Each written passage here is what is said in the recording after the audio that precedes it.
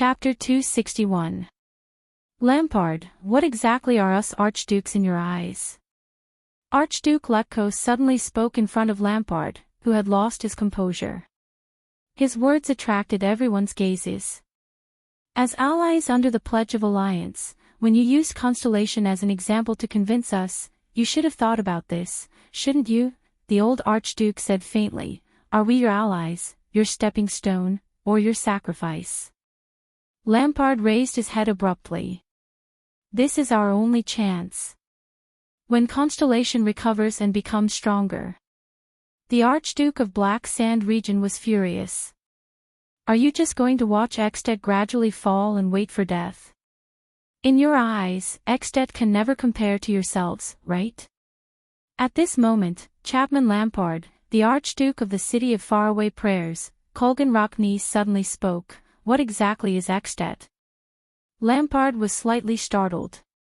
More than 600 years ago, right here, in the banquet hall above our heads, the 9 legendary knights, including our ancestors, raised the hero Rykro above their heads and worshipped him as their king.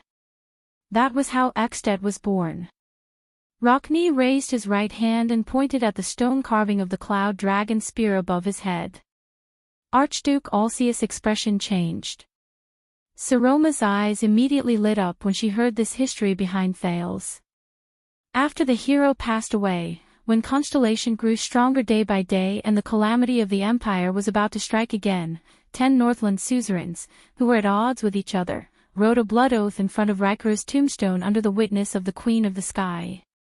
They cast aside their former enmity and made a joint ruling oath with the 10 archdukes, Archduke Rockney said coldly. For the first time, we fought side by side in the name of Eckstedt as if we were brothers in front of the perilous cold castle and blocked Black-Eyed John's Constellation army. Lampard stared at Archduke Rockney in disbelief, then looked at the others, who seemed to be deep in thought. Thales sighed slightly. Wars create countries, and countries create wars. The reason why we built Eckstedt is to protect the things we cherish in this chaotic world. We want to protect our family, our bloodline, our glory, our territories and people who trust us and are loyal to us, and protect the creed and spirit that we have protected since ancient times. We are Eckstedt. Rockney punched his own chest. The emblem of the knight's code on his shoulder trembled slightly. Eckstedt will only exist if we, the people who protect it and acknowledge it, exist first. Rockney spat fiercely. If we have to sacrifice, pay, and discard the things we once swore to protect for the sake of the illusory Eckstedt you speak of, then Eckstedt would lose the reason for its existence in the first place. What would be left of it?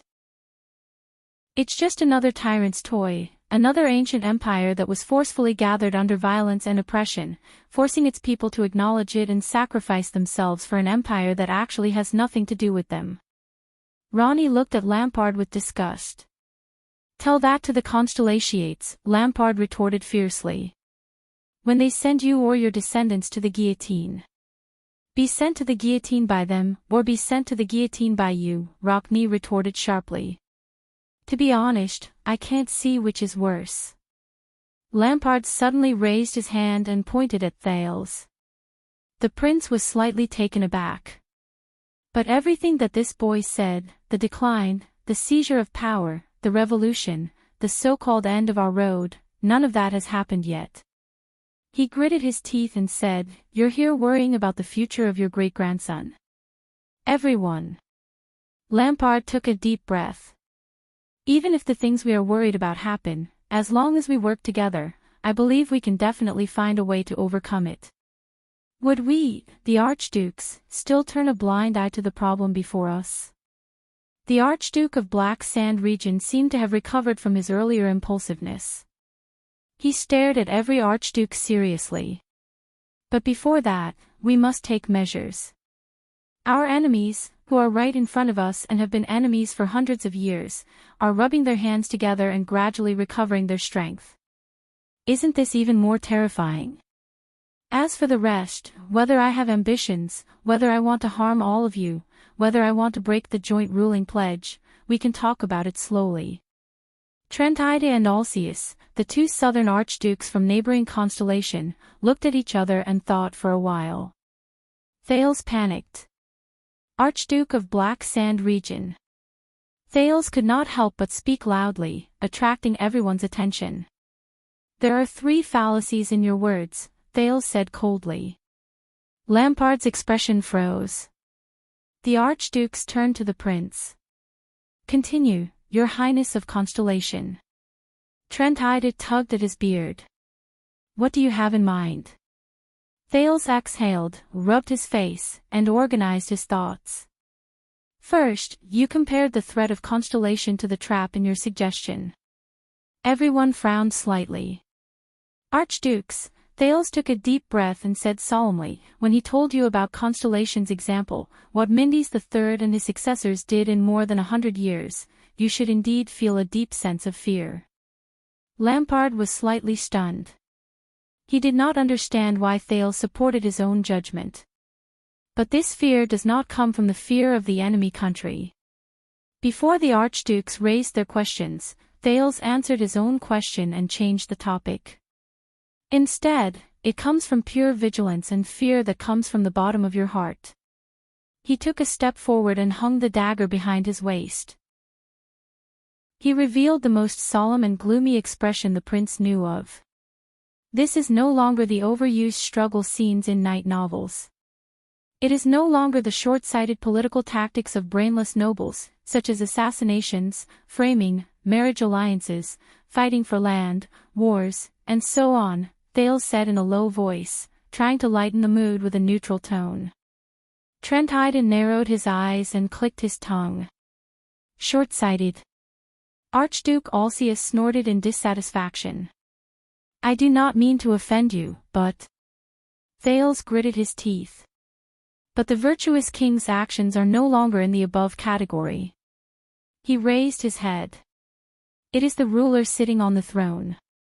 He is the one who silently grips the throats of the vassals, and then, step by step, little by little, inch by inch, slowly and weakly, but never stopping, he tightens that hand of power. The archdukes listened quietly. With a smile, he will drown the vassal's status, power, wealth, and privileges with a gentle flood that is gradually spreading but unstoppable. He will suffocate the famous lords who have been powerful for a time in the long river of history, one by one, and one by one, they will never be able to rise again. Power will flow quietly and slowly in his chess game. History will roll forward menacingly between his fingers. As Thales pictured the amiable middle-aged king in the portrait, he suddenly felt a chill run down his spine. Such a path, such a change, and such a threat, once it begins, whether you notice it or not, it will no longer be within the range of the suzerain's control. It will not be the struggles and conflicts you are familiar with, Thales said with difficulty. Even if you put 10,000 supreme-class swordsmen of eradication in your bedroom, even if you build iron walls that reach the clouds in the city, even if you dig a moat that overflows for hundreds of miles outside the city, even if you win hundreds and thousands of legendary battles on the battlefield, even if you use rare wisdom and strategies to defeat countless powerful and terrifying enemies, even if you win a reputation and prestige that no one can match, even if you have the legendary Great Dragon and Calamity guarding your pillow day and night, you will not be able to stop this general trend. You will not be able to stop your destined decline and defeat. The Archduke's expressions became solemn. Lampard clenched his teeth. In the face of it, no matter how big, strong, or boundless your power is just a joke. So, what is scary is not the threat, but the fact that you know where the threat is, Thales said dejectedly. But you still can't do anything about it, and can only wait to be destroyed. The Archduke's expressions changed. Once you think of this threat happening behind your backs, will you still agree to Lampard and walk down this path hand in hand with him? Enough, Lampard said decisively and interrupted Thales with an angry expression. I have had enough of your baseless clamor and bewitchment, boy. He strode towards Thales. The prince shuddered.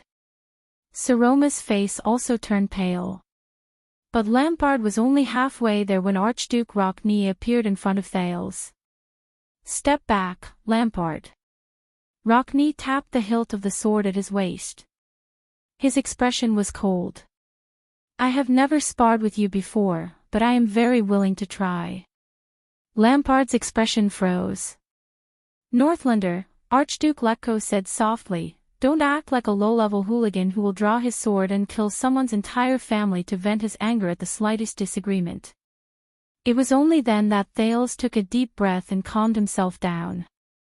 Your second fallacy, Lampard. Thales forced himself to continue. You think that what I said is baseless? No, Thales said firmly, Constellation is the best example. The Archduke's gazes froze. Everyone, how did Lampard exaggerate Constellation's power and strength to you, and how he pose a threat to you? Thales turned around and, intentionally or otherwise, pulled Saroma to the front of the other archdukes.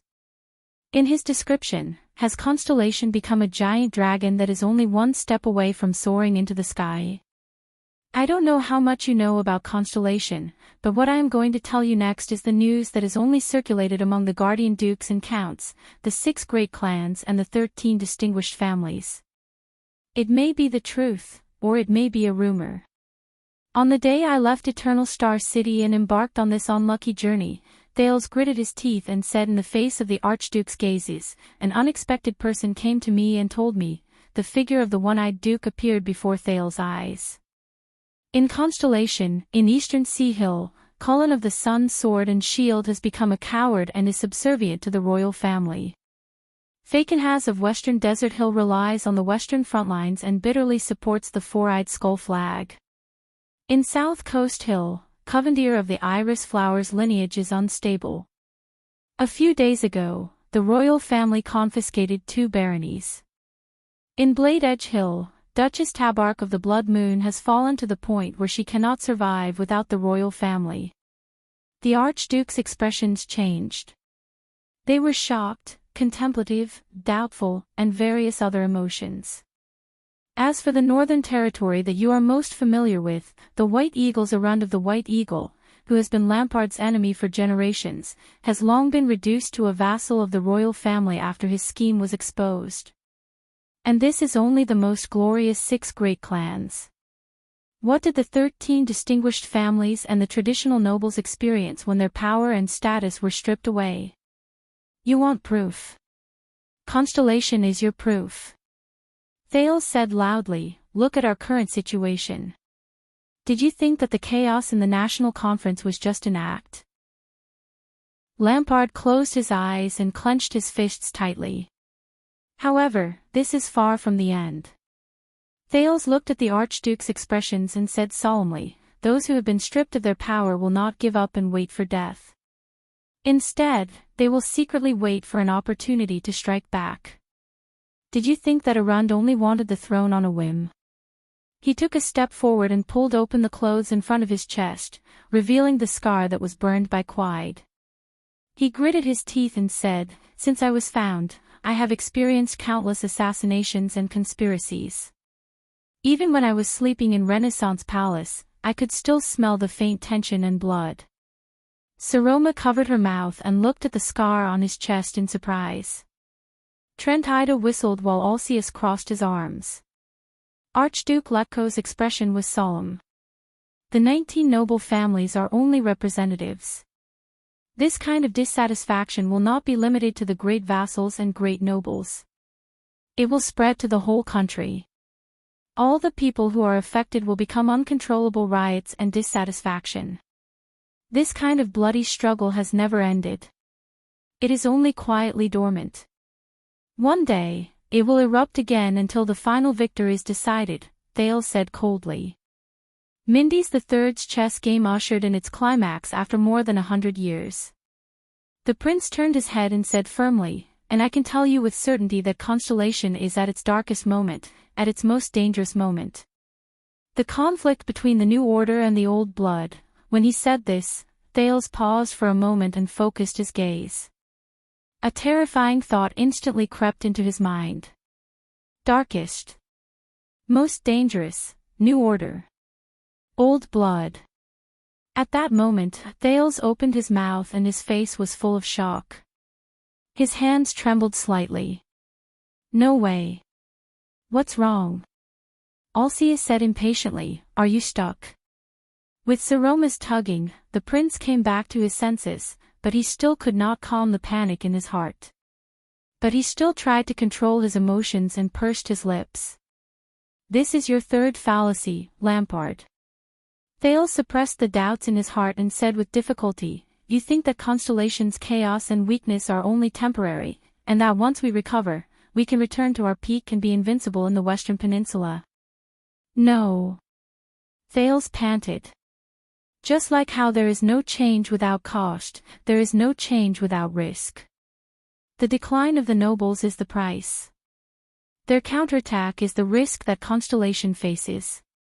When he said this, the Archduke's expressions were unusually interesting. Among them, even Lampard furrowed his brows. Constellation's current weakness and turbulence is not a coincidence, but an inevitable result of taking this path. As Thales spoke, he deduced and was shocked by his new guess. This is what the virtuous king left for Constellation. His face was pale and he looked absent-minded. He remembered the words the one-eyed dragon once left behind. Saroma looked at him worriedly. I don't know how long Constellation can hold on, where this country will go, and what kind of outcome will await it, the prince said. For the first time, without any ulterior motives, he spoke sincerely and truthfully. Will it be torn apart, or will it be sweet after all the hardships? I only know that in this torrent, be it King Kessel or I, the 6 great clans or the 13 distinguished families, we are all trembling in fear and swaying in the storm. Forget it. Whether it's true or not, Thales convinced himself. At least I can convince them and shake them. That's enough. And in this torrent, the biggest and most terrifying wave. Thales gritted his teeth and pressed his hand against his chest. There was a map given to him by King Nuvan. All of you should have heard of it. The archdukes looked at each other with puzzlement in their eyes. That's right. In front of the archdukes, Thales breathed painfully. Amidst countless memories and clues, he said the answer he had just guessed. That tragedy where everyone lost, and there was almost no winner. The Jade Star tomb of Renaissance Palace appeared before Thales' eyes. The countless stone jars and jars of various sizes, and the young duchess from the Tabark family appeared. Under the Archduke's shocked gazes, he subconsciously said softly, the bloody year. Chapter 262. In another corridor of Heroic Spirit Palace. Miranda's sword drew an arc in the air. Asterisk clang. Asterisk amid the clear sound of metal clashing, she clenched her teeth and brushed past Croce. In the next second, asterisk rip. Asterisk blood gushed out of Miranda's lower abdomen, while Croce's left leg armor was severely deformed. With their backs facing each other, the two of them widened the distance between them. Swaying, they fell to the ground. As expected of the chief. Croce sat on the ground with an exhausted expression. Enduring the pain, she pried open her deformed leg armor with the blade of her sword and pressed down on the bone. You're still injured, yet you can still do this.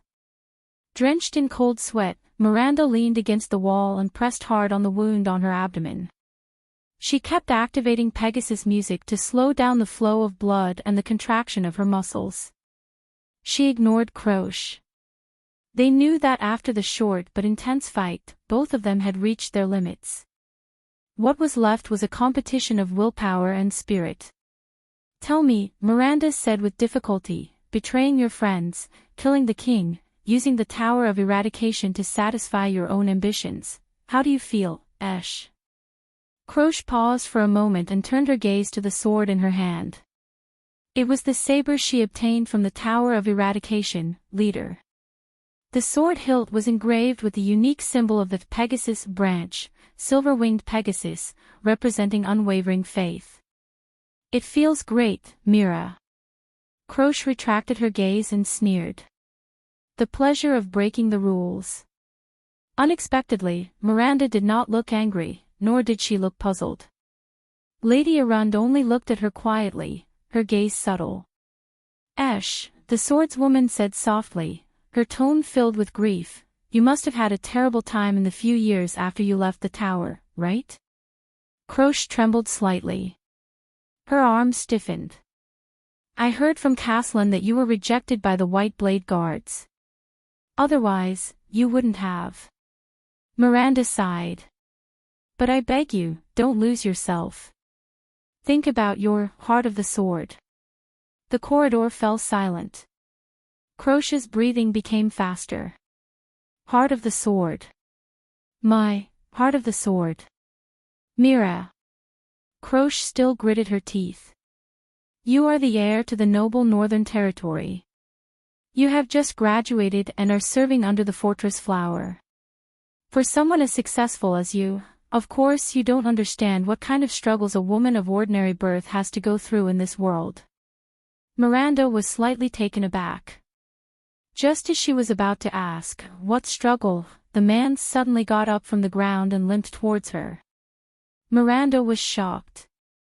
Ignoring the pain in her abdomen, she leaped up. Clang! The long sword, Soaring Eagle, and Croche's leader clashed against each other in the air. They were in a stalemate. White Blade Guards. Croche's arms trembled as she looked down on her opponent. Miranda could only fight with all her might. Both of them listened to the force in their swords as they trembled against each other.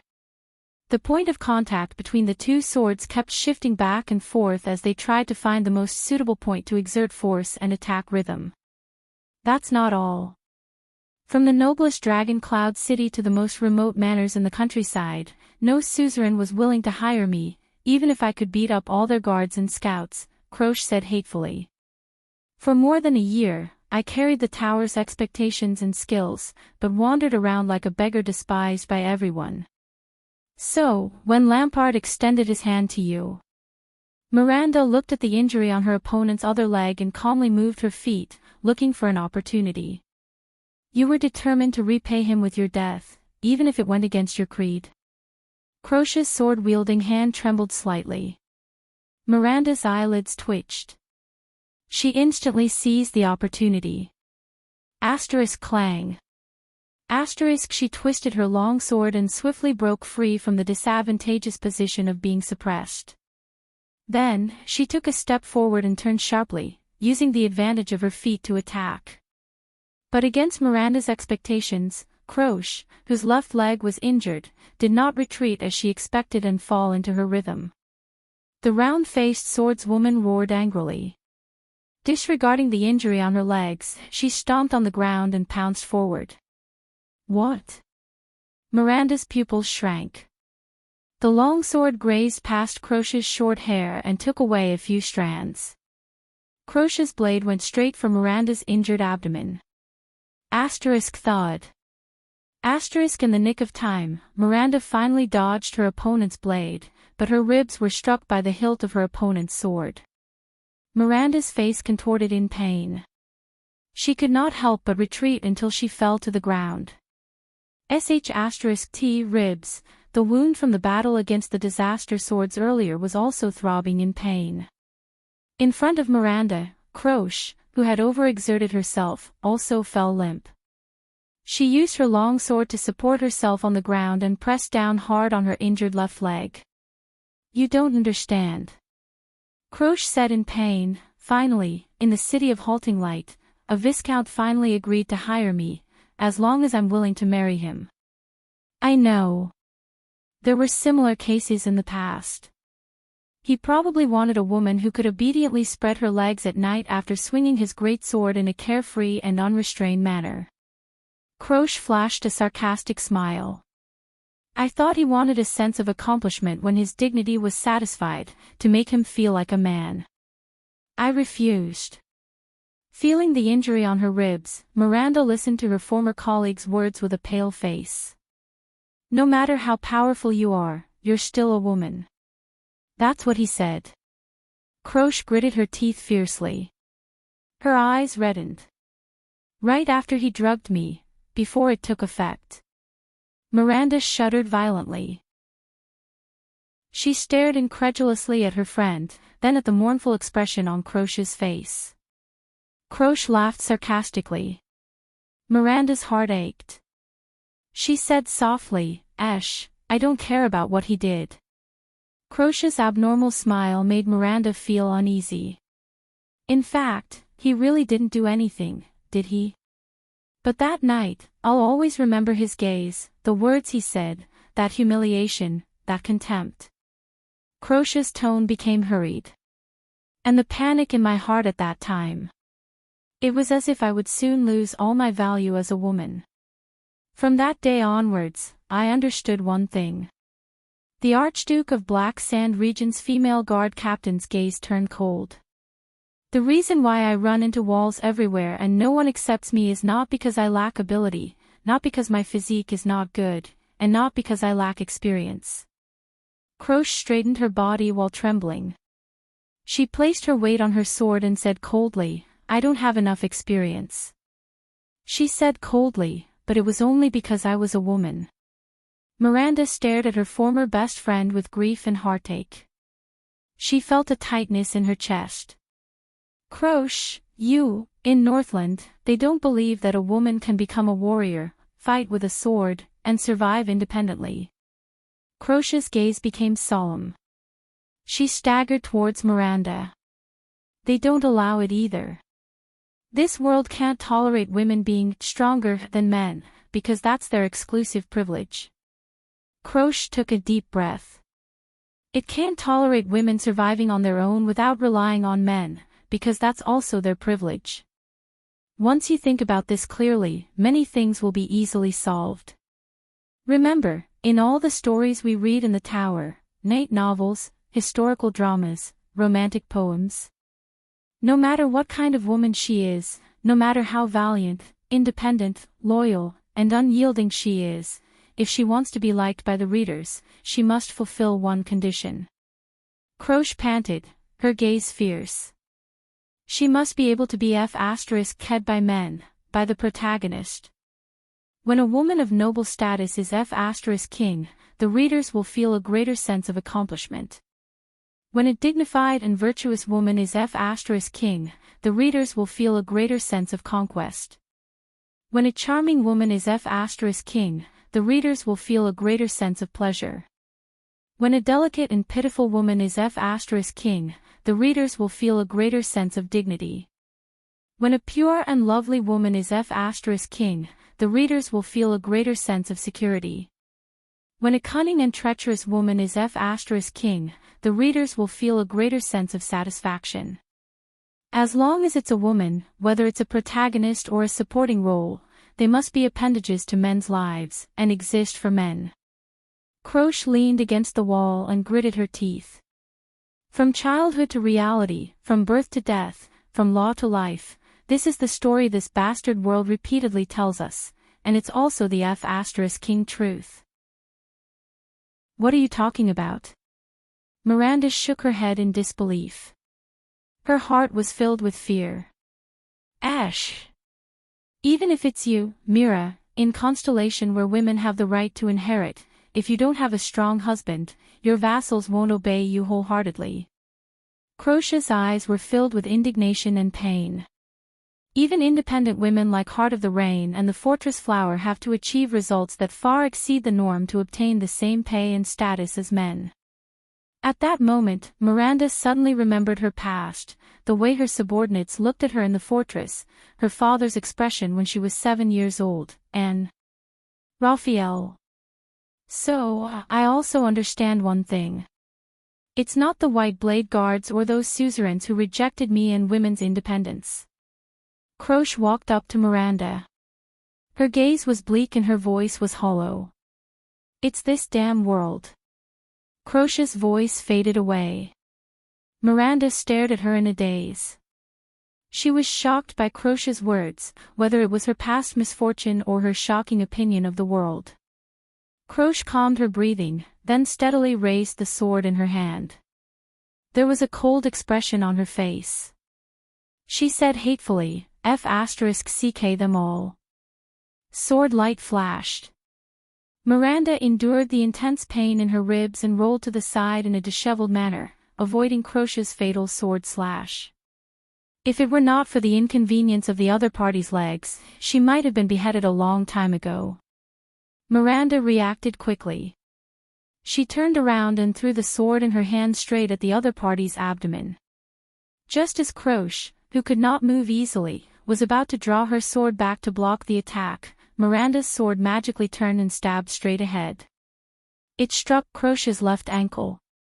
It was as if Croce had moved away from the sword. Clang. The blade of the sword clashed violently against the armored boot.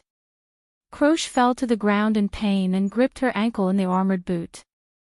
Miranda's Pegasus music, which belonged to the same branch of the Pegasus family, tended to move the rhythm of both the enemy and herself in a continuous chain movement, creating an unintentional opportunity to defeat the enemy. It was like a concerto that went back and forth. Croce's Pegasus music, on the other hand, was used to taking the initiative to control the overall rhythm of the battle. Her attacks were swift, and it was clear between the enemy and herself. It was like a scherzo with a strong contrast between the strong and the weak. This was vividly displayed during the exchange of blows just now, when Croce struck her ribs heavily and Miranda attacked her opponent's ankle. Croce, forget about the unbearable past. Miranda shook her head and said anxiously, "You're thinking too much. You're shifting your hatred to, thinking too much." Croce endured the double pain in her ankle and leg and snorted coldly. "You don't understand, Mira. The scariest thing isn't the injustice women suffer, but the fact that for thousands of years, even we women ourselves have taken this sort of thing and this sort of rule as something that should be taken for granted." The two former schoolmates fell to the ground and glared at each other. They were only 3 steps away from each other. That was the perfect distance to thrust her sword forward. The final strike. My mother was an ordinary country woman. My father never loved her. Croce held her sword and searched for an angle. For as long as I can remember, that country woman sat in the house all day, twisting the knitting needles in her hands. From day to night, she strenuously watched over the lamp on the table, waiting for her only support to return from the glorious White Blade Guards, even though he never returned. But my mother was still proud of that man. She believed that being the wife and daughter of a king's imperial guard was incomparably glorious. It was as if all her and my value could only be reflected in that man, even though he only appeared before me for the first time during my mother's funeral. Croce chuckled. Miranda fixed her gaze on the enemy's shoulder. The tip of her sword adjusted its position along with Croce's weapon. After my mother died of depression, I was brought back to Dragon Cloud City and entrusted to be raised by a lady of noble birth. Croce's expression darkened. Madame Adele married one of the most honorable men in this country, the heroic, promising, forthright, and righteous Prince Soria Walton. You can't imagine what I saw. Croce could not help but quicken her breathing. If other people still know how to use flowery words to cover up the fact that women are property, then Soria Walton is probably an honest man. Property should be treated with a whip. When I was young, I hid under the bed countless times with my hands over my mouth, trembling with fear when I heard that damn bastard enter the door. I heard Madame Adele's pained screams, listened to that bastard prince treat her like the lowliest female slave, and vented his dissatisfaction with his wife time and time again. Adele did not leave her first night to her new husband, but to a knight from her hometown when she was young.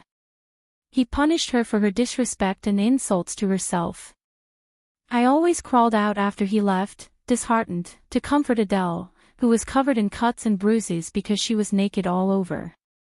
She also always hugged me tightly in tears, and told me, and at the same time, she also told herself not to be sad, because this was her sin, and also a woman's fate. Miranda stared at Croce in astonishment. She had never seen this side of Croce in the past in the Tower of Eradication. Do you know, Mira, Croce said tiredly.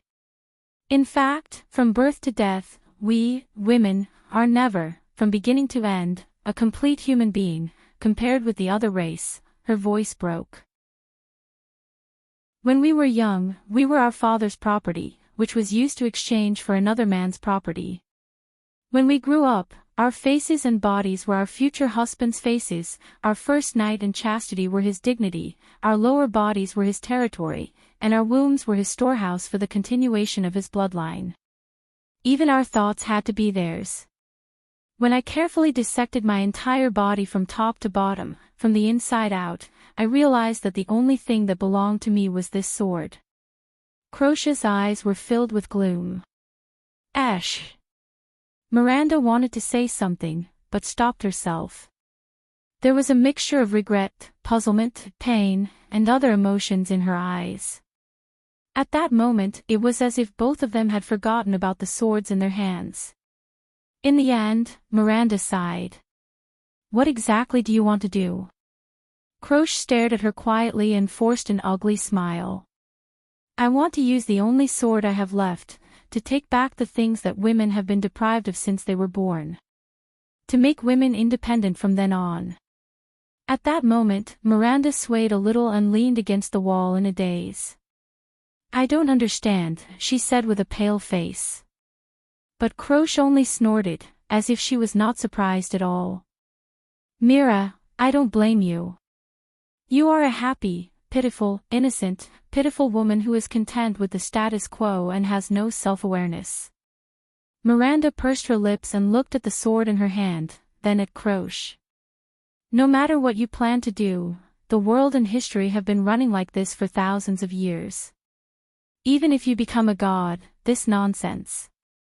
She clenched her teeth and shook her head. It's impossible for you to succeed. Croce raised her head abruptly. Of course I know I can't succeed.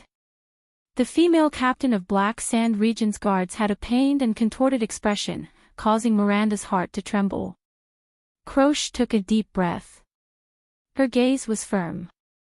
Regardless of whether it's the world's habitual beliefs, Northland's deeply rooted traditions, or our own self-awareness. But in everything, someone must take the first step. Your Grace, he is the only person in Northland who can throw away the shackles, break tradition, and break the stereotypes. She regained her indifferent expression and spoke in an unquestionable tone. And it is only when he shatters everything that Northland and Ekstead believe in and negates the backward past inch by inch, that women will have the hope to obtain a brand new future in the new world that will be built on the ruins. They will not live as anyone's subordinates. Miranda did not know how to answer. She could only furrow her eyebrows tightly and shake her head continuously. Her heart was filled with grief. Ash. The other people in the world may not change. In the end, they may not even look at those women who yearn for independence and the future in the eye, Croce said coldly. But I must at least let them know that in that turbulent and earth-shattering era, there is such a woman under the Archduke who shocked the world. The world will know that she is a woman, but she can also bleed, contribute, fight, and survive on her own. She does not need to muddle-headedly become some man's wife, rely on her face and uterus to survive, and wear the identity mask given to her by the world to live. Just like Queen Erica, just like the Yao King. Pain and hesitation appeared in Croce's eyes, but they immediately turned into indestructible ice. Only like this, through me, through our repeated efforts, repeated attempts, and repeated failures. Only then can injustice be made up for, and difficulties be broken. In the next second, Croce suddenly raised her sword. Miranda also subconsciously raised the soaring eagle in her hand.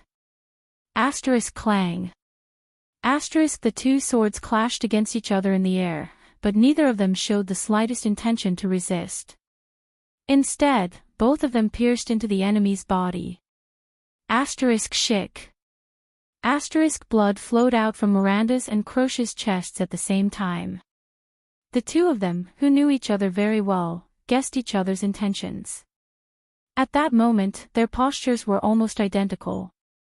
They held their swords in one hand and thrust forward, while the other grabbed the tip of the other's sword. Their gazes met, and the atmosphere was solemn.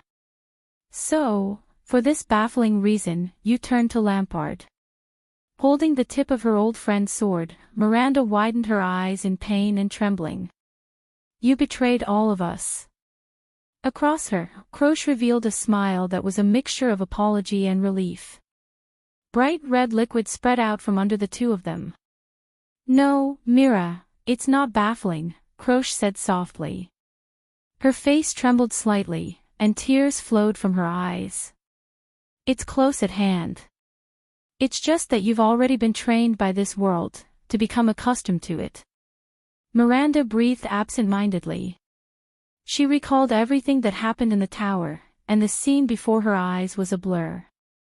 His Grace, he carries the hopes and beliefs of so many people, including me. In her ears, Croce's voice grew further, softer, and more indistinct. He will definitely succeed. He must succeed. Chapter 263. In the corridor near the armory of Heroic Spirit Palace, the Severing Soul's blade and the Soul Slayer pike were more than 10 meters away from each other. One of them was nailed to the wall, and the other lay quietly on the ground. The Soul Slayer pike let out a faint but ominous tremor that came and went intermittently. However, the two of them who should have noticed this did not have the time or energy to look at the weapon. Their battlefield had long since changed from the corridor to another place. Asterisk bang. Asterisk with a loud bang, a large wooden door was smashed open. In the darkness, two figures pounced into the room. This was an armory. The wide storage shelves were covered with layers of thick cloth, and in the darkness, there were all kinds of equipment, from long swords, nails, hammers, to shields and armors. Everything could be found here and there, and not a single one was to be found here. It was a special reserve set up by the White Blade Guards in Heroic Spirit Palace. The Palace Guards of Heroic Spirit Palace were trained according to standard equipment, and they did not need so many complicated and unique weapons. In the darkness, the calm Nicholas rolled. Following his memory, he extended his hand towards the nearest storage shelf. Listening to the voice behind him, he knew that the other party would not hesitate. Just like how he would not hesitate either. In the next second, Nicholas suddenly turned around in the darkness. The weapon in his hand danced in the air. Asterisk clang. Asterisk as expected, Nicholas felt his hand freeze. His weapon had encountered a man-made obstacle. In this sudden clash of weapons, both he and the enemy swayed a little. Using the force of the rebound, they retreated in the darkness. Nicholas retreated to the wall and found the position in his memory. He flipped the weapon in his hand backwards skillfully and drew sparks on an iron shelf. The eternal oil on the shelf quickly turned into flames and ignited the firewood in the brazier. Across from him, the enemy also used the flint beside him to light the brazier in the corner. The dark armory instantly lit up. Caslin stared at the single-edged battle-axe in Nicholas' hand. Looks like you think the same as me, Caslin said, waving the broadsword he had just obtained. In a battle, look for the weapon closest to you. Nicholas gestured with his lips and did not answer. Of course. This is one of the principles of the White Blade Guards. Back then, the person who taught me this, Nicholas did not speak. He lowered his gaze and held the handle of the axe with both hands. He swung the axe back and forth in front of him, skillfully drawing an X shape. Caslin smiled. According to tradition, when an Archduke of Extet became a common elected king, he had the right to take over the symbolic legend of the White Blade Guards and form the special guards that the Northlanders were proud of, the White Blade Guards, which had a long history and a high status, to show the honor and importance of being a king. The White Blade Guards were elite selected from experienced warriors, such as the regular soldiers who trained 3 times a year. Then, they were trained again. In the process, they were reborn and became elites who could identify and command battles on the battlefield. They could also fight for their lives on the battlefield. They were not only the king's guards, but also his blade. Every batch of white blade guards was filled with the personal characteristics of their commanders. For example, Caslin Lampard, the Earthshaker, required the white blade guards to master the usage of almost every weapon on the battlefield based on his own example. That was why this armory was built. It stored almost every type of weapon from every era. Your judgment in battle assessment has regressed. Caslin lifted his gaze from his opponent's weapon. You know, my attacks are monotonous, my slashes are slow, and I don't have heavy armor. A battle axe is really not a good choice. Nicholas answered him with a merciless swing of his axe. Nonsense. I can't see anything clearly. Of course I'll use whatever I catch. Asterisk bang. Asterisk Caslin parried his opponent's slash and swung his broadsword in a reverse grip. But it was once again blocked by Nicholas' instantaneous change of direction. Nicholas took 2 steps back. His heart was filled with anger. No, the broadsword is two-sided and flexible. As long as he counterattacks, I'll have to use some of my power of eradication to defend myself. When he thought of this, Nicholas swung his arms without hesitation. The battle axe left his hands and flew towards his enemy. Caslin parried the opponent's flying axe. But when he raised his head again, a light and uniform one-handed sword had already landed in Nicholas' hands from the nearby weapon rack. Good choice. Caslin only had time to say these 2 words before Nicholas used his power of eradication to form a slash, a thrust, and a slash. There was almost no gap in between the slashes. In a few rounds, he moved around the gaps between the broadsword's two-sided slash and nimbly attacked with the slash and thrust. The combination of slashes and thrusts left Caslin in a rather pathetic state. In the final strike, Caslin parried Nicholas' slash with great difficulty, but was forced into a corner by his opponent's change of attack. He had no choice but to roll on the ground. At the same time, he knocked down a row of weapon racks to block Nicholas' advance. Amidst the clanking sounds of countless weapons falling to the ground, Nicholas had to stop and adjust his breathing. You're already injured, and it's not light. Nicholas kicked away a row of weapon racks blocking his path and swung the sword in his hand. Can't you even handle a slightly more agile move? Not bad. Caslin spat out the dust in his mouth and threw away the broadsword in his hand. But, your leg seems to be injured as well. He grabbed the handle of a new weapon from the ground with his right hand and said flatly.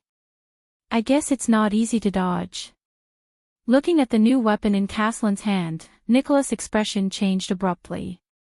As the weapon rack moved, the 3 chains connected to Caslin's handle were slowly straightened, and 3 metal balls covered in sharp spikes were pulled out. Without hesitation, Nicholas threw away the sword in his hand, turned around, and fled. As expected, in the next moment, the 3 terrifying flail heads drew 3 arcs in the air and crashed into Nicholas' original spot. Asterisk bang. Asterisk stone chips flew everywhere. Nicholas knew that Caslin had found his weakness at the moment. The multi-headed flail. This weapon, which had a long handle and a hammerhead attached to it, was truly a lethal weapon on the battlefield. Not only was it powerful, but when it was swung, it could break bones and snap tendons. It was also because when it was swung, the number of comrades who died under its hands was as many as the number of enemies. If it were any other time, dodging it would be a piece of cake, but now, Nicholas gritted his teeth and endured the pain caused by the arrow wound on his leg. He did not stop moving, but he heard the sound of wind behind his ears. Without thinking, the Star Killer rolled on the ground. A stone chip kicked up by the flail head hit the back of Nicholas' head. Nicholas quickly got up and continued to flee. Asterisk bang. Asterisk Caslin swung the flail horizontally in a practiced manner. The flail head with the iron chain grazed past the weapon rack beside Nicholas and broke it into 3 pieces. The broken weapon scattered in the air. Nicholas dodged a falling dagger. But he knew that he could not stop until, while evading Caslin's attack, Nicholas turned around a stone pillar and finally found what he was looking for. In the next moment, Caslin swung the flail again. But his pupils shrank. Nicholas fell to the ground, and when he got up, there was a long weapon in his hand. The Star Killer turned around and faced Caslin. Asterisk clang, clang. Asterisk the iron chain in the air coiled around an iron rod that suddenly appeared. Nicholas pulled back the long hilt in his hand. With a metallic sound, the iron chain circled around the iron rod twice and stopped moving. The flail head was locked tightly to the axe-shaped top of the iron rod. Caslin's heart clenched. In Nicholas' hands was a halberd with a complicated design. The protruding tip of the axe, the shape of the axe's blade, and the specially made hook were all forged to deal with cavaliers. As long as there was enough strength and familiarity, infantrymen could easily use this long weapon to hook cavaliers off their horses. And now, it had locked its flail perfectly. Nicholas panted lightly. He could feel the fatigue in his body. Even though he was strong, he was still very tired after going through a few hours of high-intensity battles. Fortunately, the other party was the same. He did not stop. He stretched his right hand behind him, and with the halberd in his hand and the flail, he stabbed towards Caslin in a practiced manner. Caslin let go of the locked flail in a flustered manner. This time, it was his turn to stagger to avoid Nicholas' erratic halberd, which could change direction at any moment. Asterisk bang. Asterisk the halberd knocked down the row of bow racks beside Caslin. The unstrung longbows fell to the ground. Caslin did not stop. With a stern expression, he continued to roll in a circle to avoid Nicholas' sweeping long weapon. Nicholas tightened his grip on the weapon in his hand and swung his halberd without hesitation. Asterisk bang. Asterisk with a slide kick, Caslin dodged the attack. At the same time, he kicked down a weapon rack. The weapons on it fell to the ground with a clatter. The old man folded his arms and held 3 or 4 weapons under his left armpit. He then ran 7 or 8 steps before he turned around to face Nicholas again. When he saw the weapon in Caslin's hand clearly, Nicholas was alarmed. The old man stretched out his right hand and pulled out an outdated weapon that had disappeared from the battlefield a long time ago from his left arm. A javelin. Caslin raised the javelin with a stern expression and pulled his right arm back. Asterisk whoosh. Asterisk the javelin slipped out of his hand. At that moment, Nicholas could not care less about the halberd in his hand. He crouched down and ducked his head. Asterisk clang. Asterisk the javelin whistled through the air and brushed past Nicholas' head, which had just lowered, before it stabbed into the stone tiles behind him. Nicholas could not care less about the cold sweat on his head. He decisively threw away his halberd. But in the next second, there were 2 more whooshing sounds. Nicholas used all his strength to avoid the 2 javelins that were aimed at his chest and head, but the arrow wound on his leg started to hurt again. The Star Killer ducked behind a stone pillar. Just as he hid, a javelin flew from afar and stabbed into the spot where he was just a moment ago. Nicholas leaned against the stone pillar and panted. He anxiously searched for a new weapon, and cursed in his heart. As a white blade guard trained by Caslin, no one knew better than him how terrifying Caslin was. Caslin's strength and reflexes were terrifying, which earned him the title of Earthshaker. But the old commander's ultimate skill was that he was proficient in the usage and characteristics of almost every weapon. Any weapon he grabbed on the battlefield could become an unparalleled killing tool. For example, right now. Every time he changed his weapon, the pressure on him increased tremendously, and the Star Killer could only deal with it passively. A sound came from behind the stone pillar. Caslin picked up another bundle of javelins and tore open the rope. "You've neglected many skills, Spiky." Caslin's voice traveled through the stone pillar. "I can tell from the weapons you chose. Have you forgotten what I taught you?" As a white blade guard, understanding the characteristics of every weapon is. Nicholas gritted his teeth as he leaned against the stone pillar. Resentment and pain rose in his chest. Why? He asked with great difficulty, interrupting the other party. Why what? Caslan's voice rang out. Nicholas panted and clenched his fists tightly. You damn bastard, from just now until now. The Star Killer gritted his teeth. Why the F***ck are you still bringing up so many things from the past? He roared angrily, do you think we're still sparring on the training field like in the past? Traitor. The old man behind the stone pillar fell silent. It's you, Nicholas said in pain.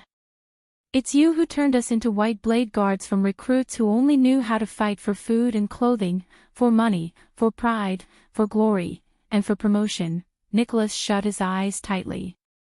He could feel the blood surging through every vein in his body. That year, when you were cracking the whip, you told me those words. In the next second, he grabbed the javelin by his feet and dashed out from behind the stone pillar. Are they all fake?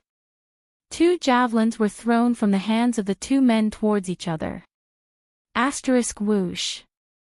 Whoosh. Asterisk Caslan's javelin grazed past Nicholas' calf and cut through the leather armor on his leg, drawing blood. Nicholas rolled again and hid behind another stone pillar. He touched his calf. It was wet. But he had no time to care about it. There was silence. Judging by your expression just now, I thought you only wanted to kill me. On the other side of the stone pillar, Caslan looked at the still trembling javelin beside him with a mournful expression. He wiped the wound on his forearm. You'll never ask. A commander will always think 1 step more and take 1 step less than his subordinates on the battlefield. Nicholas could not stand it anymore. Isn't this what you told me? You told me how to be a qualified commander, to become a strong shield, an iron wall, and a flag that our comrades can rely on for protection on the battlefield. But what about you? The Star Killer was agitated. His face was contorted as he roared, what about the oath of the blade you swore? To defend against powerful enemies, to be the first in 100 battles, until my blood runs dry, Nicholas said while trembling. To pass on hope, to shine with glory, until all things fall into eternal sleep. Where is your blood? Where is your glory? Boss! Nicholas' furious roar shook Caslan's heart. The armory fell into a long silence. Only the 2 of them were left panting. One was panting intensely, and the other was unstable. Finally, the old man spoke slowly. Spiky, being a commander must be very tiring. Nicholas froze. Caslan lowered his eyelids and spoke softly. It's been almost 20 years. How much darkness has King Nuven made you bear? How many secrets have you shouldered? How many things in there will make you feel guilty and unable to sleep at night? How many things will make you unable to talk about them?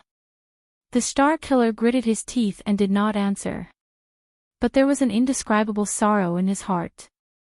Caslan said quietly, and you can only continue to instruct your subordinates in a righteous manner on the 2nd day of training to be loyal, glorious, upright, and heroic white blade guards. I know it from the bottom of my heart, Caslan said bitterly. That's right. As one of His Majesty's most trusted people, the most capable captain of his personal guards, and the commander of the White Blade Guards, the world will always remember your heroism on the battlefield and your might by the king's side, but behind the glamorous appearance, there are always those things that can't be avoided. Nicholas only furrowed his brows. His hands trembled slightly. Nuven and I grew up together. We're as close as brothers, far closer than my relationship with Holt. Caslan sighed softly. He took out the javelins in his hands one by one and lined them up in front of him for easy access. More than 30 years ago, when I sat in the Tower of Eradication, faced with the test letter from my teacher to become a successor and the invitation letter from the newly crowned King Nuven to the White Blade Guards, I chose the latter without hesitation. I still remember the day I took up my post in Dragon Cloud City, the old man said quietly. Nuven, who had just become the common elected king, brought me to stand on the cliff of the sky, covered in snow, and overlooked all of Dragon Cloud City. Caslan, His Majesty said, Caslan said bitterly, if I want to change Extet, change this country, Nicholas shuddered. If I want to change this country, which is as great as it was in the past, but also as old as it was in the past, change this country that hasn't made any progress for more than 600 years, will you help me? I didn't hesitate. Caslan heaved a long sigh. But I never realized what kind of path this was. Chapter 264. We were very excited, very agitated. Caslan coughed. Like the most ordinary old man, he reminisced about the past. The few of us, including young Lisban, have the same ideals. We are also tired of the grudges between families, territories, and territories. So it began. Caslan stared at the stone pillar Nicholas was leaning against. His tone was mournful. You can't imagine what we've been through over the decades for Extet by Nuven's side. Nicholas subconsciously raised his head and looked at the ceiling. In the beginning, it was just a small matter. We had to consolidate the prince's authority and influence, protect the dying families loyal to the prince, and punish the vassals who embezzled money. The old man's eyes shone with a strange light. We broke the White Blade Guards tradition, picked some people of low birth, and trained a team of reserve guards who were loyal to Nuven and had no worries about their families, including you, Big Mouth, Byrne, and Isaiah. I recruited all of you at that time. At that moment, Nicholas' breath froze. The words that had been stuck in his mouth almost slipped out. The day I was recruited into the White Blade Guards, boss, everything was so that a future king could fulfill his ambition and be prepared. Caslan's expression darkened. His tone changed. But as Nuven ascended the throne, things began to change. His enemies increased in number and strength. He needed a sharper blade and a sturdier shield. My missions also became more and more unscrupulous, and there was no bottom line. From hunting down criminals, extorting political enemies, kidnapping children, fabricating crimes to frame my opponents, and even burning the farmers' barns for the winter, Nicholas clenched his fists tightly and suppressed the emotions in his heart. He paid attention to Caslan's shadow under the firelight. His gaze constantly moved back and forth between the weapon racks around him, trying to find a way to get rid of the threat of the other party's javelins. My aim isn't as good as his. I can't compete with him with javelins from a distance. Yes, Madame Kalshan and I have a much closer working relationship with the secret room than you think, Caslan said dejectedly. His attention was still focused on the back of the stone pillar. There are many things that Nuven did not want the secret room to interfere with, so he would let us handle them. I once escorted a doctor to Prestige Orchid region overnight so that he could poison Archduke Alcius. I once used my identity as the king's secret envoy to incite the vassals of the city of faraway prayers to rebel against their suzerain and find a reason for Dragon Cloud City to intervene. I even pretended to be a bandit, robbing and killing nobles who were dissatisfied with the king, from the masters to the women. Except for one ignorant girl, I left no one alive. I even secretly instigated my nephew, Harold, to defect to Nuven, even though it might jeopardize his relationship with his father. Caslan closed his eyes. There was a dull pain in his chest. What he did not expect was that Holt would be so cruel as to let his two sons kill each other in order to break free from Nuven's control, so... Nicholas snorted coldly. This is why the Red Witch always wants to pry something from me and the White Blade Guards' mouths. Caslan sighed. I tried to convince myself that it was for Extet, Caslan said in anguish. For my ideals, I could even throw my family to the back of my mind, let alone my own honor and conscience. Under the sun, I was a glorious, awe-inspiring, and respected White Blade commander. The old man endured the pain in his chest as he inhaled and exhaled. Under the shadows, I was a cold-hearted, ruthless, and unscrupulous king's killer. I led the earliest batch of guards to do the dirtiest and most secretive things. You once said that you saw through my extremely hypocritical noble face, Caslin said in a low voice. You were right. I am not fit to stand before you and lecture you as a commander. A cold question came from behind the stone pillar. Why? Caslin closed his eyes. Nuven has changed. Caslin knew what he wanted to ask. He sighed regretfully. He has grown old. He has become suspicious, vigilant, sensitive, selfish, and conservative. For the sake of a new Extet, Nuven must grasp great power. This is a necessary method. Caslin tightened his grip on the javelin in his hand. His gaze was complicated. But, at some point in time, the method has become the goal, and the original goal has long been forgotten. We eat to live, Spiky, but we shouldn't live to eat. His tone grew more pained. The longer he became king, the more, he cared more about Dragon Cloud City's status than Extet's power, and more about his son's right to inherit the throne than the kingdom's future. Nuven became the most traditional Extetian monarch. Aside from his family and his rule, he no longer had the strength or the will to pursue his former ideals. Controlling power has become Nuven's only goal, and for Extet, has become a feeble excuse. Caslin observed every possible spot where Nicholas might rush out. He locked the shadow behind the stone pillar in his field of vision and waited patiently for his opponent. This makes everything we've done for the past few decades look like a joke to me. Nicholas let out a cold laugh. Do you know what you're doing now? The Star Killer suppressed his anger and tried his best to sound as nonchalant as possible. It makes everything you've taught us seem like a joke. Caslin paused for a second. There was a barely noticeable mixture of guilt and pain on his face. That's why I'm tired. I quit, I gave up. The old man exhaled and shook his head. That day, I stood at the bottom of the stairs and questioned him for the last time in front of all his subjects. Does he still remember his original ideals?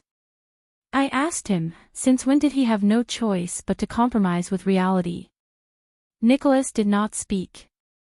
You know what happened next. There was a hint of sadness in Caslin's words. The common elected king was furious. A large group of old people and I were kicked out of the White Blade Guards. There was silence. The brazier burned brighter and brighter, illuminating the shadows of the two people on both sides of the stone pillar. Yes. Nicholas took a deep breath, as if he was in pain. And I was promoted as an exception and became the acting commander of the White Blade Guards. Before he finished speaking, the Star Killer suddenly rose from behind the stone pillar. The battle started again without warning. Without hesitation, Caslin threw the javelin in his hand accurately and fiercely. The powerful javelin pierced through the enemy's body. Thud. It pinned him firmly to the ground. But Caslin, who was experienced and had been observing the enemy's shadow, immediately noticed that something was wrong. The javelin had only pierced Nicholas' chest armor. The real Star Killer pounced from the other side of the stone pillar. His armor was thin and almost unprotected. Caslin reacted very quickly. He seized the opportunity when Nicholas' injured leg landed on the ground and threw the second javelin without any hesitation. The Star Killer listened to the sound of the wind and felt a chill in his heart. It's over. I can't fool him. At this moment, Nicholas. A familiar voice rang. Nicholas lifted his head abruptly and saw a circular disc-shaped object flying towards him. The Star Killer did not hesitate. His power of eradication erupted, and with an unbelievable twist of his feet, he caught the object in midair. The javelin flew towards him. Bang. A muffled sound rang. Caslin's pupils shrank. His javelin pierced the disc-shaped object in Nicholas' hand, a round shield covered with a thick layer of wood. The tip of the javelin pierced through the shield, causing Nicholas' hand to sink. The Star Killer gritted his teeth, pulled out the javelin from the shield, and held it in his right hand. But Caslin had no time to care about Nicholas. He turned around solemnly and looked at Nicholas' helper vigilantly. "Burn." Caslin frowned, but there was a hint of nostalgia in his eyes. Long time no see. But as a former White Blade Guard and the King's administrator, Burn Merc, who stood at the entrance of the armory, obviously did not like to respond to his former superior's enthusiasm. "Sorry, boss. It's not that I don't want to reminisce." In the distance, Merc's expression was solemn. He took two short-handled throwing axes from the weapon rack and swung his arms. "But I just saw my daughter, I'm not in a good mood now." Caslin's expression changed. His javelin and Merc's two throwing axes flew out at the same time. Asterisk whoosh. Asterisk whoosh. Asterisk the javelin and throwing axes crossed each other in the air. Asterisk shick. Asterisk even though he tried his best to dodge, Merc's thigh was still pierced by Caslin's javelin. He fell into a row of weapon racks in pain. But it's enough. That was what Merc thought. Amidst the clanging of metal, Caslin used his javelin to deflect a throwing axe. But another axe cut his left arm, and a large piece of flesh was torn off. The old man took a deep breath and endured the pain in his chest. Burn is still as good as ever when it comes to throwing. As he thought about this, he turned around and threw the third javelin. It was thrown at Nicholas, who was charging at him at high speed. Asterisk bang. Asterisk the Star Killer's thick shield blocked the javelin again. Due to the momentum of his charge, this time, the spearhead even pierced through the top half of the shield, and a part of it protruded from Nicholas' wrist. Nicholas, who was charging, instinctively turned the round shield, and replaced the part of the shield that was pierced with the lower half of the shield. As expected, in the next second, there was another dull sound. Asterisk bang. Asterisk the fourth javelin came from the same angle and position, and pierced through his shield again. Like the previous javelin, the javelin pierced through the top and bottom of the shield. Nicholas felt a chill in his heart. If I didn't turn the shield just now, but he didn't have to worry anymore. Nicholas resolutely threw away the heavy shield, which he had worked so hard for, and raised the javelin in his right hand. He was 3 steps away from Caslin again. Caslin also threw away the remaining javelins with a solemn expression. Only the one in his right hand was left. In the next second, both of them raised their right hands at the same time. Asterisk shick. Asterisk almost face to face, the two javelins pierced each other in the air. Caslin, who still had his right hand in the air, instinctively dodged. The enemy's javelin pierced into the weapon rack behind him, and only a trace of blood appeared on his face. Asterisk shick. Asterisk but Nicholas did not dodge. He allowed Caslin's javelin to pierce through his left shoulder. Ah! Nicholas endured the intense pain in his left shoulder with a ferocious expression. Under Caslin's strange gaze, he swung his right fist. The power of eradication exploded from his bones. His fist instantly turned twice in the air, avoiding his opponent's 2 interceptions. At this moment, the calm Caslin's expression suddenly changed. Asterisk thud. Asterisk amidst the strange dull sound of metal, Caslin locked Nicholas' throat, and the Star Killer's fist landed on Caslin's body. Time seemed to have stopped at that moment. Strangely, Nicholas' fist did not go straight for Caslin's vital organs. Instead, it only hit Caslin's right armpit. The Star Killer's fist drooped weakly. Caslin could not help but tremble. He loosened his grip on Nicholas' throat. Nicholas, whose face was red from holding in his breath, finally let out a breath. Both of them stood on the spot and swayed. Thud. Nicholas could no longer withstand the heavy injury on his left shoulder. He fell to the ground with the javelin. But what was equally unexpected was that Castellan's face was pale. His lips trembled, and his upper body trembled. He painfully stretched out his left hand, which he could barely control, to cover his right armpit. The old man's face twitched continuously, as if he was enduring great pain. The next moment, Castellan violently spat out a mouthful of blood and collapsed on the ground. He was like an old man in his twilight years who had completely lost all his strength. His face became gloomy.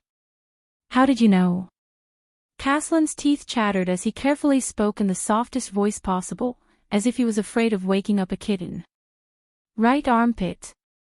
Blood flowed continuously from the corner of his mouth. It was a terrifying sight. Nicholas lay on his side on the ground powerlessly. He extended his hand to reach for the javelin on his left shoulder. "Monty, he has the best eyesight and the steadiest hands," the Star Killer said with difficulty. "That's why he was chosen to be your assistant the night you were on the verge of death and had your metal ribs replaced." He knew. Castellan's gaze froze. The big-mouthed Ned Monty. That annoying coward from the countryside. All he thinks about is women. Humph, Castellan chuckled in resignation in his heart. "Monty only told me one thing." Nicholas shut his eyes tightly and gritted his teeth. "There's a weak joint at the side of your new skeleton. That's your weakness. As long as you have enough strength, he told me to keep an eye on your safety during the battle." Nicholas' eyes were tightly shut. When he said this, Nicholas felt a tightness in his chest. He actually could not continue. The leader's weakness. That's the place they should have sworn to protect. But, Nicholas clenched his fists tightly. His eyes were filled with tears. Castellan sat on the ground, trembling. He leaned against the weapon rack behind him and let out a sigh of relief. As he breathed, blood gushed out continuously from his mouth and nose, staining the clothes in front of his chest. A javelin. Castellan, whose upper body was almost drenched in blood, indifferently glanced at the row of javelins beside him. "Did you force me here on purpose?" "You're used to fighting with your right arm to protect your weakness," Nicholas said dejectedly. "I had to find a chance when you completely lifted your right arm, such as when you threw the javelin." Castellan raised his eyebrows and let out a desolate laugh. "On Spiky's hand. This ending isn't too bad. Beautiful. Ha, Spiky, you, cough, cough, cough, cough." His laughter did not last long. Castellan frowned again and hissed. He coughed violently in pain. As he moved, Castellan's chest let out a terrifying gurgling sound. The old man's face also contorted rapidly. Nicholas closed his eyes. He could not bear to look at his old superior's expression. "Damn it." Nicholas stretched his hand desperately to reach for the javelin on his shoulder, hoping that it could divert some of his attention. "I can't pull it out."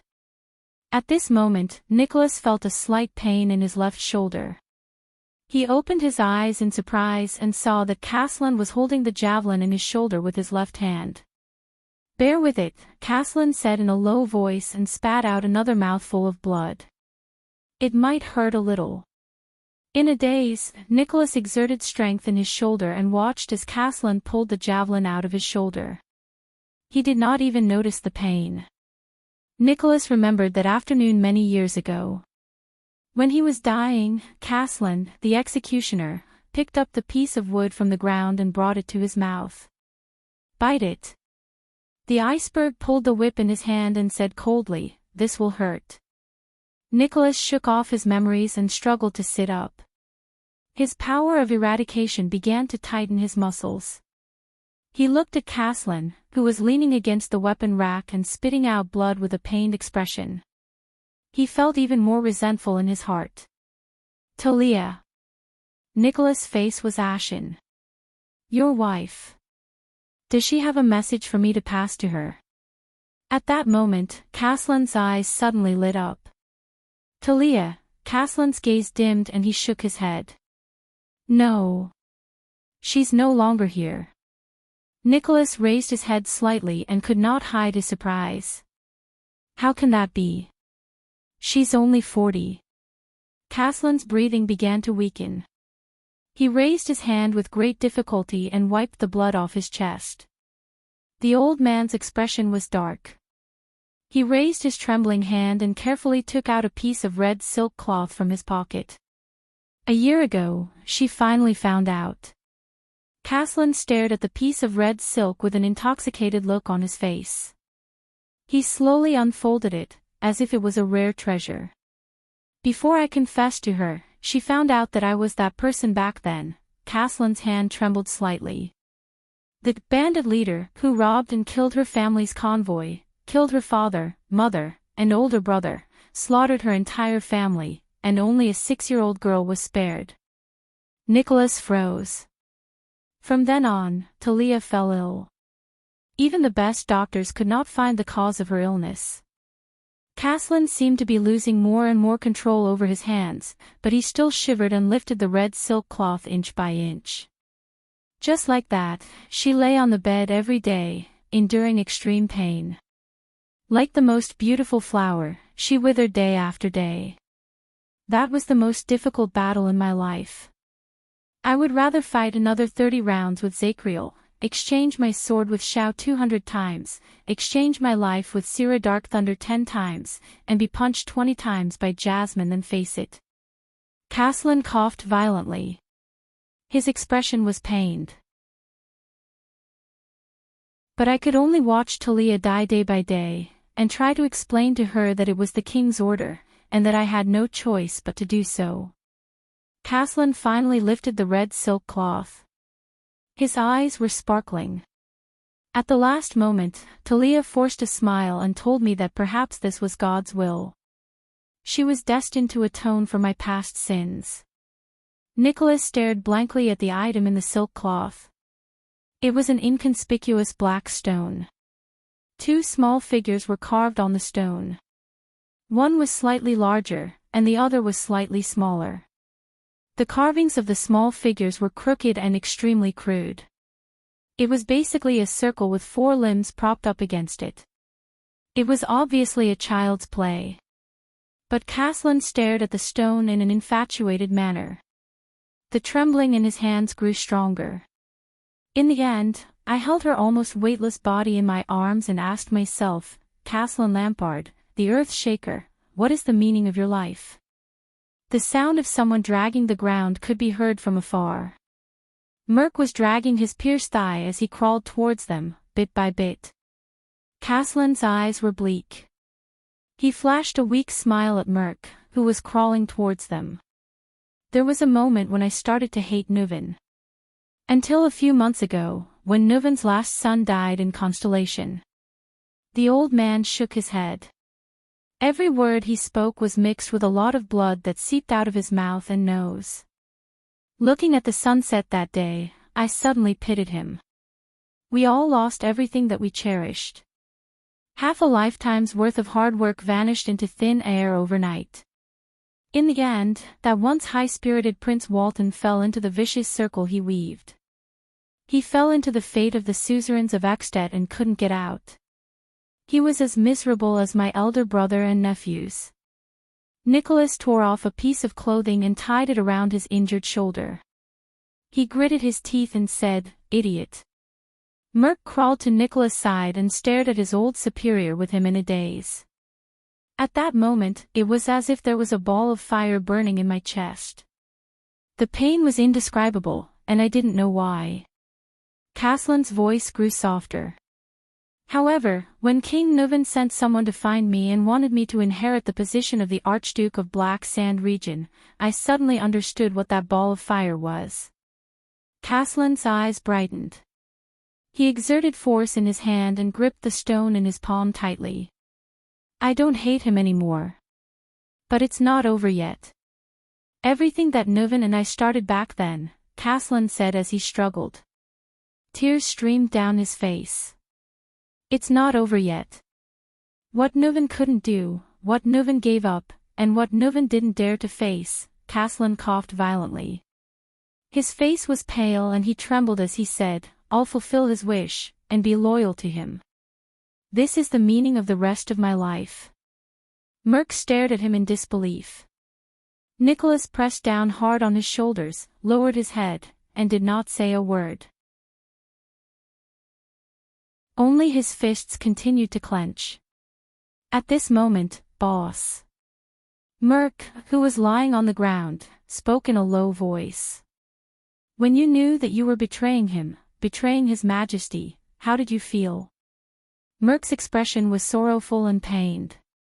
His words came out in a stutter. Nicholas could not help but glance at Merc. Caslin turned his gradually clouding gaze around. He parted his lips and asked with the ghost of a smile, did I betray him? Merc was stunned. There was silence. Right. I remember, Spiky. The old man's eyebrows twitched. Nicholas raised his head and stared at Caslin with a complicated expression. Caslin's gaze slowly became unfocused. The corners of his mouth were no longer vomiting blood. Staring at the ceiling, Caslin forced a smile and said softly, with the name of your power of eradication, why don't you call it, the twist of fate? Both Nicholas and Merc froze for a moment. Hey! A second later, the Star Killer snorted in disdain. What kind of F***king name is that, *clatter? A soft sound was heard and Nicholas' words were stuck in his throat. Nicholas and Merc shuddered at the same time. The stone with the two little people carved on it had just rolled off Caslin's hand. Both of them slowly turned their heads. The legend of the White Blade Guards, the Earth-Shaker Caslin Lampard, was lying quietly on the weapon rack with his eyes closed. He did not say a word and showed no reaction. Merc stared at the motionless Caslin with a dazed expression. The silence lasted for a few seconds. Then, Nicholas slowly extended his hand and grabbed the stone in his hand. On the back of the stone, a sentence was carved in a crooked manner with a lot of misspelled words. Caslin's protector, tears welled up in Nicholas' eyes. He turned his head abruptly and tightened his grip on the stone in his palm. Thawed. The Star Killer gritted his teeth and kicked the weapon rack next to him. He lay back and turned his head away from Merc and Caslin. He scratched his face. His breathing was a little rough and his chest rose and fell. F***ck, Nicholas mumbled in a muffled voice. The brazier that had just been lit burned brighter and brighter. In the armory, two strong men fell to the ground dejectedly. They did not say a word. Beside them, the warriors in their twilight years fell into a deep sleep. They did not wake up. I wanted to say that I was preparing for my college entrance examination, so I did not update for the past 2 days. But I was afraid that my readers would beat me up. So. Sigh, help me think of a reason. By Swordless with a serious expression.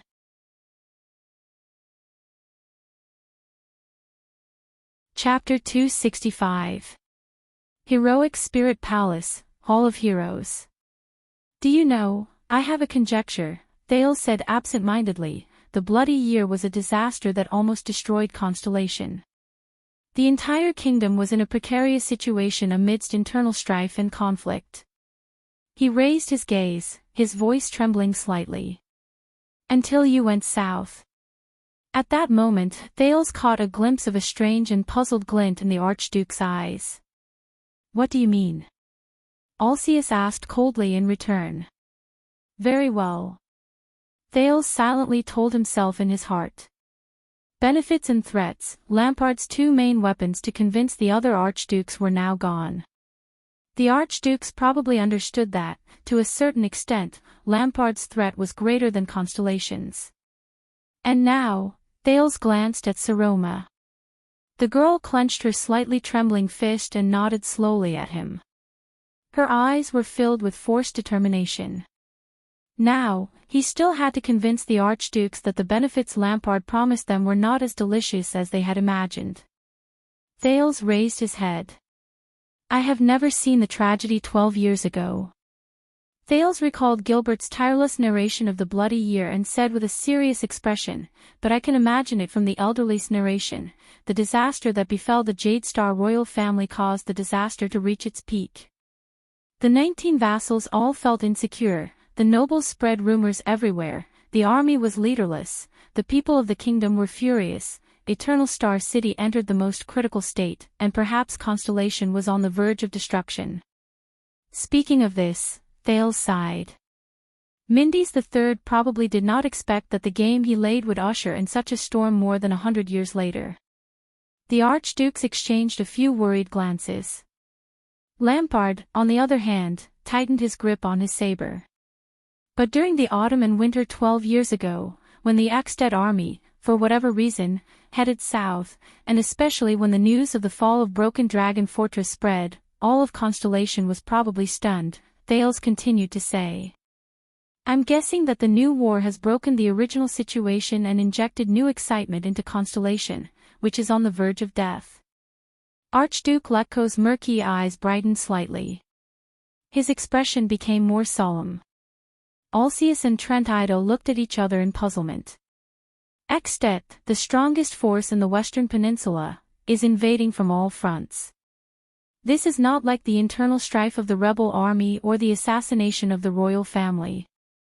While trembling in fear, most of the people in Constellation had no choice but to compromise. The great vassals, minor nobles, government officials, merchants, armies, farmers, and so on. Based on the known information and the ideas approved by the archdukes, Thales deduced the logic step by step. He thought hard about his next sentence to make it sound more believable and convincing. Under the shadow of the great dragon, they quickly came to a consensus, to end the current chaos as soon as possible, to welcome the last prince back to the capital, and to crown him amidst the blood and death. The forces that should have been split up in Constellation Realm gathered as one, just to resist the greed of the great dragon of the north. Grand Duke Letko narrowed his eyes. What do you mean? Thales sucked in a deep breath and tried his best to make himself look more neutral and unconcerned about Constellation. It's very ironic, but it's also very possible. It was Ekstedt's aggressive invasion that forced us to mend our internal conflicts and saved Constellation from falling apart. As soon as he said this, all the archduke's breathing changed. Even though the self-restraint of those who had been in power for a long time made their expressions not change, Thales still felt the strangeness in the air. All of you are older than me, wiser than me, and more experienced in the past. Why don't you think about it again? If all of you had not gone south 12 years ago, what would have happened to the chaotic Constellation, which had just lost its king and was without a leader? Thales said flatly. And just now, when Lampard advised all of you to shift the blame to Constellation and send troops with him, did he coincidentally tell all of you that Constellation was in its most awkward and uncooperative stage, that the Northern Territory was isolated and without help, and that it was convenient for all of you to take it down? Will your sending troops to Constellation really achieve the effect you imagined? Unlike a certain archduke who can't wait to tell you the answer and instruct you to do things, Thales nodded slightly at the archdukes. I've raised the question, but I'll stop here. Please think about it on your own and decide on your own. A strange and complicated expression appeared on Lampard's face. The archdukes looked at him one after another. Thales exhaled from the bottom of his heart, but there was a lingering haze in his heart. What he said earlier about Ekstedt's invasion was only a guess, and it was only to make the archdukes reconsider the price of invading Constellation. But Thales kept trying to convince himself that it was just a guess. What if it's true? What if Ekstedt's invasion did temporarily force the Constellations to stand together again? He could not help but recall what the Born King had said last night when King Nuvan was telling him about Soria's death. Thales, 12 years ago, we did not send troops south to Constellation without reason. It was an assassin from Constellation. when Constellation was at its most precarious moment, a strange assassination from Constellation triggered Extet's invasion to the south. King Nuvan mentioned the assassination attempt. Prince Soria had died in that assassination attempt. During the negotiation between Nicholas and the Red Witch, that assassination was mentioned. Even Putray hinted that he had something to do with that assassination when he parted with the prince just now. What is the secret behind that assassination? Thales clenched his fist slightly. Lampard stared at the prince. If his gaze could kill, Thales would probably be dead by now. But Thales ignored him. So, Thales Therangerana Kessel Jade Star, descendant of Tormund, king of Renaissance. Thales raised his chest and put on a solemn expression. In his mind, he imagined the scene in the Hall of Stars in front of the vassals, and tried his best to bring out the imposing manner of a prince. I am standing here, with the most humble wish and the most peaceful hope, to earnestly ask all of you to reconsider the war between our two countries, and to think about the price and meaning behind it. At that moment, the four archdukes, Letko, Rockney, Trentida, and Alceus also looked back at him seriously. Their expressions were solemn. It was as if the person before them was not a weak child, but a ruler who could stand on equal footing with them. At that moment, Thales thought of many people whose fates had been changed by the war, and said desolately, "You cannot guarantee that it will bring about the results you want the most, whether it is for you or for us. No one can guarantee it." The hall fell silent again. One of the braziers went out again. The archdukes treated their words like gold. Each of them was deep in thought. This time, they did not even bother to exchange glances. Lampard did not speak either. But his knuckles were pale and the veins on the back of his hand, which was holding the saber, were protruding. A few seconds later, "It's done." Archduke Letko closed his eyes and sighed softly. "Please don't say anything else, Prince Thales. I think we all understand what you mean." Thales felt his mind relax. His legs gave way and he swayed slightly. Saroma supported his waist from behind so that he would not make a fool of himself on the spot. Thales turned his head in pain and gave her a forced smile. "What do you say?" Archduke Letko's voice echoed in the hall. He sounded hollow and tired. "It's obvious, isn't it?" Archduke Rockney was the first to raise his head. His tone was ethereal but resolute. "It's better to go against a lion than to share a boat with a wolf."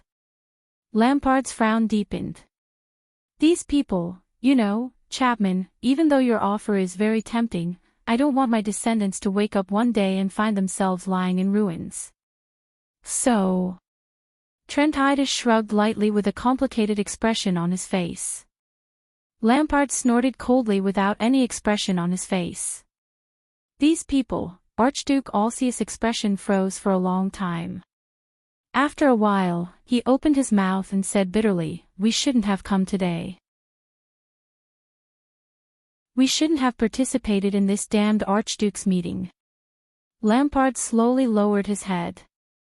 "These people," Archduke Letko knocked on the table. "I understand. No matter what we plan to do." The old Archduke's face seemed to have gone through more vicissitudes. "Let's postpone the matter of framing Constellation and sending troops to the Northern Territory for the time being. Of course, today's matter must be handled properly. Especially regarding King Nuvan's death." His gaze focused again and he looked at Lampard. "If we don't plan to frame Constellation, we need a good reason." His gaze was cold. At that moment, even Saroma felt the atmosphere in the air freeze. In the hall, everyone's standing positions had changed. Without realizing it, the four archdukes stood together.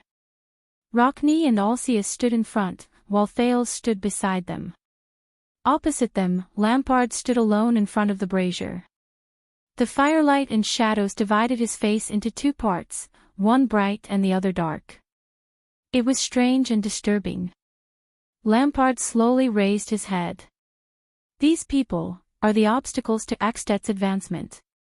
He glanced at the archdukes one by one, and the latter responded to him with different expressions. "All of you have made up your minds, haven't you?" Lampard said in his calmish tone. "For experienced and wise Eckstedt archdukes, the situation has been turned around by a constellatiate brat with just a few words. He used his mouth to make you waver." He snorted softly and glanced at Thales. "Pathetic." Thales held Saroma's hand tightly and quietly watched the archduke's interaction from the sidelines.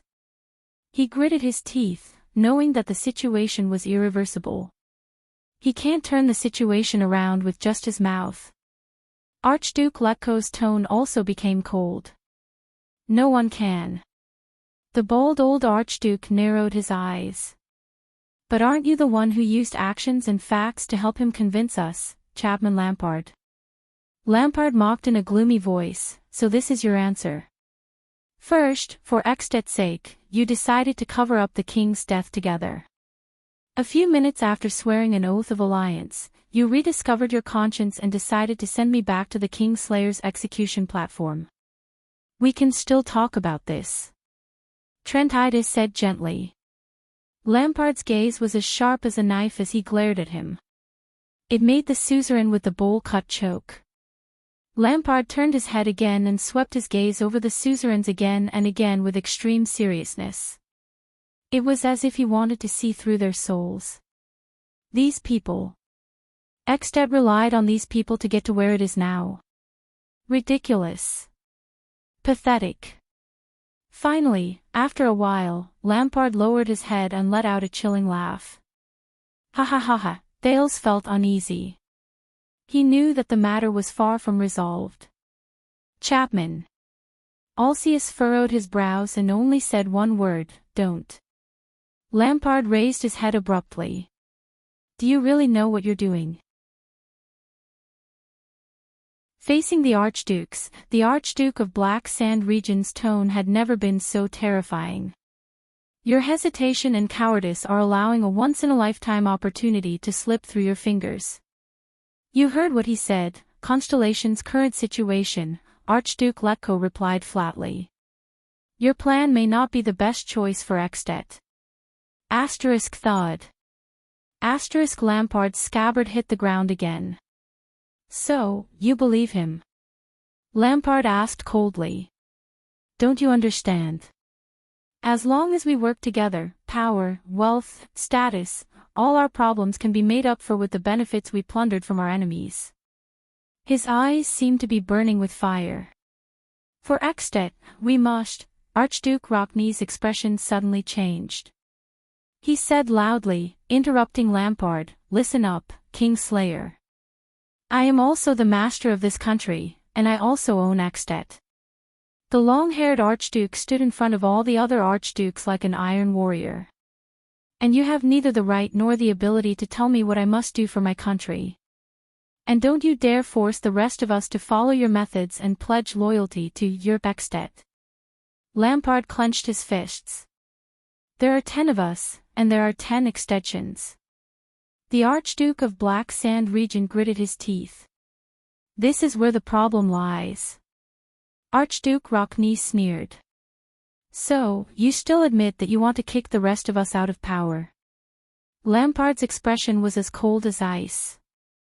He almost broke the hilt of his sword. Trentides sighed and interjected like a peacemaker, "Chapman, you have to understand us. Imagine a day when a son or grandson of the Lampard family lives on the streets like the most lowly, so what?" Lampard suddenly said, interrupting him like a raging lion. "Will it be worse than now?" Trentides was speechless. He looked at Lampard with an increasingly strange expression. The other archdukes furrowed their brows and stared at Lampard. At that moment, the 4 archdukes had a clear realization. This Archduke of Black Sand Region might not be one of them, but an existence completely different from them. Rockney coldly took over the conversation. "Of course it's better for those who benefit from it. Unfortunately, I'm not one of them." There was silence. Lampard took a deep breath, as though he was trying to suppress his rising anger. He.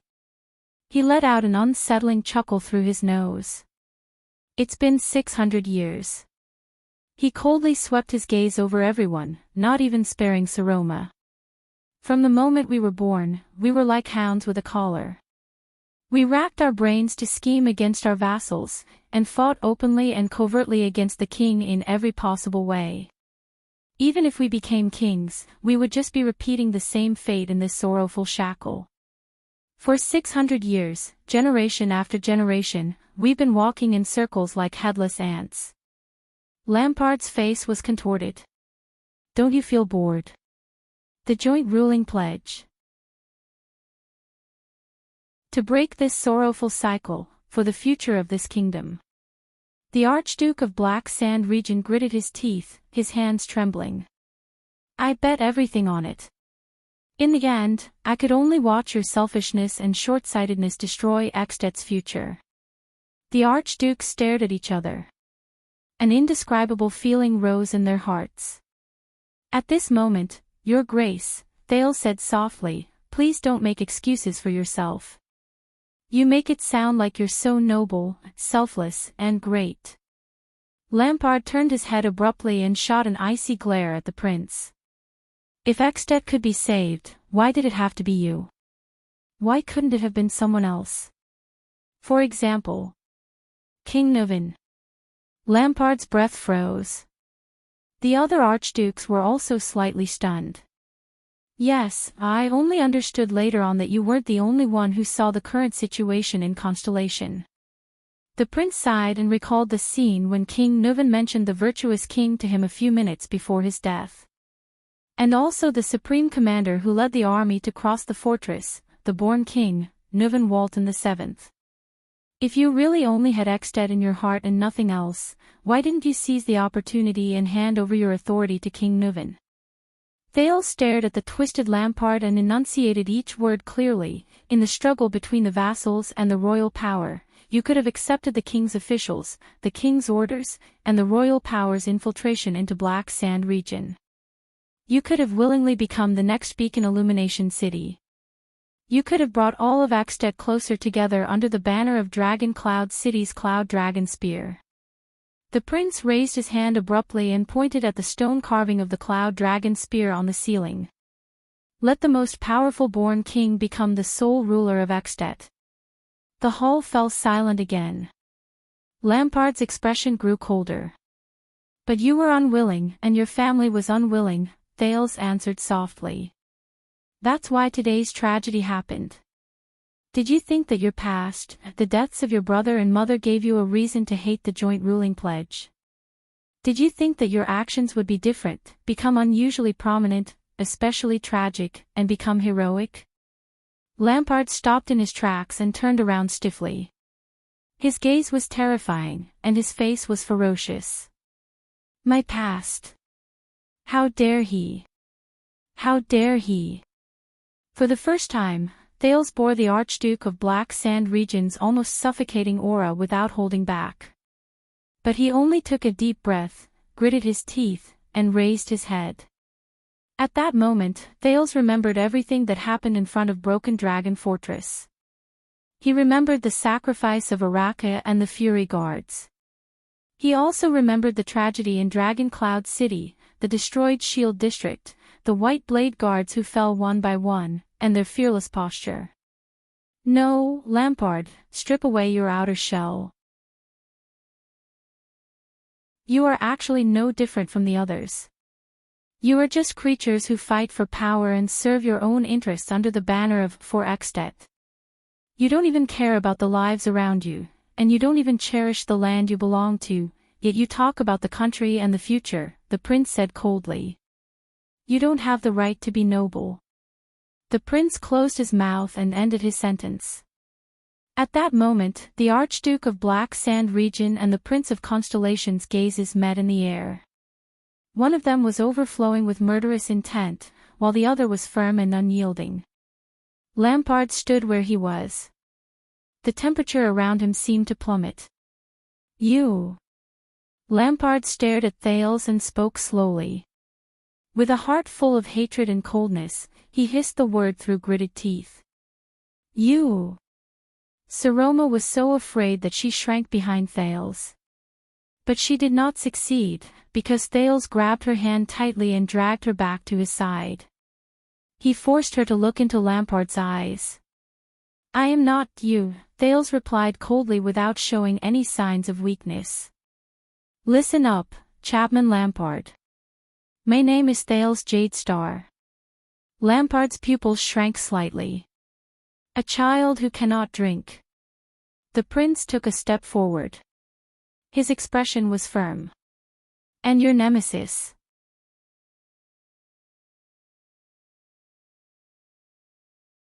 Chapter 266. Ha ha ha ha. Archduke Rockney's mocking laughter could be heard faintly, as if responding to Thales' words. At that moment, Lampard felt an endless rage surge in his chest. Trentida blinked, wanting to communicate with Alcius, but the latter's expression remained solemn and he did not say a word. Archduke Letko remained seated at the square table. Lampard sucked in a deep breath and forced himself to shift his gaze away from Thales' body. "So, this is the end." What he said next sent a chill down everyone's spine. "I'll ask you one last time, Archdukes," the Archduke of Black Sand Region said coldly, "is this your final choice? Are you going to give up on our alliance and choose that child's nonsense?" As soon as he said that, the atmosphere in the hall became tense. Trentida frowned. "Why isn't Prime Minister Leespan here yet? Could it be?" Thales looked at Lampard's expression and suddenly felt uneasy. "Last time." Archduke Rockney chuckled. "You're really daring to say that?" He pulled out a hair tie from his bosom, tied his long hair into a ponytail, and tucked it into the back of his collar. Lampard silently watched his movements and read his response. Archduke Letko's expression became serious. "Chapman, let's leave each other some leeway." The eldest sat upright and said in a stiff tone, "Let's solve this together, in another way that doesn't have to be so ugly." Lampard did not respond. He shook his head, as if he had just given up on something and decided on something. "I knew it. I can never count on you, Chapman." Archduke Trenida's expression changed. "You're still an archduke. We don't have to go that far." "Humph," Lampard responded with a faint sneer. "Who was the one who said that as a Kingslayer, I'm no longer a member of the joint ruling pledge?" The atmosphere instantly became tense. Thales clenched his teeth. "As expected. Just as I thought." "Lampard, you don't want to be enemies with the four of us," Alcius said worriedly. "Don't do anything stupid." "Stupid?" Lampard glanced at him and placed his hand on his waist. In the next second, asterisk clang. Asterisk in front of all the archdukes, Lampard drew his sword amidst the sound of metal rubbing against leather. The archduke's expressions changed. Thales' heart skipped a beat. It was a sharp and shiny knight's hand and a half sword, completely inconsistent with its worn and yellowed scabbard. This meant that its owner had wielded this sword hundreds and thousands of times, and at the same time, maintained the blade with great care. Just so that one day, he could unsheath it and kill his enemies. Archduke Lampard glared at the others with a murderous look. Grand Duke Alcius sighed softly. Thales felt his skin crawl. At the next moment, Lampard suddenly turned in the direction of the hall's entrance and shouted, "La Saw!" The Grand Duke's voice was deafening, reverberating inside and outside.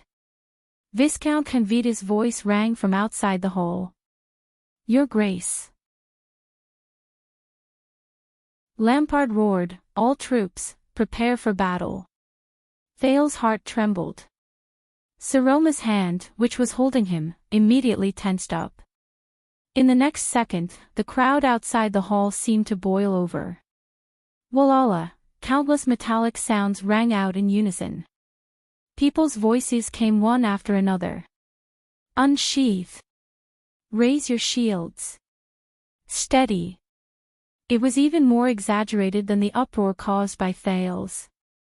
In the hall, the archdukes were very calm. Rockne methodically tied his hair. Alcius slowly placed his hand on the hilt of his sword. Trentida quietly retreated, and the seated Archduke Letko straightened his back and started exercising his fists. They quietly faced off against Lampard.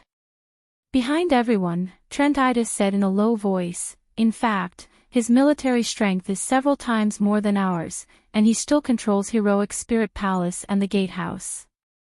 So, it seems like we're the ones doing stupid things." Thales gritted his teeth. He sighed and held Saroma's hand tightly. "This is terrible. This bunch of the Northlanders who would attack at the slightest disagreement." A familiar shout came from outside the hall, reminding the other archdukes, Archduke Letko. Archduke Letko looked calmly at the silent Lampard and snorted softly. "Lord Justin," the old archduke replied loudly, "thank you and your colleagues for your protection. Please do your best. You live up to the reputation of the White Blade Guards. It is my honor to travel with you." There was a second of silence outside the hall. Then, Lord Justin's voice came again, "It is also my honor, Your Grace. I don't care who you served before, archdukes or the palace, White Blade Guards or miscellaneous soldiers." Justin shouted from outside the hall, "But when we fight later, you must act like Northlanders." Shouts rose and fell in response from outside the hall. It seemed to be a troop formed by the archdukes and the remaining manpower in the palace. The old archduke nodded slightly, even though Lord Justin could not see it. He returned his attention to the scene. "You might as well reconsider, child," Letko said flatly to Lampard. "We could have worked together to open up a future for Ekstedt," Lampard said coldly. At the same time, he slowly turned his saber. "But if you become a hindrance instead of a help, what's the point of keeping you alive?" Once he said that, Rockne sneered, Alcius sighed heavily, and Trentida rubbed his hands together with a helpless expression. Thales felt as if something between the Archduke and Lampard had completely shattered. He knew that something was called tacit understanding or rules. From now on, the situation were sliding in an unpredictable direction. Thales could not help but hold his breath. "Chapman, think carefully about the consequences. Putting aside the fact that both sides are injured, even if you kill all of us here, how are you going to face Prime Minister Lisban, the current Dragon Cloud City, and all of Ekstedt?" Archduke Letko was calm and composed, as though the scene before him was just a training exercise. Lampard shook his head. "This is not the outcome I want the most, but you have forced me into a situation where I have no choice." Asterisk clang. Asterisk Alcius unsheathed the two-handed heavy sword from his waist. He sighed. "Not only will you become everyone's target, but Ekstedt will also be in chaos after we die. Is this the outcome you want?" Thales stared at the heavy sword that had almost slit his neck. His eyebrows arched slightly. Lampard said coldly, "Whether it's regicide or disrespect, once you walk out of here alive, no matter what reason you find, you will not let me go, whether it's because I broke the joint ruling pledge or because of that brat's nonsense. Even if I lose everything in the ruins, I will not be worse off than I am now." "Coward." Archduke Rockne, who had tied up his hair, gave a simple answer. At the same time, he drew his weapon, a sharp longsword that shone with a cold light. It was obviously not an ordinary weapon. He stood side by side with Alcius and faced Lampard with a solemn expression. Lampard turned to Thales, swung his saber, and narrowed his eyes. "As for you, I will give you the ending that is most fitting for your status, Prince Thales Jadestar." Truly, a good move. Thales exhaled in resignation. "Stand behind me, Prince Thales, Lady Saroma." Archduke Letko looked at Lampard's expression and chuckled. "I may be old, but I am still a Northlander. Before I fall, no one can hurt you." The old Archduke stood up slowly. There was an unquestionable might in his words. He drew a short knife, like a huge beast that had just woken up. Thales responded with a smile. Trent eyed his side. Holding the short sword at his waist, he stood a little further away. I hate today. In the field, Rockne, Alceus, and Lampard were already at each other's throats. I heard that your brother stood still and let you stab him 3 times before you killed him. Rockne swung the saber in his hand disdainfully, provoking Lampard without the slightest scruple. But we will not wait to be captured. Rockne snorted. 1 against 2. Are you prepared to die here, Chapman? Alceus held his sword with both hands. His expression was solemn and he did not say a word. Are you joking? Lampard did not seem to be affected by the words at all. He was abnormally calm when he entered battle mode. Since that day 12 years ago, I have been prepared for every second. The tips of their swords were pointed at each other. Like the most sincere Northlanders, they showed no mercy. At that moment, Thales subconsciously glanced at Saroma. The girl's face was pale, but she was no longer as timid and panicky as before. She only looked at him calmly with a questioning gaze. It was as if the words she said in front of the archdukes had given her a lot of courage. Looking at her expression, Thales suddenly felt a lot less nervous. At this moment, Asda's voice rang in Thales' ears, "Do you need me now? I will only ask one last time. The Soul Slayer Pike has discovered me. I must leave immediately." With a heart full of frustration, Thales also let out a long sigh. Beside him, Saroma gave him a strange look. Thales gently closed his eyes. He clenched his fists. That's enough. You, the next second. Alceus and Rockne got into their battle stances and were ready for battle. Lampard slowly opened his mouth with a ferocious glint in his eyes. The Archduke of Black Sand Region roared. Kill them all. At this moment, a young male voice suddenly rang in the hall. Is that enough? The voice was so loud and piercing that it even cut off Lampard's words. The archdukes were stunned and turned their heads. Under everyone's dumbfounded gazes, the second Prince of Constellation, Prince Thales Jadestar, had climbed onto the long table at some point in time. At this moment, with a head full of charcoal dust, the prince stomped his feet and waved his small fists. His face was contorted, and he yelled at the people in the hall through gritted teeth. Listen up, all of you. At that moment, the archdukes, who had been scolded in an unprecedented manner, could not seem to react. They all looked at Thales in shock. The prince yelled out the words in one breath. He bent down and pressed his hands on his knees. He panted in pain.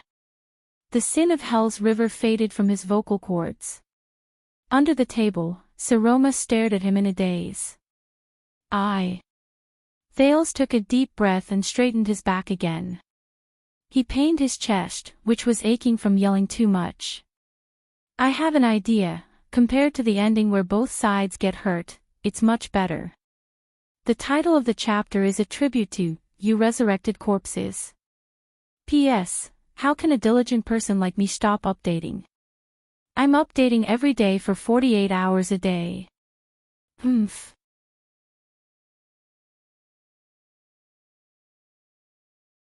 Chapter 267. Phone pushed it. Being banned on the homepage was a form of official recognition of the author's achievements. Being able to show my work here meant. Damn. When I said this, Bourdieu's speech about speech kept popping up in my head, and I couldn't continue. In short, I was very happy. Along the way, although there were many obstacles, I was proud and touched that the readers were always by my side. When the number of favorites was less than 100, 9 readers had joined the group. They discussed the plot and chatted with each other. They gave me a lot of motivation in my monotonous life. They supported me in recording and presenting the next chapter of the story. Until now, there were more than 500 people in the group. There were even more readers who didn't join the group, but they used all sorts of ways to support this work, this world, and the lives of these characters. It is my honor to fight alongside you. I don't dare to say how fast I can write, or how many chapters one can update, but I will try my best to write every chapter. I don't have the confidence to write 10,000 words a day, but I have the determination to polish 3,000 words in 7 hours. Also, I have to thank the editor of this book, Ching Mang. As mentioned before, he was the one who picked up this lousy book from the trash and signed it. I won't say anything like he recommended me, so I'm very grateful. I'll just say one thing. In these 10 months, Ching Mang incessantly provoked, encouraged, threatened, tempted, begged, and so on. She ruthlessly urged Swordless to update. That's right, the reason why Swordless could get to where he is today is largely due to the editor's persistent urging. Here, I excerpted a portion of what Ching Mang said on QQ, don't stop updating. Can't you split the 6,000 words into 2 days? Try not to stop updating. If you have the time, you might as well write a few words. When you stop updating, I really want to curse. I haven't even started. You underestimate yourself. Write well. XXXX was written with you, and your monthly royalties are already over 10,000. The income is quite good. You can focus on writing, don't stop updating. Let me calculate for you. You've updated 270,000 words in 2 months, that's an average of 4,000 words a day. You can definitely update steadily. Lousy sword.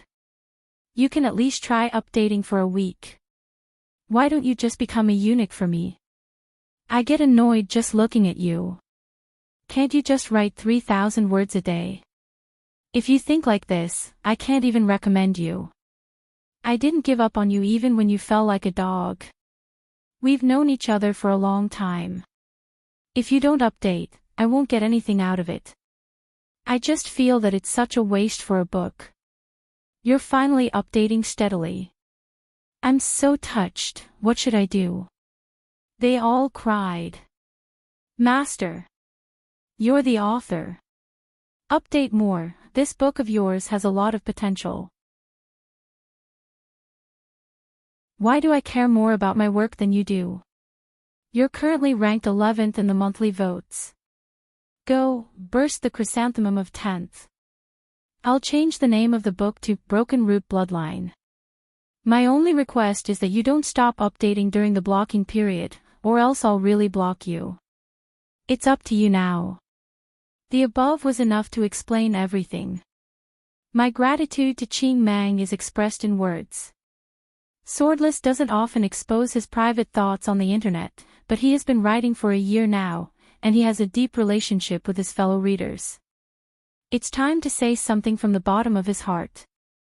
The birth of Kingdom Bloodline came from a long time ago, but it was an accident that it was published. Many years ago in high school, Swordless was at the peak of his passion for fantasy novels. 3 of my friends and I excitedly agreed to write a fantasy novel after graduation. I was probably one of the most enthusiastic people, and I even prepared a historical timeline and a draft of a map. That's right, it's the crude and childish hand-drawn map on Weibo. However, after the college entrance examination, the 4 of us only had a hurried meeting at McDonald's and laughed together for an afternoon before leaving it at that. Later on, the 4 of us went our separate ways and had our own lives. One of us even passed away. Although we kept in touch, no one mentioned this matter again. The passion and impulse from back then slowly cooled down, and I'm not even sure if they still remember this promise. Because even I myself have almost forgotten about it. Until many years later, the summer of 2016. I still remember that day. I received a rejection letter for my PhD application. That was the last school on the list. For someone who was determined to walk the path of academic research, the frustration of having his future destroyed was still very real. That morning, I was in a low mood, so I brought a bunch of beer back to the dormitory. As I drank, I organized everything in the bookcase. I felt that the names of every academic book were full of irony. Perhaps it was by chance, in an old book, Gadamer's Truth and Method, it suddenly appeared. The hand-drawn map from high school.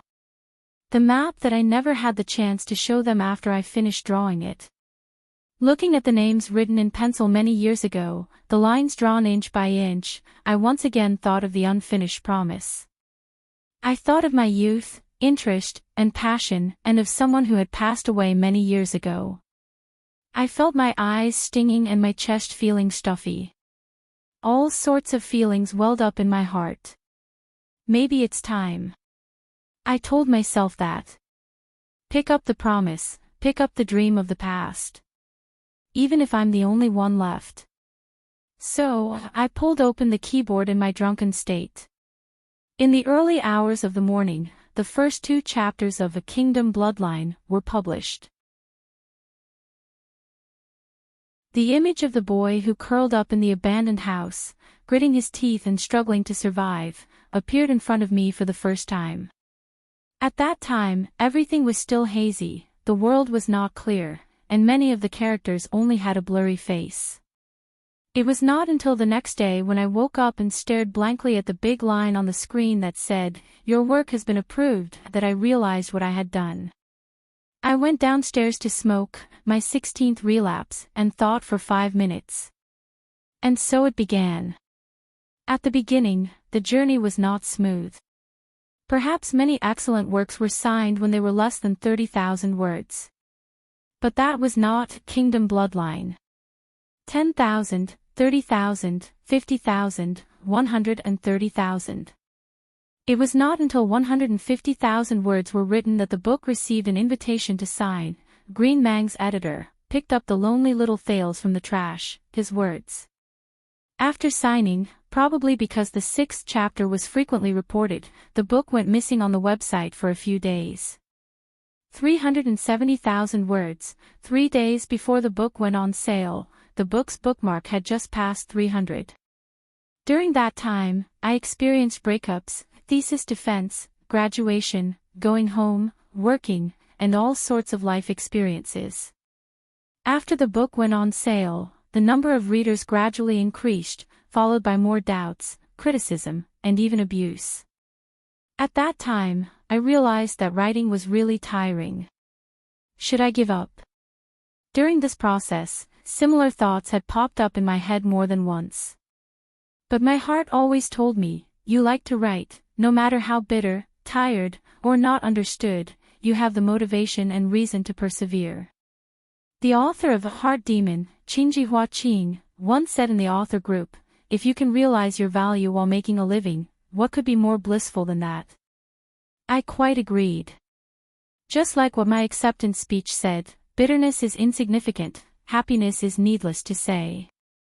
Every time I had the thought of giving up, leaving the book unfinished, watering down the word count, or escaping from the general outline, I would go to the author group to have a look and laugh with everyone. At the same time, I would convince myself, look, these pronunciations are all gathered here because of that fantastical and magnificent world, and they are full of hope for that world's future. You can't let them down. You can't. You have to continue writing. Continue writing. Until today's one. 3 million words. Back to the main topic. As the first work of a newbie, once Kingdom Bloodline was long, Wu Jian's writing strength was not enough, and the poor rhythm was obvious. Looking back, the first volume was too sloppy, the second volume was a little taken for granted, the third volume was too complicated and redundant, and the second volume was too wide. The first half of the fourth volume was too rushed, and the second half was too dragged. Overall, the book also had the problem of too tight rhythm and insufficient relaxation. It was actually normal for this problem to occur. Because from the beginning, Wu Jian referred to the unit settings in American dramas, episode by episode, season by season, using a compact and continuous plot to lay out the story and world. Now it seemed that once this method of writing stretched out, all kinds of problems would occur, such as reading fatigue. Believe me, Wu Jian is trying to solve these problems, and Wu Jian is a person who likes to go back and change the text every few days. Smile. Well, readers, it's still the same old saying, I write well, you read well. I believe we can find resonance in the book and let each other think. This is more effective communication than many forms of discussion. I hope everyone will subscribe to the original version, especially Qidian or QQ reading. Believe me, buying the original version can be addictive. Finally, I will post a paragraph from the epilogue of A Border Town Prodigal to encourage myself. Frowny face. The conflict of human nature is the real moving factor that can't be lacking in any novel. As a martial arts novel writer, of course, I am not opposed to using treacherous changes, surprising plots, and prominent heroes to attract readers. I just feel that, in addition to these, I should give readers something else, something that can inspire them. Something that can make people admit that martial arts novels are also novels. But I also know that new attempts are not only risky, but also always strenuous and unrewarding. But I am willing. Because I am a martial arts novel writer, I always hope that people who write martial arts novels can also be called writers in the future and be valued like other writers. I always hope that martial arts novels can also be called novels in the future, like other novels, can be placed in the living room with dignity. Gu Long 1972. 9:20. Crouching with hands on head. Next, I am open to readers to throw bricks.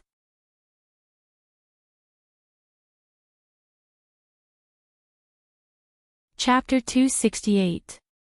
At that moment, Thales swept his gaze across the tense confrontation between the two parties. If he stopped here, perhaps Lampard's plan and goal would be destroyed, and the two countries would be able to avoid war. But it would also cost the prince himself and so many people who were fighting in Heroic Spirit Palace. Saroma stared at him worriedly under the table and quietly asked him to stop. But Thales clenched his fist lightly. His battle was not over yet. There was still one last step left. During Constellation's national conference, when Thales fiercely rebuked the guardian duke of the Land of Cliffs, the one-eyed dragon Coaster, Gilbert praised him, but also sighed and told him that the carefree counterattack that forced the opponent to a dead end was actually not a brilliant way of governing. Later on, Thales understood through his many experiences that in the game of power, only inexperienced newbies and hot-headed fools would act like the main characters in popular night novels who would seek revenge for the smallest grievance. They would be greedy for temporary benefits and use fierce, ruthless attacks to attack their political enemies.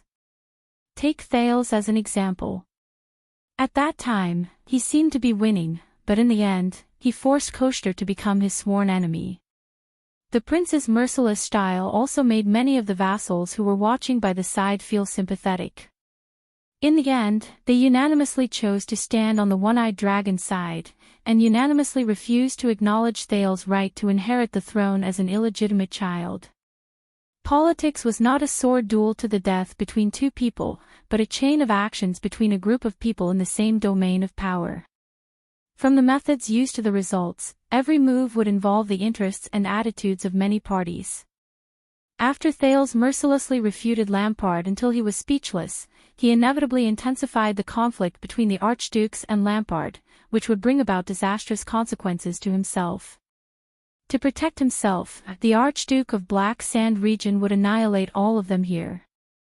This was what Gilbert wanted to tell Thales in the Hall of Stars. A perfect ending was far more difficult to achieve than a carefree victory, but it was also more important. This was because victory often meant a further confrontation, and ending the battle required the greatest compromise.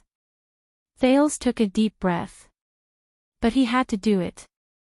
As for the suggestion given by Asda, he did not even think about it and threw it to the back of his mind.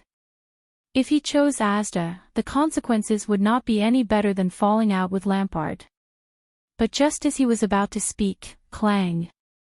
The ear-piercing sound of metal resounded. No one knew who made the first move, but Lampard's half-sword had already collided with Ronnie's sword.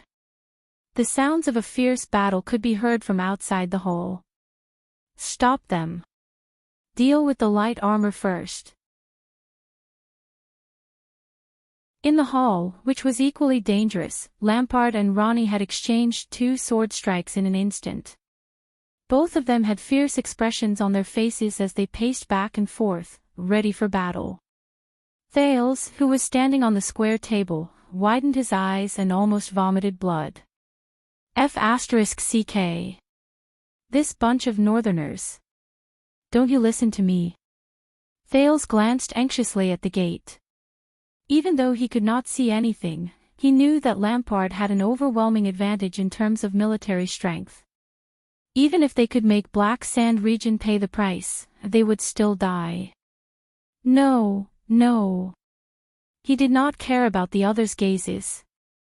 When Rockne and Lampard clashed their swords for the second time, Thales raised his head and roared again. Chapman Lampard.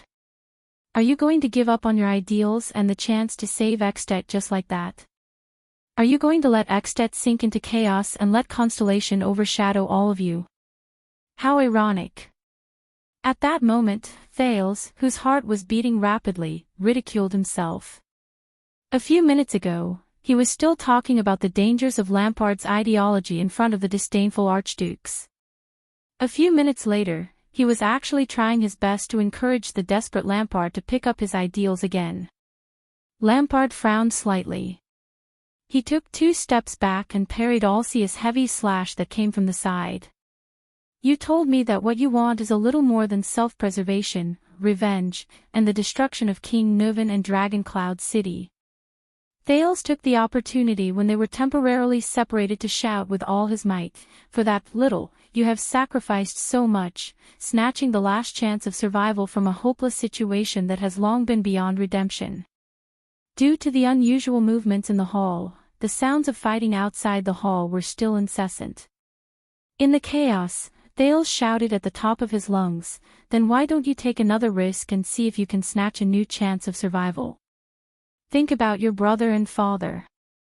Lampard raised his head abruptly, his face contorted. Brat. I've had enough of your nagging. The Archduke of Black Sand region gritted his teeth and returned the blow to Alcius. You just want to save your own life, don't you? Get lost. F***CK. A surge of anger surged in Thales' heart. In the next second, Thales. As Saroma cried out in alarm, Thales took a deep breath and resolutely jumped off the table. Amidst the sounds of fighting outside the hall, the prince recklessly stomped on his aching feet. Under everyone's shocked gazes, he crossed his arms over his head and rushed forward. He rushed straight into the battle between Lampard, Rockne, and Alcius. Saroma's outstretched hand could only brush past his sleeve. Letko and Archduke Trentida widened their eyes in disbelief as they watched the prince's suicidal move. Rockne's pupils shrank. Just as he was about to stab, he abruptly stopped in midair. Even Alcius, who was beside him, stopped moving. Lampard opened his mouth in surprise and did not move forward. Thud. The agitated Thales came to a halt. He stopped in the middle of the 3 people. Suppressing his pounding heart, he raised his arms at the same time towards the 3 sword-wielding men on both sides. Like the most valiant and fearless warrior, he stood firmly in the middle.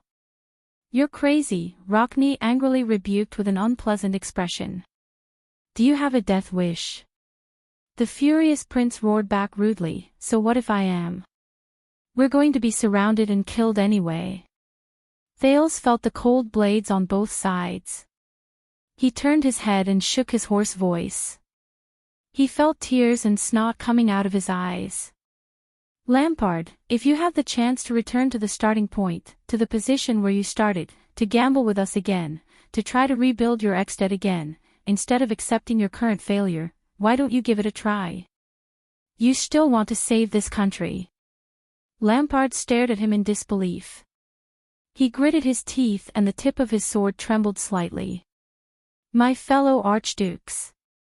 The prince, who could not care less about panting, turned his head. He first swept his gaze over the dissatisfied Alcius and Rockne, then fixed his gaze on the astonished Archduke Letko behind the table, and Trent Ida, who had slipped away at some point. He swung his fist fiercely. I swear on my life that we have a way to save ourselves. We don't have to die in vain here. Rockney and Alceus looked at each other. Their bulging muscles were still tense. The sounds of fighting outside the hall were still intense. No one knew how many casualties there were. The short confrontation was immediately broken by Lampard. The Archduke of Black Sand region suppressed his emotions. His chest rose and fell as he shouted, "What the F***ck are you planning to do?" Thales took a deep breath. Like you said, I want to save your life. The prince racked his brains with all his might. And save the lives of the rest of us. Prince Thales, we all have a deep impression of you. Archduke Letko's voice was filled with displeasure. But from now on, this is Ekstedt's internal affair. He was obviously dissatisfied with the prince's claim of saving lives. Of course. The exasperated Thales shouted. So, I am only responsible for making suggestions and trying to convince all of you. Thales said loudly, the choice is up to all of you. Can't we kill each other 2 minutes later? Northlander. No one knew whether it was his crazy actions that won respect and attention, or whether the insulting term Northlander had an effect, but the moment Thales finished speaking, the hall instantly fell silent. For a moment, only the sound of everyone's heavy breathing could be heard. At this moment, the sounds of fighting outside the hall became even more ear-piercing as the background. 2 minutes. Thales repeated anxiously. Archduke Letko glared at him furiously. His nostrils flared. Lampard's gaze was sharp. He was hesitant. Saroma looked at him worriedly. Just when Thales, who had his arms raised high, felt that he could not hold on any longer, Lampard took a deep breath and exhaled heavily. He seemed to have made up his mind. He put down the tip of his sword and stabbed it into the ground. Black Sand region, hold on. Lampard shouted rather angrily, do not attack without my order. The noises outside the hall instantly became much quieter. Thales immediately turned his intense gaze towards Archduke Letko. The old Archduke had a strange expression. He first slowly closed his eyes, then abruptly opened them. Lord Justin. The bold Archduke's voice was loud and clear, which was rare for him. Please hold back for the time being. Your Grace, Lord Justin's voice rang out, do you need help? Letko and Lampard's gazes met in the air. No. A few seconds later, the noises outside the hall completely stopped. Rockney and Alceus looked at each other. One was indignant, while the other put down his weapon in resentment. Seeing this scene, Trent Ida whistled softly, seemingly pleased and content, until Archduke Letko's piercing glare came at him. 2 minutes, Letko said coldly. Thales heaved a sigh of relief and put down his aching arm. But he could not rest. Because all the gazes in the hall were once again on him. This time, it was heavier, colder, and more unbearable than before. The prince pinched his thigh and forced himself to be alert. He raised his head to look at the emotionally unstable and unpleasant expressions on both sides. Damn it. One side wants to break the system of the joint ruling pledge, end the division of archdukes, and rebuild the centralized Ekstedt. The other side wants to maintain the framework of the joint ruling pledge, eliminate the abnormalities and traitors among them, and protect their own interests. 2 minutes. And he only had 2 minutes. To convince the two sides whose fundamental goals and basic interests greatly conflicted, to shake hands and make peace. And he was the one who pointed out this huge divergence and contradiction. Facing the murderous gazes from both sides, Thales sincerely felt at that moment. Compared to this, the seemingly unreasonable Giza and Asda were like docile kittens and puppies, obedient and easy to coax. But he had no choice. He and Saroma were still here, and his other companions were still struggling hard. He did not know how many people had already fallen. He had to succeed. In the next second, without waiting for the others to speak, Thales straightened his chest and spoke anxiously. Lampard. He quickly said, "You are worried that after you leave this place, the archdukes will join forces to deal with you, harm you, or even destroy you. Am I right?" Leaning on his sword, Archduke Lampard pursed his lips tightly. His gaze was cold, and he did not speak. But Thales did not have time to consider his response. The prince turned his head abruptly to look at the other four people. "My fellow archdukes, your most urgent wish now is to walk out of Heroic Spirit Palace, which is tightly controlled by Lampard, alive from his oppressive encirclement, return to your territories, and protect your families. Am I right?" The four of them looked at each other. Dissatisfied and angry, they did not say a word. Saroma stared at Thales in a daze, worried about his situation between the two sides. Thales shook his head and blew out a breath to make himself more clear-headed. He gritted his teeth and raised his head, staring at the stone carving of the cloud dragon spear at the top. "So, one side wants to live in the present, and the other side wants to live in the future. For this, you have to come to a consensus here, cover up the true cause of King Nuven's death." Thales felt a tightness in his chest, but he still forced the words out of his throat. "The archdukes will ensure that Lampard will not walk out of Heroic Spirit Palace with the crime of being a kingslayer, and give up any plans to harm him in the future." Archduke Letko snorted coldly. "At this moment, Lampard will spare our lives and let us leave this place alive," the prince said coldly. "We will use the present to exchange for the future." Lampard grinned, baring his teeth.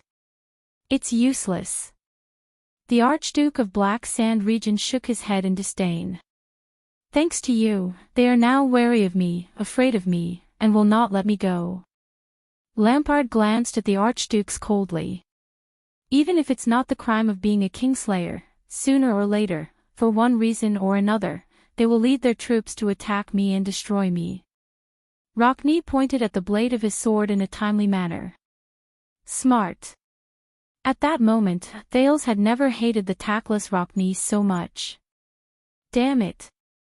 I need to get straight to the point as soon as possible." Thales raised his head abruptly and spoke to Lampard. He spoke faster. "That's right, they will not let you go, because you are the one who trampled on the joint ruling pledge by killing the king, and even tried to destroy the pledge with a revolution. To protect the joint ruling pledge, and for their own interests, the four archdukes will definitely join forces to destroy you." Looking at Lampard's increasingly hostile gaze, Thales' expression became solemn, and he changed the topic. "Unless, under everyone's gaze," Thales said seriously, "unless Chapman Lampard's life is already tied to the joint ruling pledge. Destroying you is equivalent to destroying the joint ruling pledge." As soon as he said that, what? The four archdukes, including Lampard, all widened their eyes and looked at Thales in disbelief. Only Saroma shook her head thoughtfully, as if she had understood something. But the prince surprised the men again. Thales Jadestar took a deep breath. His gaze was resolute, his tone firm, and with anxiety and decisiveness, he swung his arm. "I suggest, everyone."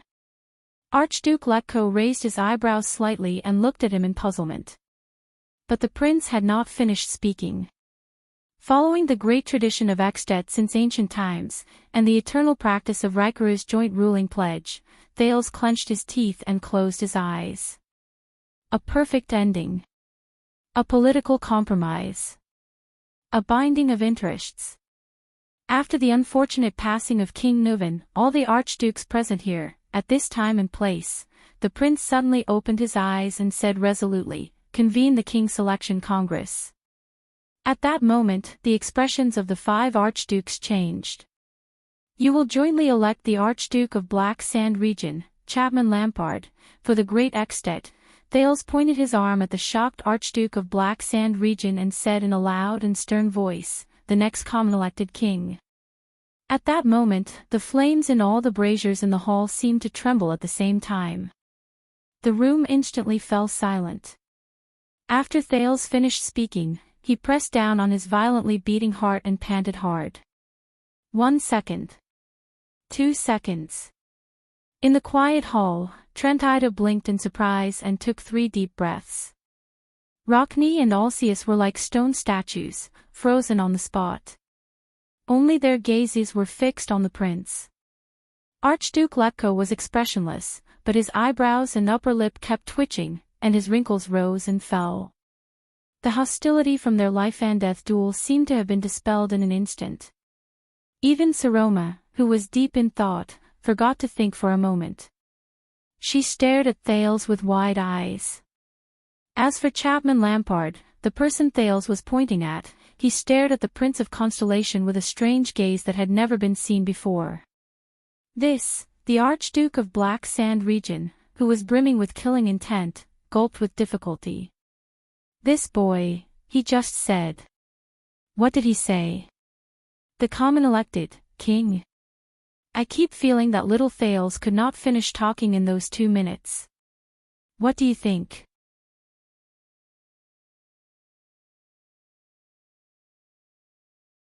Chapter 269. What the F***ck are you talking about? Archduke Rockne snapped out of his daze. He could no longer hold back his anger and shouted at Thales. Thales calmed his breathing and stared at Rockne calmly. They don't like this suggestion. The prince observed everyone's expressions and came to this conclusion. It was not just Rockne. Almost all the archdukes except Lampard were extremely dissatisfied. Even the slippery Trentida snorted to express his disdain. However, Thales had long since anticipated their reaction. Next, in my opinion, Archduke Alceus raised his heavy sword again, his eyes blazing. "Shall we kill this viper first, then kill each other?" Prince Thales. Archduke Letko's deep voice was now filled with sternness. "I advise you." Thales took a deep breath. Saroma shook her head at him from afar. "It's not 2 minutes yet." The prince put on the most serious expression he could imagine. "Keep your promise. Let me finish. After that, you can cut me into as many pieces as you want." Archduke Letko stopped talking. His face was filled with disgust and anger. Thales immediately turned his head. Lampard was looking at him with a complicated expression. "I have to find something they care about," Thales told himself. "If you become their new king," Thales said firmly to Lampard, "even if you let them walk out of here alive, the archdukes will not be able to do anything to you in public. They will not be able to fabricate a reason to attack their own king, because this is a violation of the joint ruling pledge. Aside from getting rid of their threat to you, you will also obtain the status, prestige, and taxes of the king. You will be able to continue fulfilling your ideals in Ekstedt, and you will not have to face the wrath of Dragon Cloud City after the Archduke's death." Lampard's brows furrowed and relaxed. He wanted to say something, but stopped. "Impossible." Archduke Rockne interrupted them with gritted teeth.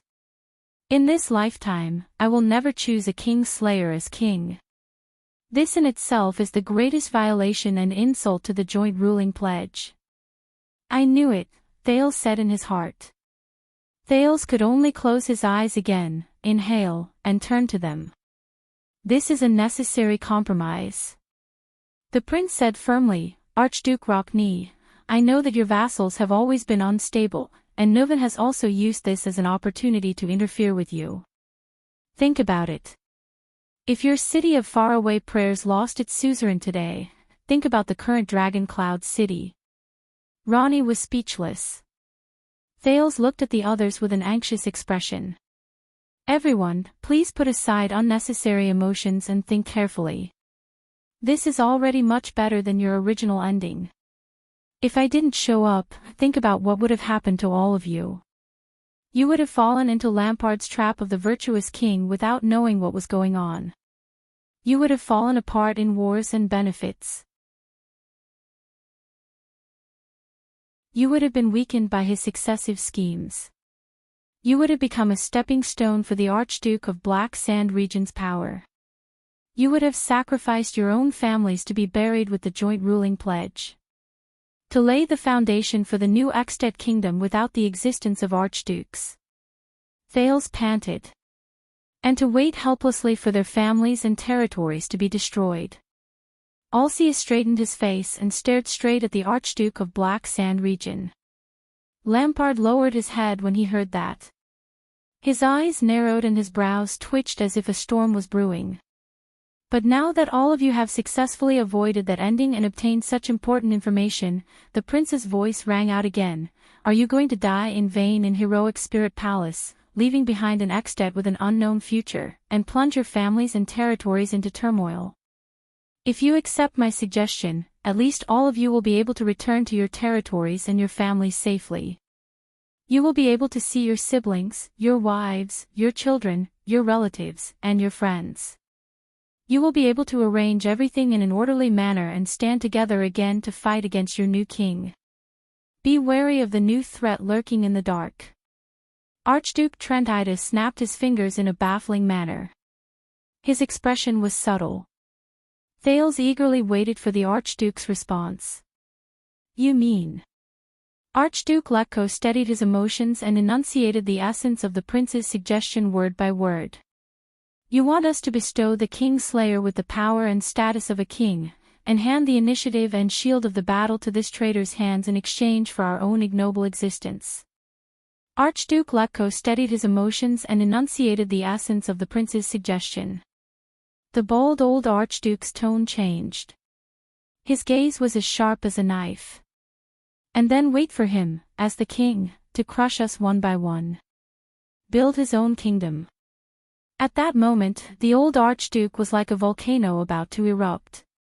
It was unsettling. You underestimate us Northlanders, Prince Thales.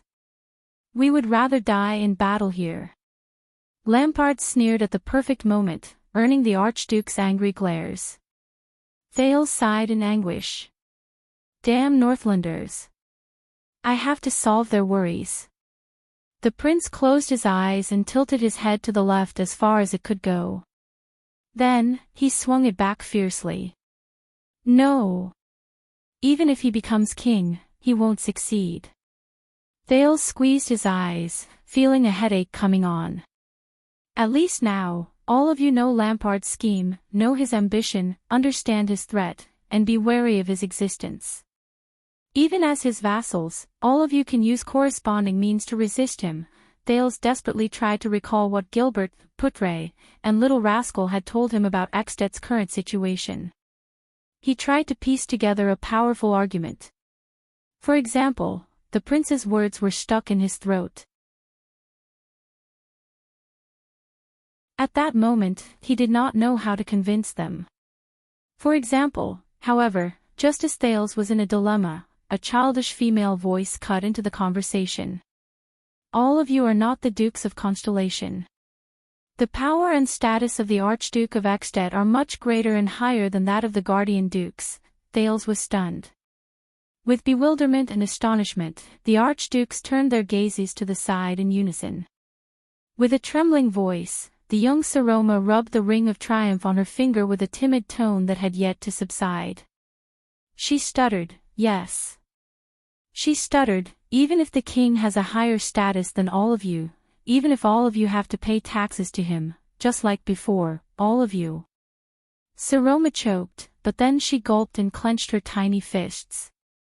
Her face was red as she said forcefully, the seventh article of the joint ruling pledge states that, I obey the king's orders, and my land obeys me. As long as there is a legitimate reason, all of you can still refuse the king's orders and refuse to carry out his decrees in your own land. The archdukes were all stunned. There is also the 14th article, do not refuse war in the name of righteousness. The reverse meaning of this article is that in the face of a war that goes against your principles and righteousness, as long as you provide a reason and convince your vassals and subjects, you have the right to reject the king's conscription order. Even if you have to send troops, the number of troops you send is also up to you. Lampard's expression became very unpleasant. Saroma continued to speak timidly. Also, there are precedents that are not written in the oath but are recorded. If the king wants to send officials to mediate the internal affairs of your territory or the conflicts between suzerains, they must be nobles of considerable status. All of you may have to pay taxes to him, but the ratio of payment is usually decided by your own internal meetings and according to the annual harvest and income. This is the practice after Tannin's civil strife. It was first proposed by the first Archduke Alsius. Archduke Alsius' expression immediately became very interesting. So, all of you do not have to be afraid of the king. Saroma took a deep breath. In Eckstedt, the king and the archdukes are both the owners of the land. This is the power that the archdukes tacitly acknowledge under the joint ruling pledge. Lampard shut his eyes tightly. So, this is why the joint ruling pledge must be destroyed. With such a restriction, Eckstedt can only be a great dragon with 10 heads forever. Saroma continued, but for the past 90 years, under the pressure of Dragon Cloud City, many archdukes have not dared to bring it up publicly due to all kinds of pressure. But Black Sand region is not Dragon Cloud City. He does not control your trade routes, nor does he control your grain production. He is also not your blood relatives or in-laws to interfere with your internal problems. Saroma exhaled softly. Her small face was flushed. After she finished speaking, she suddenly realized that the archdukes were all looking at her. The girl quickly lowered her head nervously. The archdukes, including Lampard, stared at her in surprise, as though they were meeting this girl for the first time. That girl, what exactly is she? Thales heaved a sigh of relief and cast a grateful glance at Saroma. Yes. Thales resolutely clenched his fists and pumped them in front of his chest. Just like how all of you resisted King Nuvan's pressure with your dignity as archdukes. So what if he is the king? Can he just issue an order for all of you to surrender? Can a frontier Black Sand region be worse than the powerful Dragon Cloud City? Thales added the last sentence agitatedly. As Northlanders, are you afraid? Or are you unwilling to part with that damned common-elected throne? Rockney raised his head abruptly and gritted his teeth in annoyance. If you insult Northland again, Alsius added coldly, I'll cut off your tongue. Thales shuddered. All right. Thales gulped and nodded. He rationally did not continue the conversation. I know all of you are not afraid of death, but this is 10,000 times worse than dying here for no reason and plunging Eckstedt into chaos and your territory into confusion, isn't it? It takes more courage and responsibility to live with hope than to die with despair. Letko did not speak again. Instead, he sank into deep thought. Thales' chest rose and fell. He breathed a sigh of relief. But this time, it was Lampard's turn to clench his fists and question him with hatred. If that's the case. The Archduke of Black Sand region's expression was as cold as ice. Why should I let them go, sit on that dangerous and unstable throne, and become a king in name but not in reality? Leaving behind a disaster, allowing these enemies with malicious intentions to use all kinds of methods against me in private, and eventually lead to a disaster. Lampard's expression became solemn. My love is here. I'll take their heads. I don't want to play cat and mouse with them. As soon as he said this, the three people who were confronting each other immediately looked ferocious. They immediately showed signs of fighting again. Thales raised his hands in agony and scratched his hair hard. Arg! These bastards!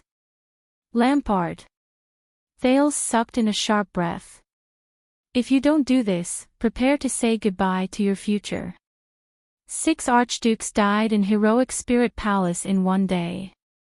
You, who came out with an army, tried to explain to Prime Minister Lisbon's army and the angry Dragon Cloud City that this was all done by the Constellations, and that I was just passing by. Lampard snorted coldly. He tightened his grip on the hilt of his sword. This brat, damn it. As for the Archduke's threats to you, aren't you Chapman Lampard? Thales suppressed his inexplicable anger and said in a low voice, Renaissance Palace, Broken Dragon Fortress, Shield District, and now. We've fought against each other so many times. You, who never yielded, always managed to fight for hope in a hopeless situation. Don't you dare to take the risk again, for your ambition, for your ideals, for your extet, to sit on that dangerous and unstable throne, and to continue your dangerous game on the second battlefield. Do you still need me to tell you which to choose, to die here without hope, or to walk into danger with a glimmer of hope? Lampard's breathing gradually became chaotic. Thales remembered Lampard's past and subconsciously added, believe me, after killing a few archdukes in a row, your ambition will come to an end. The preparations and painstaking efforts you've put in for half a lifetime will be destroyed, and your family's tragedy will still continue. Think about your family, think about your subordinates. Are you willing to accept this? Lampard froze on the spot. He stared at the saber in his hand in a daze and did not speak for a long time. Harold, kid. Archduke Alcius's expression was solemn. One moment, the other. Whose side are you on exactly? Thales had no choice but to turn towards the four archdukes again. He felt like a firefighter, running back and forth, mentally and physically exhausted. No matter which side I stand on, Thales sighed and said wearily, I don't care which side I'm on. But I'm sure that none of you want Extet, which is unstable and on the verge of collapse, and whose future is unknown amidst the chaos, to face it alone or to leave it behind, right? The Archduke still looked displeased, but Thales keenly noticed that Letko had put away his anger and put down his hands thoughtfully. Trent Ida, on the other hand, pursed his lips and said nothing. You have to work harder. Thales furrowed his brows and thought of something. You may not understand, but I can guarantee that, my father, King Kessel, will definitely be very, very happy to see such a scene. Thales pictured the cold image of the Iron Hand King in his heart and tried hard to find the angle that was most in line with the Archduke's thinking. As for whether he will, after Constellation recovers, take advantage of the terrible internal strife in Extet after the death of 6, or perhaps 7, archdukes, and unify the nobles in the country with Extet's blood, that is not something I can imagine. Thales narrowed his eyes. Especially when the 7 archdukes include the 3 archdukes in the south, near Constellation. Alcius's expression changed. Archduke Letko sighed and closed his eyes. He has a point, Archduke Trent Ida, who had been silent for the past few minutes, suddenly said. Dying here is not worth it. There are only unfavorable consequences. Alcius glared at him sternly. Porpheus. Thales' eyes brightened, as if he had found a breakthrough. See, this is what we all agree on. The prince punched his palm and swept his sharp gaze across everyone. The situation is progressing too quickly, so much so that you are unprepared and have no choice but to draw your swords against each other in a hurry and fight to the death, but in fact, none of you want to pay such a heavy price. Thales turned his head to the left and right and said sincerely, so, both of you need a way out, a choice that allows you to take a step back. Archduke Rockney calmed down and shook his head. Exchanging the throne for safety is not a choice at all. We can't solve anything. Thales nodded, feeling a little bitter in his heart. This may not be the way to solve the problem. But please remember, in this round, none of you surrendered, none of you admitted defeat, and none of you abandoned your principles and beliefs. Thales stared at the archdukes, who were gradually quieting down. He said solemnly, you are only temporarily covering the middle of the game, temporarily withdrawing your swords, rubbing your palms together, and leaving the outcome of the battle for the next time. Archduke Alcius' face contorted and he growled in displeasure. He thought of his prestige Orchid region, and the teachings and stories passed down from generation to generation in his family. This Jade Star fellow, Jade Star. Thales turned to the hesitant Lampard. This is my proposal. You, Lampard, will become king. You will be free from the crime of regicide and the threat of the archdukes. You will obtain new power and status.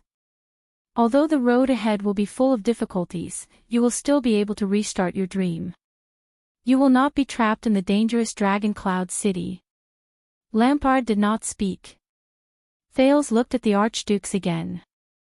You, archdukes, will survive in a situation of certain death. At the same time, you will learn where the real threat lies. You will form an alliance again, return to your territories to protect your families, maintain the integrity of the joint ruling pledge, and avoid Extet's precarious fate. Thales panted, praying in his heart for the Archduke's reaction. Archduke Letko slowly opened his eyes. He looked at Trent Ida, who flashed an ugly smile. Alcius stared at Lampard, who was in front of him, and said through gritted teeth, choosing a king like this is child's play. This is not child's play, this is politics. Unexpectedly, the one who interrupted him was Trent Ida. The cunning man narrowed his eyes. This is a necessary compromise, an exchange of benefits. Thales seemed to have found a life-saving straw. He nodded gratefully. You're right, this is another way of fighting. And when you know that there is a better choice, you still blindly charge forward and sacrifice your soldiers. That is the behavior of a fool. Rockney turned to their traitor, Trent Ida. His expression was unpleasant. So you're on his side. If we are all killed by Black Sand region here, then we don't have to take sides anymore, Trent Ida said gloomily. It's the same for Chapman. He will kill us, and then Leespan will kill him. Archduke Rockney growled, seeming rather indignant. Going against our wishes, bowing to a regicide and choosing him as king. The Archduke with his long hair tied up clenched his teeth. His expression was gloomy. And covering up his shameful act of regicide. Can you imagine anything worse than this, an act that tramples on the joint ruling pledge? The Archduke's expressions darkened. They looked at each other. The atmosphere was very heavy.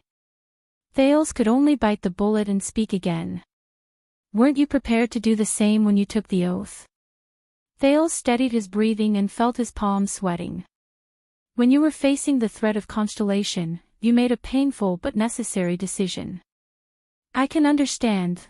Now, when you are facing Lampard's threat, you also have to make a painful but necessary decision. This is the responsibility of a suzerain.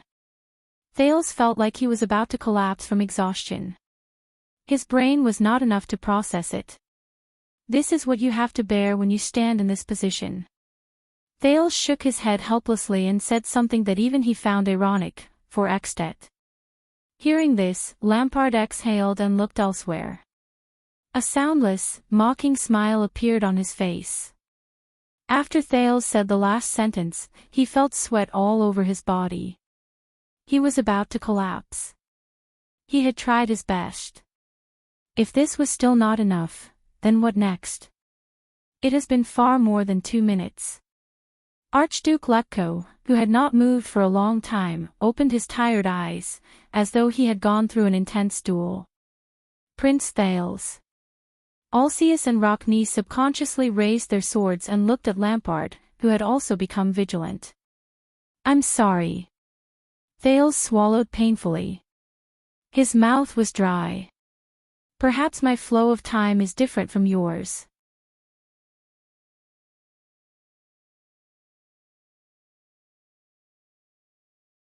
Chapter 270. But none of you interrupted him, did you? Trent Ida put away his dagger and crossed his arms. He sighed and said, Look, sometimes, even though his mouth is stubborn, his body will always reveal his inner thoughts. He raised his gaze. What do you think? Alcius frowned.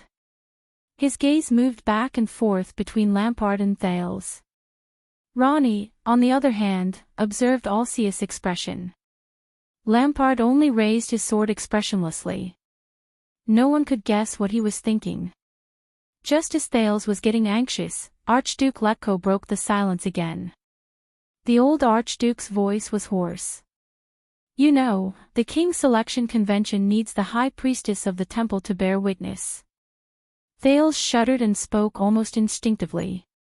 High Priestess Holm is now outside the gatehouse. She will be waiting for your summons within a 5-minute journey. Her status is extraordinary. Even Prime Minister Leesban can't stop her. The Archdukes frowned. You planned this beforehand? Archduke Letko asked in surprise. Thales shrugged. He was drenched in sweat. There was silence. Archduke Letko and Trentido looked at each other. 2 seconds later, the old Archduke closed his eyes and let out a bleak laugh. Trentido glanced at Thales and also laughed involuntarily. Thales was baffled by what he saw. Rockne and Alcius looked at each other, seemingly shocked by their companion's decision. Lampard sighed. That's impossible. Archduke Rockne clenched his teeth and shook his head fiercely. There are only 5 of us here. The King's Selection Convention can't be held when there are not enough people. This is against convention. He looked at Alcius, as if trying to seek support. However, that familiar female voice rang again.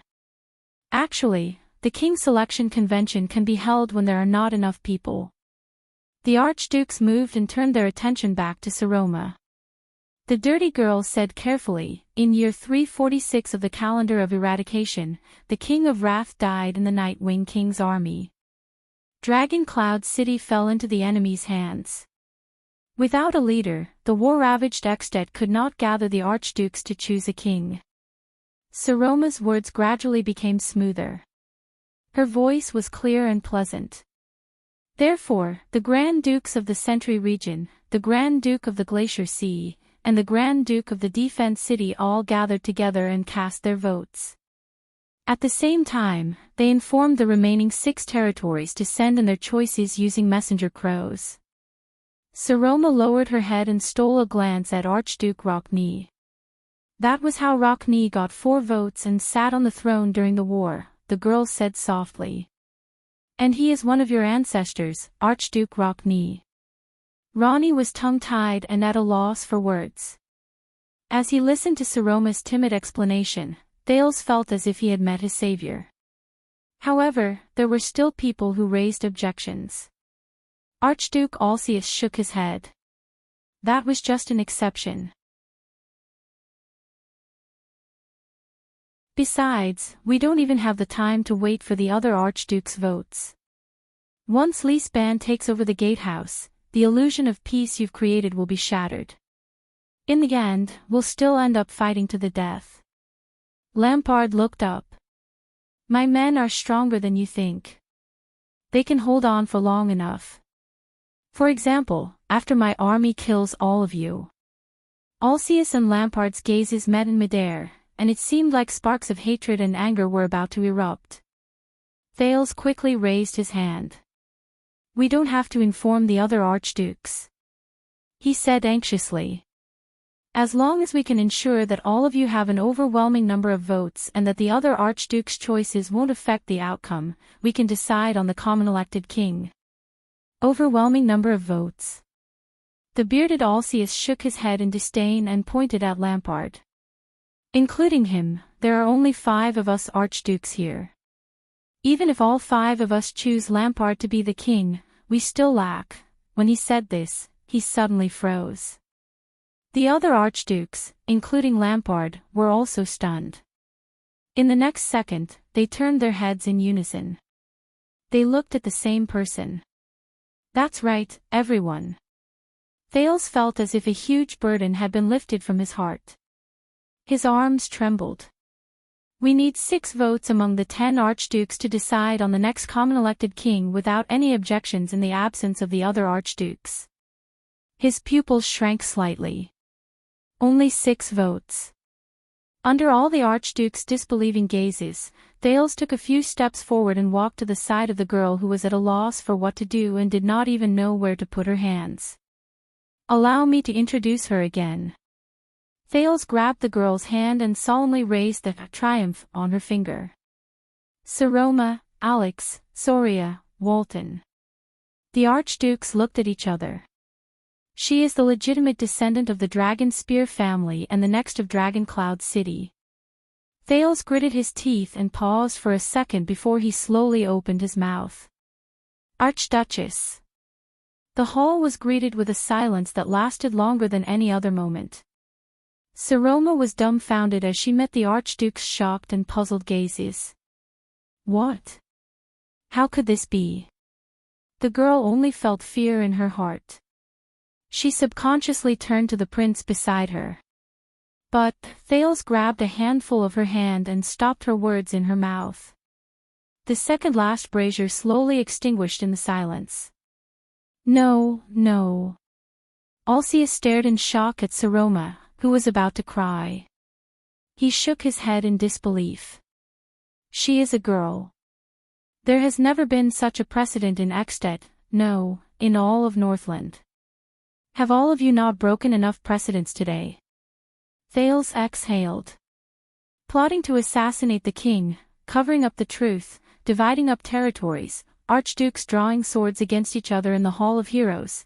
In comparison, the appearance of an archduchess is simply too conservative. Lampard stared at Saroma with a strange expression. He seemed to have thought of something and actually flashed a bitter smile. Archduke Letko sized up Saroma with difficulty. He wanted to say something, but stopped himself. A woman. Archduke Rockney narrowed his eyes. Neither the commoners nor the nobles of Ekstedt will acknowledge an archduchess. Thales said seriously, so, she needs all of your support. She needs the acknowledgement and affirmation of the 5 archdukes of Ekstedt in the kingdom to secure her position and suppress opposition and dissent. And her status as an archduchess will ensure that we. Thales stopped in time and changed the way he addressed the archdukes. Ensure that your king's selection is successful, and we can solve the dilemma of both sides. Whether all of you die in the chaotic battle or Lampard dies under the Prime Minister's sword, we can avoid both. At the same time, we can compensate for Dragon Cloud City's loss and fill the vacancy left by King Nuven's death. Trentide glanced at Saroma with interest. He stroked his beard and clicked his tongue. I have placed the choice and its consequences in front of all of you, everyone. Thales wiped the sweat on his forehead and wiped off a large amount of charcoal ash, but he did not notice it. He said solemnly, I only implore all of you to maintain your rationality to the greatest extent. No one spoke. Letko seemed to have aged a few years. The wrinkles on his face became more terrifying. Alcius pursed his lips. Rockney continued to stare at Lampard, even though the latter did not move at all. Thales held Saroma's hand closer and closer. He knew that the archdukes were struggling and hesitating. King Nuven's death. Alcius looked at Saroma with a bitter gaze. Can she accept it? Thales quickly poked Saroma. Ah. The girl seemed to have snapped out of her daze. I can compromise. Saroma looked at Thales' encouraging gaze and bit her lip. But this is Dragon Cloud City's blood debt. I will not forget it. Lampard snorted sarcastically. Alcius closed his eyes.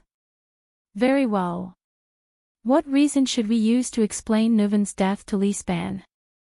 Calamities, Trentide interrupted. There was a rare gloominess in the Archduke of Reformation Tower's eyes. Just say that the king died in the blood calamities attack. They are evil enough anyway, they don't care about being cursed.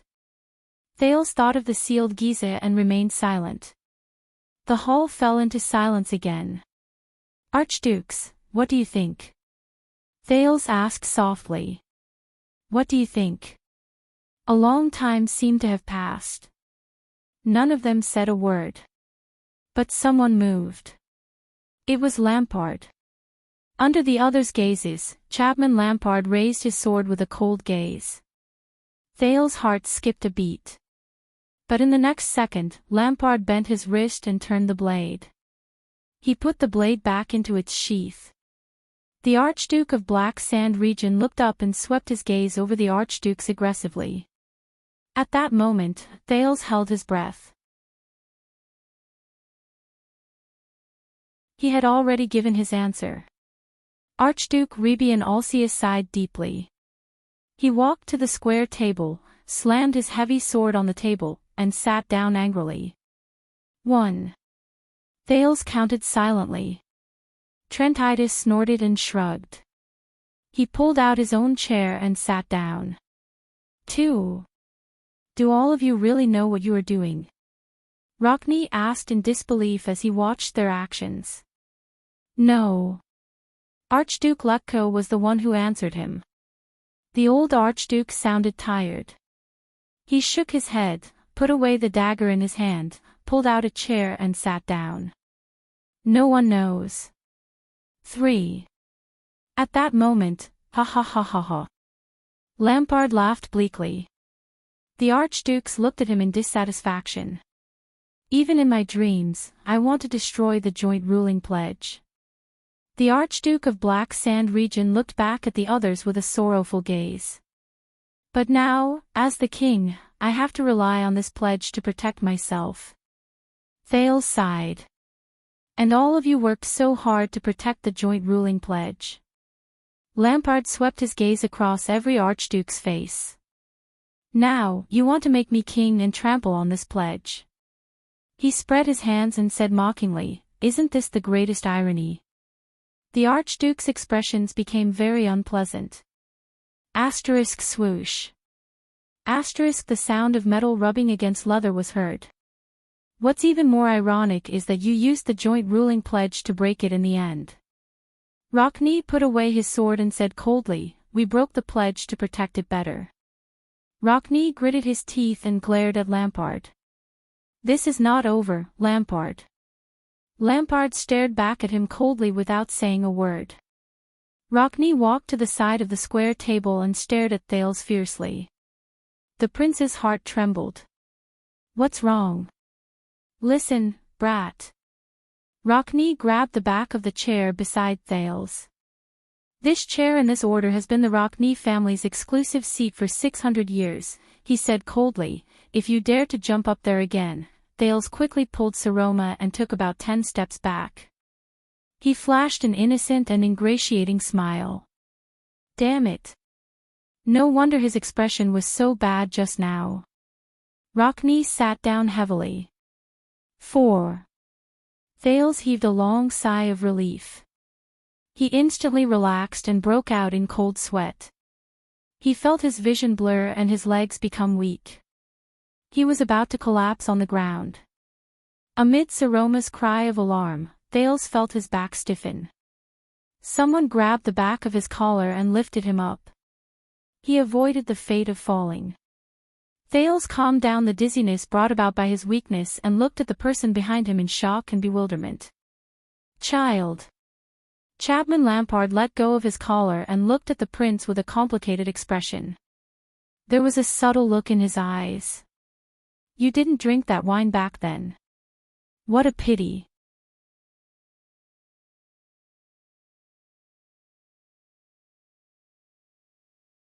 Chapter 271. It was a fantasy book, but with a sci-fi style. The title of the book might not stand out, Swordless Heart, what a stupid title. But when it came to the author, many fantasy readers might remember him, the great prodigal son who wrote Yala's Adventures. Yes, it was the 4 million-word novel about an uncle who ran around the world with beautiful girls. It was well known in the hearts of many readers, and could be said to be a fresh stream of fantasy. But the new book by the great prodigal son was very different from the previous one, which was full of righteousness. For example, the style was much more gloomy and gray. Some readers might not be used to it, but some readers might like the Gothic style of the post-war world. An author who was used to writing in his original style decided to change his approach and try to innovate. This was a kind of risk, but also a kind of courage. No matter what the result was, Swordless Heart must first express his approval for this attempt. Hey, even if you don't like it, you should contribute a few clicks to my collection. Otherwise, a minority of writers like the Great Prodigal Son would be forced by the market to write conventional novels. Let's talk about the novel itself. The narrative of this book is very interesting.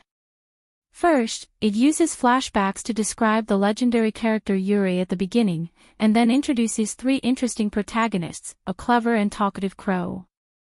The excited Rose and bloody violence she was a doubtful bisexual female leopard. Obviously, starting with the crow, probably everyone has a bitter past. The story begins with the first encounter of the three-person team. I believe in the skill of the characters in this book. Although there are not many words, the previous book is proof. The characters in Yala's adventures are vivid and real, and they seem to be at your fingertips. There are very few dry paper dolls and vases. The writing style of this novel was also okay. After all, it was written by an old writer who had written Yala with 4 million words. The writing style was smooth, and the narration was concise, compared to a novel with 1.4 million words in which the protagonist was only 7 years old. There was no difficulty in reading it. Secondly, the prodigal son's ability to change the world setting is obvious to all, as can be seen from Yala. This time, he chose a dark, gloomy, and gothic post-war world, in fact, more of a sci-fi style, and in the beginning of the preface, he dug a big hole, the door, to change the world. I don't know what surprises he will give us. As usual, I would like to talk about my shortcomings as a reader. 1. The first few chapters are long paragraphs of text, which is quite difficult to read. Fortunately, this situation improves after that. 2. The characters' personalities are too distinct, especially the three protagonists, who are unimaginably attractive. To some extent, it has the exaggerated effect of a stage play, but impatient readers probably won't be able to immerse themselves easily. 3. The narrative technique is rather complicated, especially the flashback from the first volume to the second. From the present to the first encounter, it is easy to make people feel lost. As for whether this is the case, you can judge for yourself. One sentence of evaluation: a refreshing old author's gothic and precious creative experiment.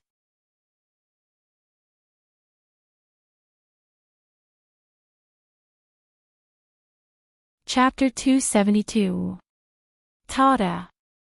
The long-awaited anti-theft chapter. Are you surprised? Are you going to get chicken dinner? You'll get it back soon. Pirated versions, come and subscribe to the original version. You'll get addicted. Heroic Spirit Palace, in front of the Hall of Heroes. Under the tense atmosphere, the confrontation between Black Sand region and the other archdukes continued. With the entrance of the stone hall as the center, the people stood in a clear division. The archduke's subordinates and palace guards occupied the inner ring, while the people from Black Sand region surrounded them from the outside. Both sides glared at each other. Many people had their palms pressed on their weapons. Their crossbows were on standby, and their shields were raised. They were ready to fight at any moment. And all of this depended on the crucial conversation between the 5 archdukes in the stone hole. Even in this situation, Viscount Lasaw Canvita of Black Sand region City of Light Town was one of the few who could still keep his composure. At least, compared to the swordswoman Croche beside him, who had a fierce glint in her eyes and was flicking her fingers, Viscount Canvita appeared calm and not nervous at all. Then, a scout sent the latest news into his ears, causing Canvita to furrow his brows. The Viscount pondered for a moment, then waved at Croche. With a solemn expression, he walked to a corner and sent someone to summon the Fire Knight, Tolja. The three of them gathered together. Canvita took a deep breath and carefully told them what he heard. Viscount Canvita lowered his voice and said in a deep voice, "The sentry post at the palace gate sent news that someone has broken into the gatehouse. It's very likely that they've already invaded Heroic Spirit Palace." The moment he said this, Crocia's expression changed slightly. Her gaze flickered, while Tolja put on a contemplative expression. "Broke into the gatehouse?" the swordswoman asked worriedly. "Is there something wrong with our defense?" Canvita shook his head. "I don't know, but the gatehouse is still in our hands." "How interesting." Tolja raised his head. There was a hint of anger in his voice. "Count Levon is indeed overconfident at times, but Vlad should be able to make up for his shortcomings. This is what I'm worried about." Canvita sighed. "A count of noble birth and a disciplinary officer who's a civilian captive, they can't possibly get along too well."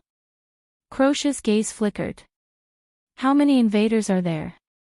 Canvita's expression was subtle. He seemed uncertain. "Not many. I heard that there are no more than a dozen of them, or even fewer." The other two were stunned. "So few?" Croce furrowed her brows. "What do they want?" Canvita shook his head to show that he did not know. The Fire Knight snorted coldly. "We have a large group in the palace. There are nearly 500 of them. Most of them are heavy infantrymen and heavy axemen. There is no need to worry." The Lord narrowed his eyes. "The identity of the intruder. Location." The moment this question was asked, Viscount Canvita took a deep breath.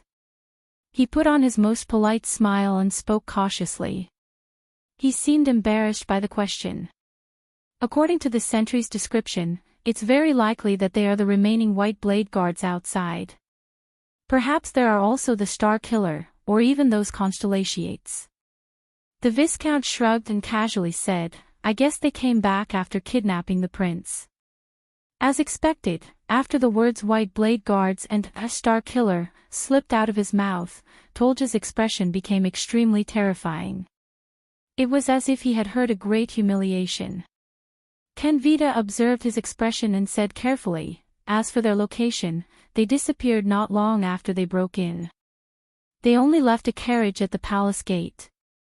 There was silence. Even Croce did not say a word after Canvita signaled her with his gaze. Finally, Lord Tolja took a deep breath. "I'll go look for them. Give me a guard. Even just 4 squads, 100 men."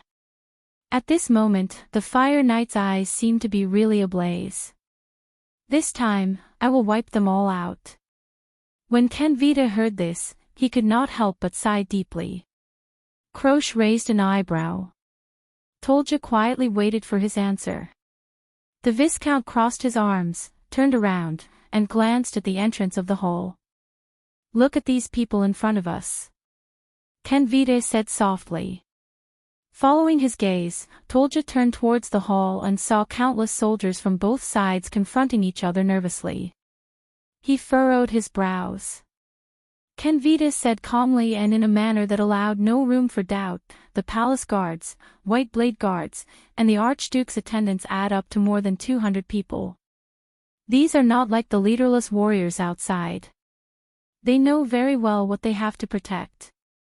If the situation changes, they will fight with their lives on the line. And His Grace is right here." Canvita paused for a few seconds. Tolja did not say a word. He seemed to be thinking. In this game of chess, the Archduke's location is the key. Canvita looked at Tolja's expression and nodded. "We must maintain an absolute advantage in the Hall of Heroes. 500 people against 200 people is already very difficult. We cannot take the risk of splitting our forces. And those 4 archdukes are not fools. Any of our actions will reveal unnecessary information to them, which will then hinder His Grace's plan. Tolja took a deep breath and closed his eyes. The Viscount continued to speak, as long as we have a large number of soldiers and control the hall, neither the invaders nor these people will have a chance to take advantage of us. On the other side, the swordswoman Croche narrowed her eyes and spoke in a timely manner. Why can't we bring more people here? Perhaps it would be easier to fight. Kenvita threw her a look of approval. The more people you mentioned are regular soldiers and not recruits, my lady. Kenvita turned to her and said politely, besides, we did not come here to defend the palace in the first place, nor do we plan to take down the gatehouse. It's only because of an accident that we have no choice but to stand here. He lifted his gaze and glanced at Tolja, intentionally or otherwise. Our only mission is to protect his grace. Tolja snorted coldly. Croche curled up the corners of her lips and stared at the Viscount with a subtle look in her eyes. Then are we just going to watch and let those dozen flies run amok in the palace? Kenvita shook his head. His grace is fighting alone inside, and I am very confident in him. He nodded.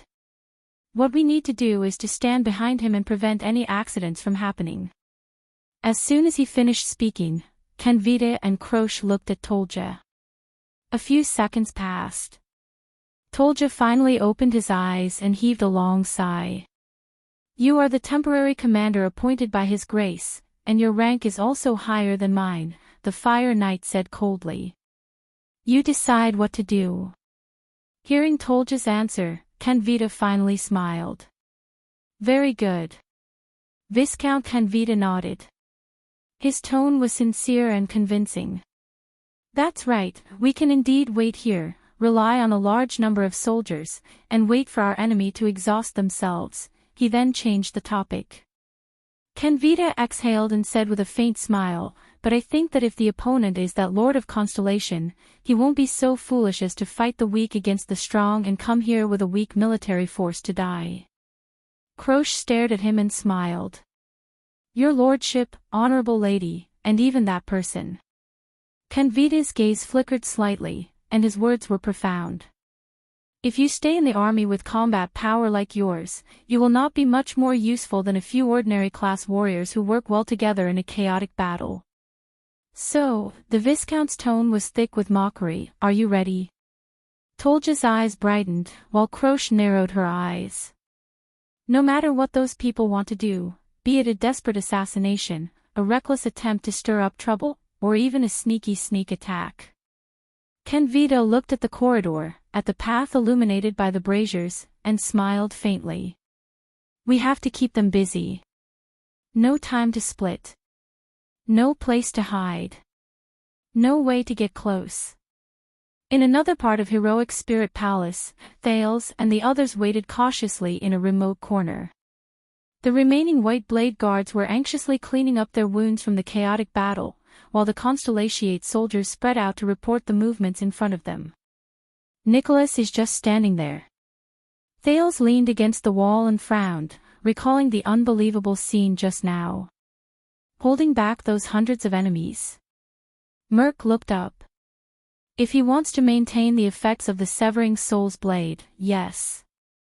The former administrator with a crew cut nodded. His expression was solemn, and his tone was somber.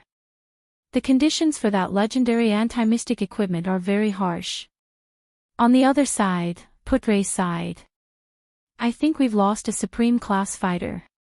The only Supreme Class fighter. Thales furrowed his brows. Beside him, Little Rascal said dejectedly, he'll be fine. After the chaotic battle just now, Nicholas turned around and ordered them to continue forward with a fierce look. He continued to stay in the circle of yellow light, resisting Black Sand Region's pursuit. Indeed, with Nicholas' extraordinary performance, they managed to break into Heroic Spirit Palace. But then, Thales took a deep breath. Let's continue. The prince clenched his teeth and clenched his fists. Let's go find Lampard and the Archdukes. Let's end this damn farce. Raphael's voice came from behind them. For now, it seems to be a little difficult. Raphael flashed a relaxed smile. We've just scouted the situation in the 2 corridors in front of us. Although there are no enemy defenses, but Raphael stopped talking and swept his gaze across everyone. His smile did not fade. Everyone furrowed their brows and waited for his words. We've caused too much of a commotion. It's very likely that we've alerted the enemy sentries. Miranda walked up from behind him and said flatly, "The people in Heroic Spirit Palace, Lampard probably already knows of our existence." Thales sighed. How many people do they have in the palace? Not more than the gatehouse. After all, the pressure on the gatehouse is greater. Miranda looked at the prince. Her gaze unconsciously tensed up and revealed a hint of guilt. But the worst-case scenario is, as many as the gatehouse. Everyone's heart sank. So, we're still in danger. Even if I followed Shiles in, the situation won't be any better. Thales thought of those fearless Black Sand region soldiers and their wave-like pursuit. He felt extremely irritated about that. Cohen raised his eyebrows and rolled his eyes. That Uncle Star Killer. Can we call him back? You want to play that trick again? The White Blade guards glared at him. Merc also cast him a sideways glance. His meaning was self-evident. Cohen's expression froze. He shrugged and smiled awkwardly. I'm just asking. Just as everyone was frowning, a familiar yet strange voice rang out. It was the veteran, Janet. They did not form a defense line in front of the palace gate, nor did they split up their troops to patrol the corridors and passageways. The veteran from Starlight Brigade narrowed his eyes. The new recruit, Willow, leaned against the wall beside him. Under the gazes of so many important people, he seemed very nervous. Duke John once said, "Where the enemy is what the enemy thinks." On the battlefield, this can explain a lot of things. Listening to his words, Putre's gaze flickered slightly. Thales' eyes lit up. For example. Putre continued the veteran's words and took a deep breath. For example, they are very confident in the defense of the gatehouse. They think that no one can break through the gatehouse. Thales raised his eyebrows. Very good. At least, we don't have to worry about this anymore. Putre pondered, his gaze could not help but flicker. Secondly, they must have something more important to do. They cannot afford to disperse their forces.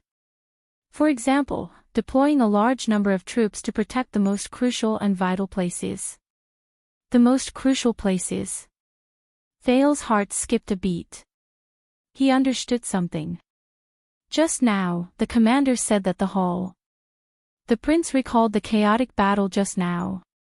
I think Lampard is in the Hall of Heroes. Raphael nodded slowly. Guess what he is doing?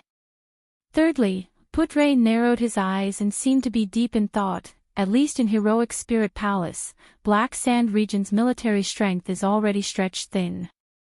They cannot be moved easily. Thales took a deep breath. I understand, the prince said, a little moved. They are confronting the 4 archdukes. Thales raised his head abruptly. So they cannot disperse their forces, nor do they dare to take the risk. Because to them, the attitude of the 4 archdukes is more important. He had to think this way. He had to think this way. Putre nodded with a firm expression. So, while our current situation may seem bad, the vice diplomat said softly, but compared to just now, it's a world of difference. We have indeed caught their vital point. Putre raised his head and revealed a smile. From now on, even though we are few in number, as the third party who suddenly entered the battlefield, we have the initiative.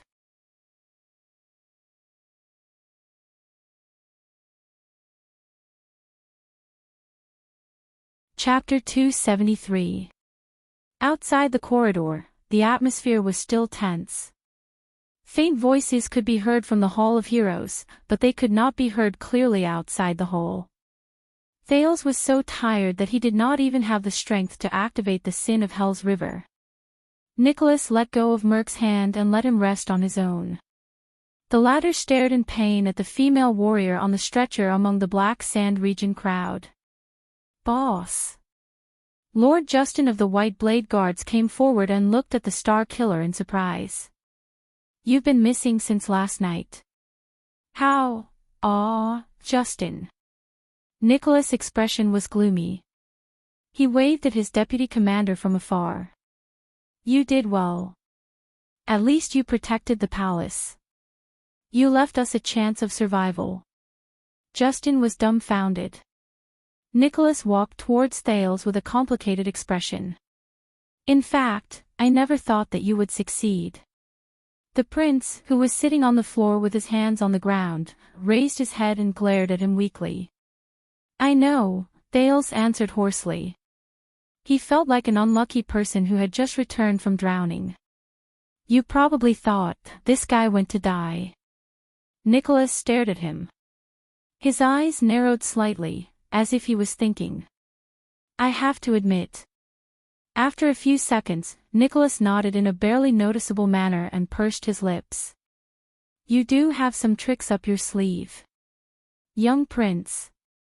Once he finished speaking, the Star Killer turned around and walked towards Prime Minister Leespan.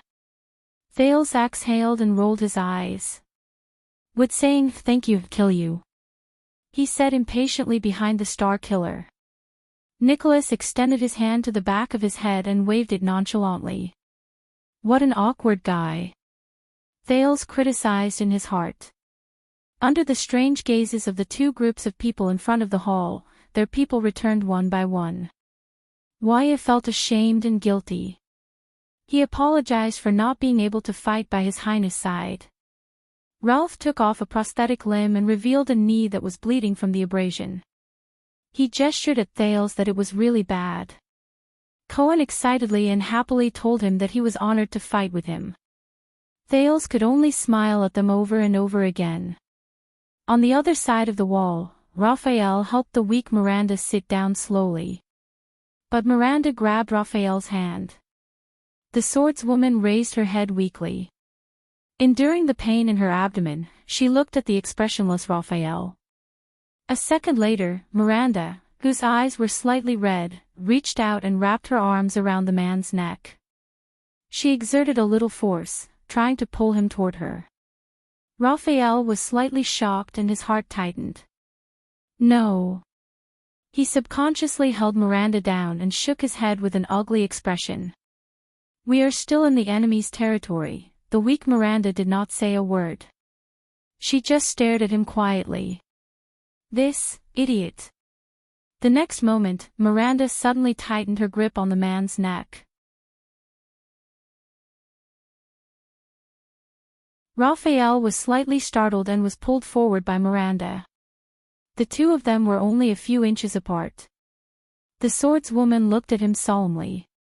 Those eyes, just like many years ago, the girl who told him seriously in the snow, "Smile. Listen to me word by word."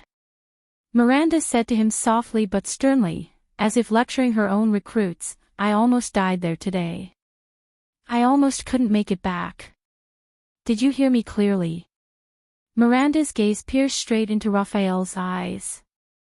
It made his heart ache, and he did not know how to react. Raphael sighed. He looked at Miranda's stern expression with mixed feelings. That girl in the snow has grown up.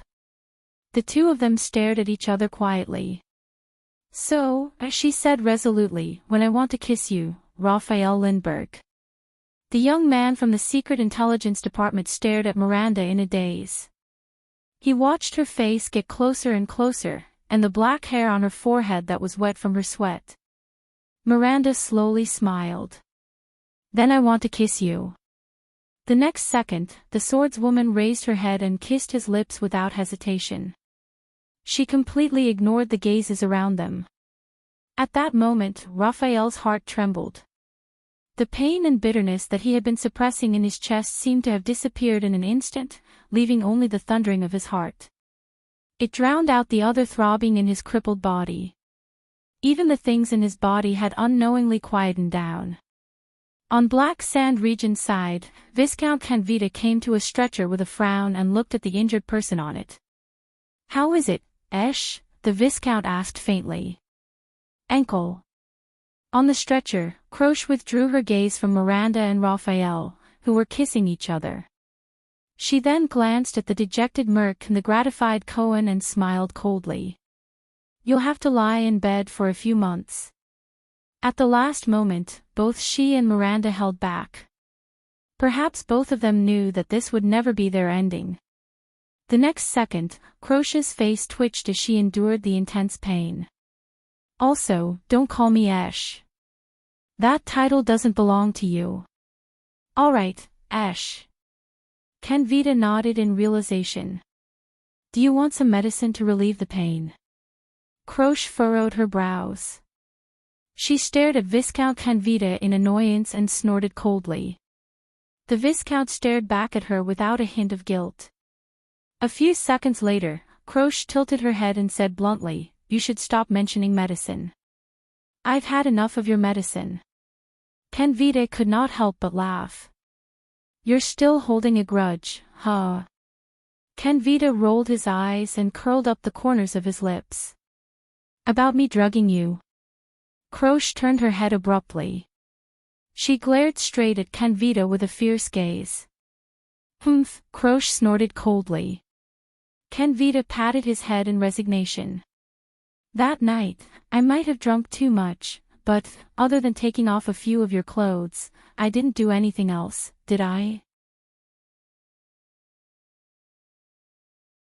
The Viscount of the City of Halting Light shrugged. He narrowed his eyes and swept his gaze over Croce's full bosom. "You know, I'm not interested in big-breasted girls." Croce stared at him silently. The Viscount felt a chill run down his spine. "Yes, you didn't do anything else," Croce said softly, "but you destroyed my faith with your drunken talk that night. Lassa Canvita. You destroyed my faith to live by the sword. You made me realize for the first time what I really am. And where my value lies. Also." Croce's gaze was cold as she stared straight into Canvita's eyes. "No matter what you're interested in, it has nothing to do with the size of my breasts." Canvita smiled faintly. "To be able to destroy your faith, those drunken talk were really worth it. Also, you think that the size of your breasts is only related to you." The Viscount sighed and extended his finger without any scruples. As if he was poking an ordinary piece of pork, he poked the leather armor on Croce's chest. But this world doesn't think so. Just when Croce's gaze could kill, the door to the Hall of Heroes opened. Everyone outside the hall turned their heads in unison. Following the sound of steady, light, heavy, or anxious footsteps, a group of people filed out. The soldiers and guards immediately retreated respectfully and made way for them. Thales frowned. The Archduke of Black Sand Region was walking at the forefront, while the other archdukes followed by his sides with different expressions on their faces.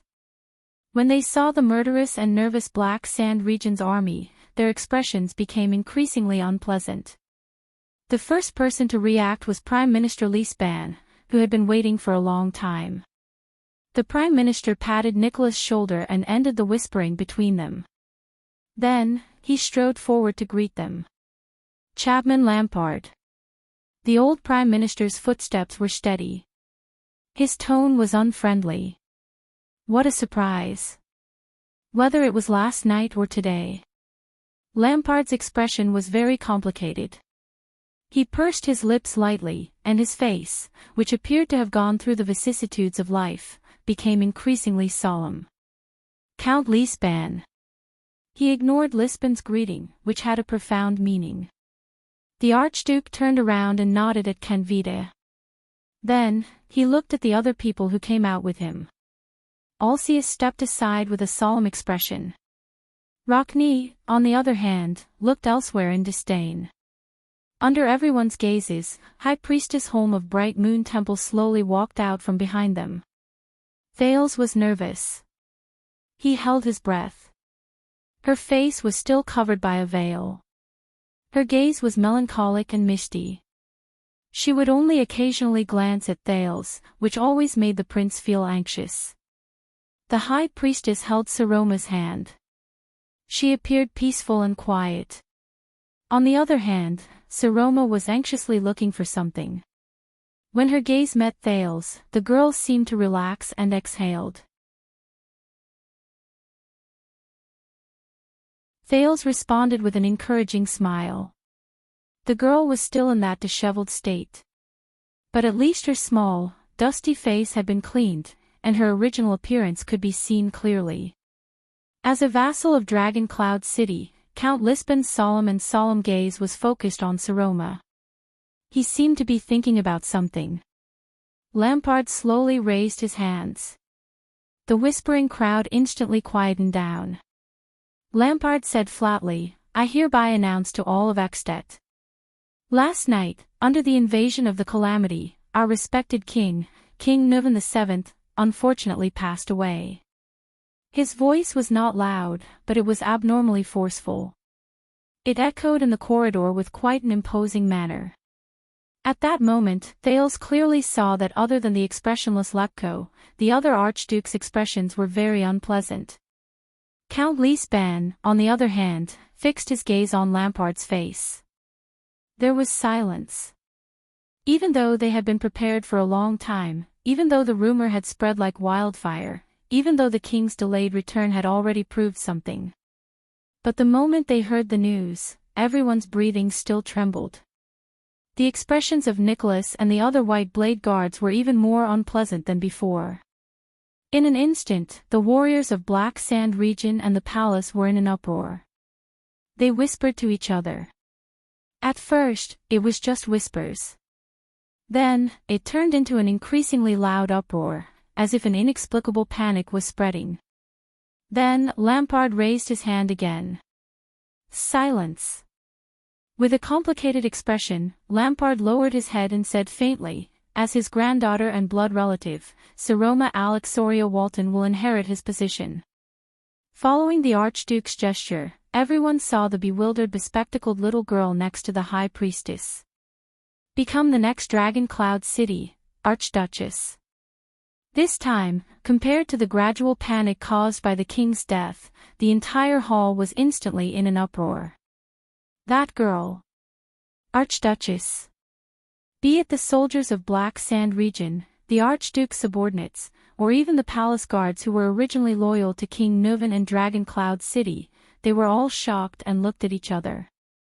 If it were not for the fact that most of them were warriors, the situation might have long gone out of control. Only the White Blade guards, including Nicholas, appeared unusually calm. But the archdukes, including the ashen-faced Prime Minister Lisban, were not surprised at all. Watching Saroma's face turn from red to white as she endured everyone's gazes and panicked, Thales felt very uncomfortable. Lampard looked at the entire hall solemnly and did not move. At this moment, Prime Minister Lisban took a step forward. His action attracted everyone's attention. Count Lisban came before Saroma and slowly squatted down. "My lady, are you all right?" he asked softly, as if he was comforting a child. Saroma stared at him in a daze. The wrinkles on the count's face trembled slightly. "I am Seal Lisban. I was your grandfather's vassal and his kingdom's prime minister." "Greetings," Saroma answered timidly, perhaps because of the high priestess's signal, "Your Grace." Lisban shook his head. His gaze was filled with love and sorrow. "No, please remember," the count said sternly, "I am your vassal. I am loyal to you." Saroma was stunned. She stared at the count's stern expression. In the noisy corridor, Saroma nodded and pursed her lips. "Greetings." The girl tried hard to put on a firm expression. "Seal." It was only then that a smile appeared on Lisban's wrinkled face. He slowly stood up. In the restless crowd, Croche, who was half sitting on a stretcher, shook her head mockingly. In the end, it was our enemy who brought out an archduchess. How ironic. Viscount Canvita turned his head around. Do you really think so? Croche still had a disdainful look on her face. Am I not? Canvita chuckled and quickly poked her head. No, Ash. Under Croche's murderous gaze, the Viscount nimbly withdrew his right hand before the female warrior broke his finger. Listen carefully with that cute little head of yours. Canvita's sharp gaze shifted to Saroma, then to the Archduke's silhouettes. He stared at their ashen, calm, or insuppressible expressions.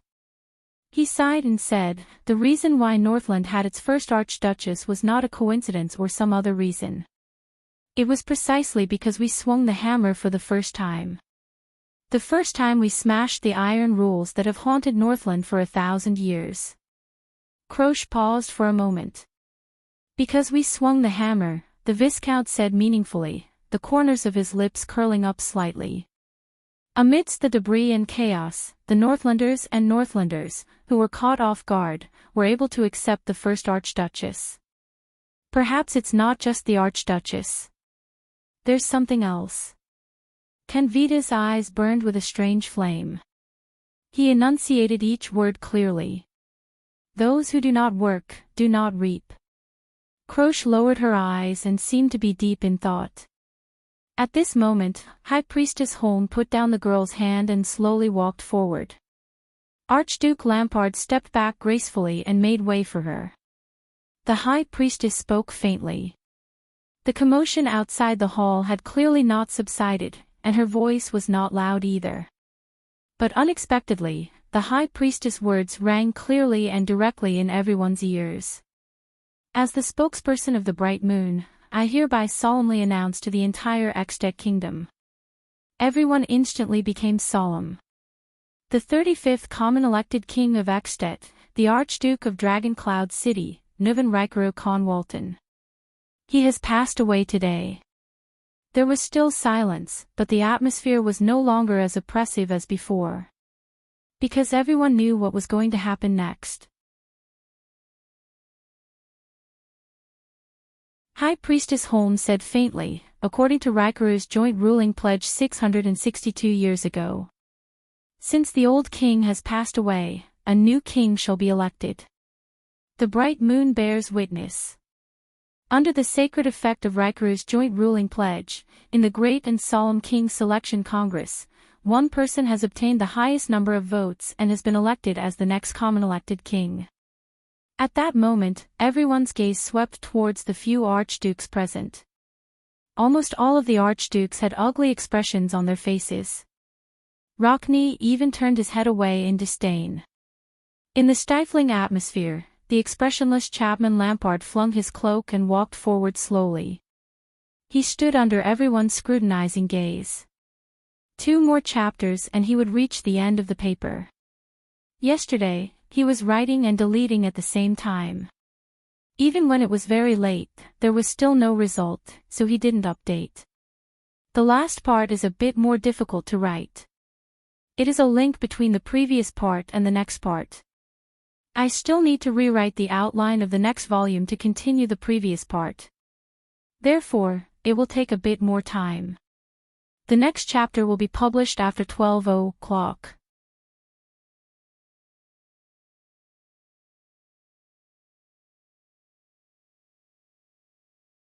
Chapter 274. Quite a number of people frowned. The breathing of the White Blade Guards and the Palace Guards gradually grew heavier, and they even clenched their fists. In response, the warriors of Black Sand region pressed down on their weapons, and their gazes were cold as a warning. The 2 groups of people were ready to fight again. Their nerves were taut, and the atmosphere in the hall became very oppressive. As the people involved, Lampard and the other archdukes remained calm, as though they did not see this frightening scene. Only people like Nicholas and Tolja kept warning their subordinates with their gazes. It's really full of Northland characteristics. In the corridor outside the hall, there are not enough nobles to attend the ceremony, and no foreign guests are invited. There are only two groups of soldiers who can't wait to kill each other, and schemers with ulterior motives. In a remote corner, Putre sighed and whispered into Thales's ear, "This is probably the most I've seen in my life. The simplest, most time-saving, and most soul-stirring coronation ceremony." Thales's eyebrows twitched. "You can't say that. There are 6 archdukes present, and us, the foreign guests. As for the simplest, most time-saving, and most thrilling..." The prince repeated the vice diplomat's words. Recalling everything that happened today, he could not help but shake his head. "All right, I suspect that no one will be able to break this record in the future." Fortunately, the conflict that many people were worried about did not happen. Lampard stood in front of High Priestess Holm and nodded slightly at the priestess. The priestess' emotionless voice rang in everyone's ears again. "I, Joel Holm of Bright Moon Temple, am here to inquire on behalf of the gods, on behalf of the Dragon Queen, and on behalf of all previous kings." Everyone immediately became serious. Thales was no exception. Due to the several strange encounters with the representatives of the gods, he was even more anxious than the others. As the suzerain of Black Sand region, one of the 10 glorious and majestic Ekstedt archdukes, and the candidate of the King's Selection Congress, Chapman Solon Holm Lampard, the high priestess' voice was indistinct but clear. Her voice was solemn, and her gaze was solemn. Lampard stared at her eyes through the veil solemnly. High Priestess Holmes said calmly, "Are you willing to swear on your honor and life?" All the Northlanders pressed their palms against their hearts in unison. Their expressions were respectful and solemn. Just when Thales looked around, wondering whether he should imitate them, Putre shook his head and dismissed the idea. The priest's words were solemn and steady, but they seemed to be filled with an indescribable power that struck everyone's heart. "As a Northlander, bear this heavy responsibility. As the king of the entire territory, rely on your wisdom and breadth of mind to stand at the forefront of the kingdom. I swear to defend Ekstedt and Northland with my life. The glorious and noble spirit of defending the kingdom will not be buried. To ensure that the legitimate and natural rights of the vassals are not violated. To protect the lives and property of the Northlanders from being harmed. From now until the end of your life." The officiator's voice fell. All the Northlanders held their breaths and turned their gazes towards the Archduke, who was dressed in military attire and who did not smile. Lampard took a deep breath and closed his eyes. No one knew what he was thinking. At that moment, as he listened to the oath, Thales suddenly remembered the Archduke of Black Sand region's ideals and wishes. He hasn't given up, Thales told himself with certainty as he looked at the Archduke's expression. No matter how many restrictions there are, how great the obstacles are, how difficult the road ahead is, he will stick to it and never regret it. For his Ekstedt. In the next second, Lampard suddenly opened his eyes. His gaze was like steel. The Archduke's palm, which was pressed against his heart, suddenly clenched and pressed his fist against it. "I, Chapman Solon Holt Lampard of the Lampard family," the Archduke of Black Sand region's voice was majestic and his expression was firm. "I swear on my honor and life." He spoke resolutely, enunciating each word. It was shocking. "As a Northlander, I will bear this heavy responsibility. As the king of the entire territory, rely on my wisdom and breadth of mind to stand at the forefront of the kingdom." Thales listened to his oath quietly and frowned slightly. Saroma watched Lampard nervously and did not move.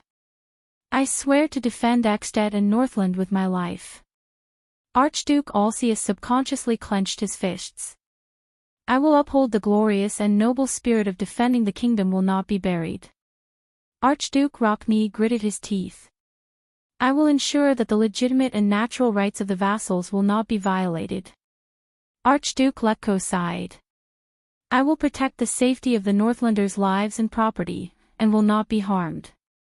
Archduke Trentide rolled his eyes and seemed to be deep in thought. From this moment until the end of my life. After Lampard said the last word, he raised his head resolutely and looked around. He was like the leader of a pride of lions. Wherever his gaze landed, everyone averted their gazes to avoid eye contact. When his gaze swept past Thales, the prince did not know if it was an illusion, but he only saw the Archduke's eyes widen slightly. High Priestess Holm nodded slightly. She turned around again and faced the Archdukes.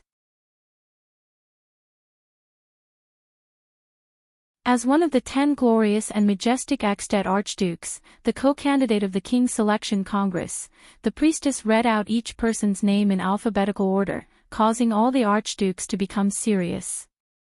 Archduke of Prestige Orchid, Arabian Alceus, Archduke of Defense City, Rogers Letko, Archduke of the City of Faraway Prayers, Kulgan Rockney, Archduke of Reformation Tower, Porpheus Trentida. Under everyone's gaze, High Priestess Holm turned to the last person.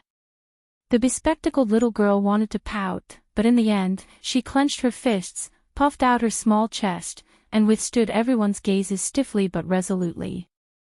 Lampard looked at the girl from afar and could not help but narrow his eyes. In the next second, the priestess softly uttered a title that had never appeared in the past 600 years. Archduchess of Dragon Cloud City. Sir Roma Walton. There was still a small commotion in the crowd. But the Star Killer and the Fire Knight walked into the crowd together and suppressed their objections with murderous gazes. Are you willing to swear on your honor and life, as a Northlander, accept this oath? As the king's vassals, offer your treasured swords and shields, and stand by the king's side, swear to defend Axted and Northland to the death. Uphold the glorious and noble spirit of the kingdom, and not be buried. Ensure that the legitimate and natural rights of the vassals are not violated. Protect the safety of the Northlanders' lives and property, and not be harmed. From this moment onwards, until the end of your lives. Thales mulled over the Archduke's oaths in his heart. He suddenly realized that other than the first sentence, it was almost the same as the king's oath.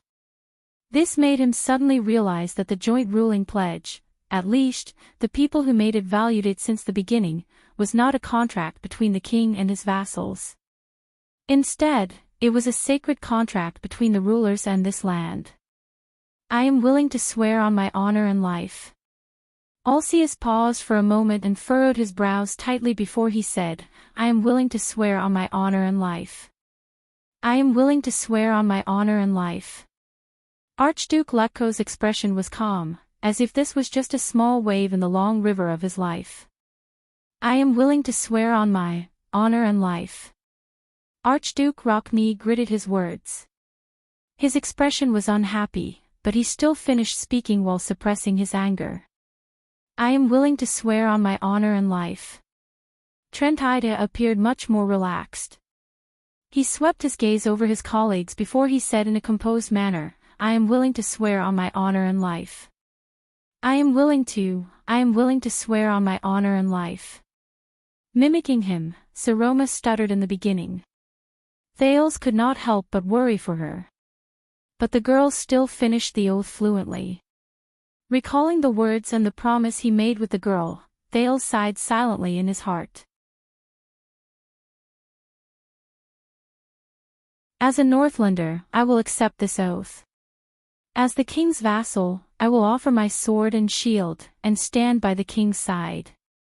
The 4 archdukes and an archduchess pressed their right hands on their chests. Although their expressions were different, they still repeated the oath just now respectfully. Everyone waited for the priestess' reaction anxiously and expectantly. A few seconds later, the high priestess nodded slightly. She turned around and stood beside Lampard, facing the crowd. Tolja's tall figure moved past the crowd and arrived beside the priestess. He was extremely respectful, holding something with both hands at his chest. Everyone's gazes were focused on that item. Their gazes froze. Thales stared fixedly at Tolja's hands. He recognized it. It was a hollow iron crown with a dark golden luster. It looked inconspicuous and even plain and shabby. There was only a dark red gem embedded in the forehead. That was the crown King Nuvan wore before he died. Wait a minute. Thales was slightly startled. His gaze focused on the dark red gem.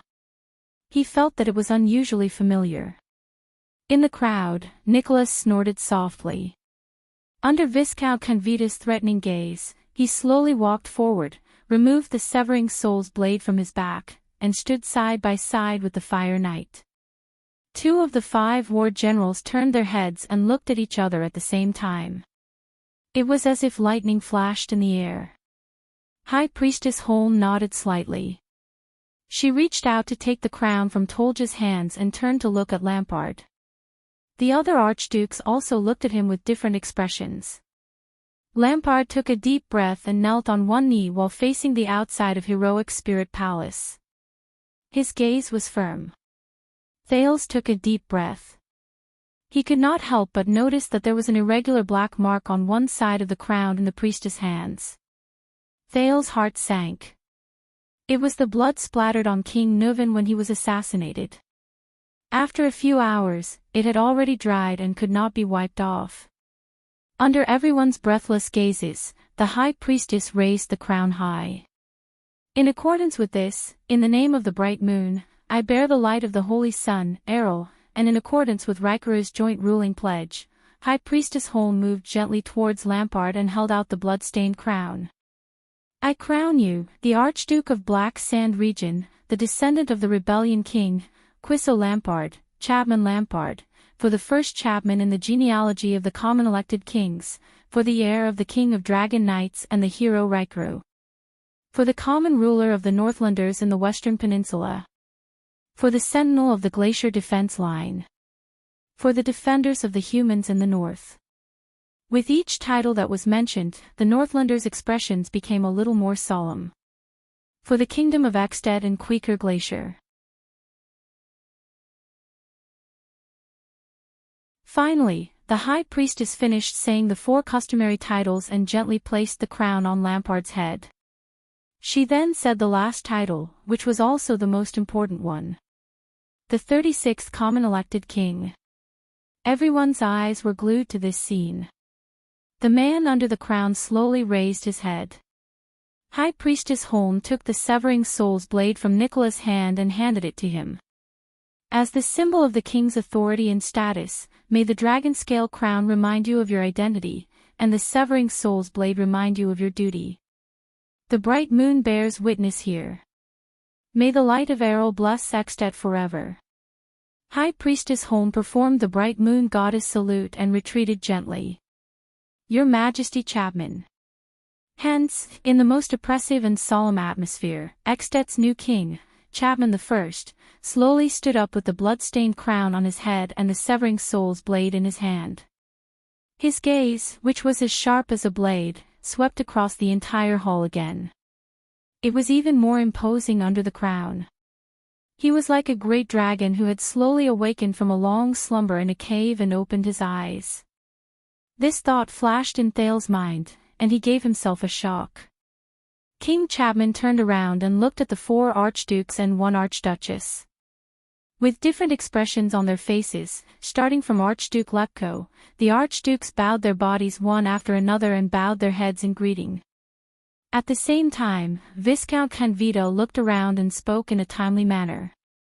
The old king has passed away. He slowly bent his body and knelt on one knee. Solemnly and loudly, he said, "Long live the king! Long live King Chapman!" His voice echoed in the palace.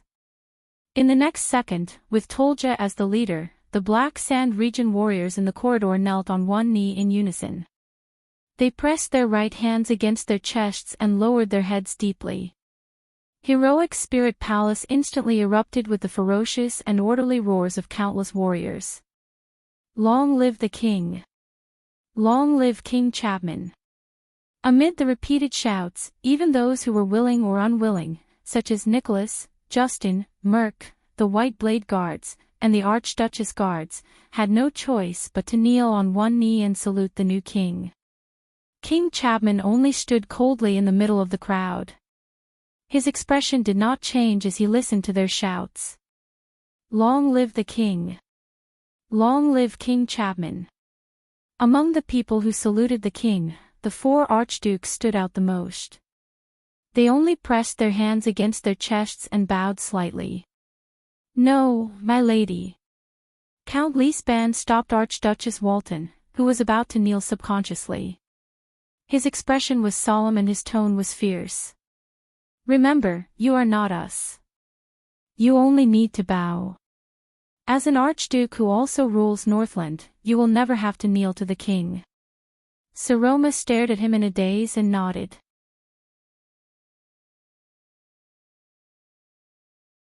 Then, she imitated the archdukes and bowed to King Chapman. They were not the only ones who were special. In the corner of the corridor, the people of Constellation stood on the spot with their backs against the wall. They watched the Northlanders who knelt on one knee around them with complicated emotions. They watched this special coronation ceremony with great sorrow. Tell me, my prince. Putre stared at the overbearing King Chapman and sighed softly. When you first saw him, did you imagine this scene? No, the prince answered without hesitation.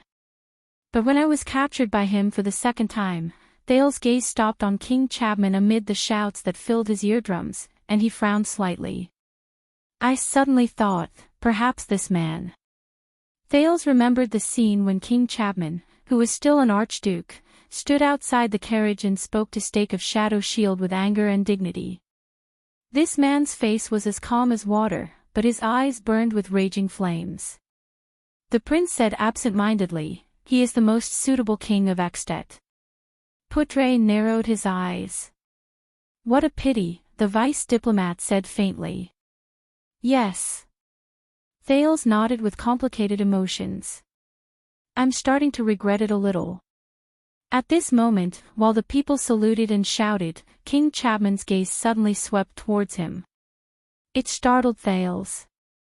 King Chapman slowly raised his left hand. Some people noticed the new king's gesture. They gradually stopped shouting and saluting, and stood up one after another. More than 10 seconds later, the corridor became quiet again. Chapman I looked around and said coldly, as your new king, I hereby issue my first order. Thales was shocked. It can't be. What does he want to do the first second he becomes king? But the other archdukes' gazes were very calm and their expressions were indifferent, as though they had expected it. Only Saroma looked at Thales worriedly. This made the prince feel uneasy. Everyone was solemn as they waited for the king's words. Extet's new common-elected king, Chapman I, slowly turned to the corner of the Constellations and said coldly, in the name of Extet's common-elected king, I hereby invite the Honorable Second Prince of Constellation, Thales Jadestar, as a witness to the friendship and relationship between the two kingdoms, to live permanently in Dragon Cloud City. At that moment, Thales felt as though he was struck by lightning. The Constellations looked at King Chapman in shock, then at the prince. Live permanently, Dragon Cloud City. Just as Thales was about to speak subconsciously, King Chapman said in an unquestionable tone, and he will accept this kind offer. He will live together with the people of Extet in Northland and bathe in the snow and ice. Until this honorable prince, at that second, Chapman Lampard stared at Thales with a cold gaze. To be crowned king. Thales stared blankly at the aloof King Chapman. His emotions were in turmoil. A few seconds later, the prince lowered his head subconsciously and sighed softly.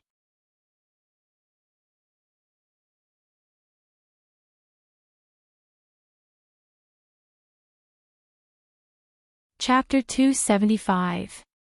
King Chapman and his subordinates regrouped under the surprised gazes of the others. The king came before the prime minister, the former prime minister. Count Leesband stood up from beside the archduchess and met the new king's gaze without showing any signs of weakness.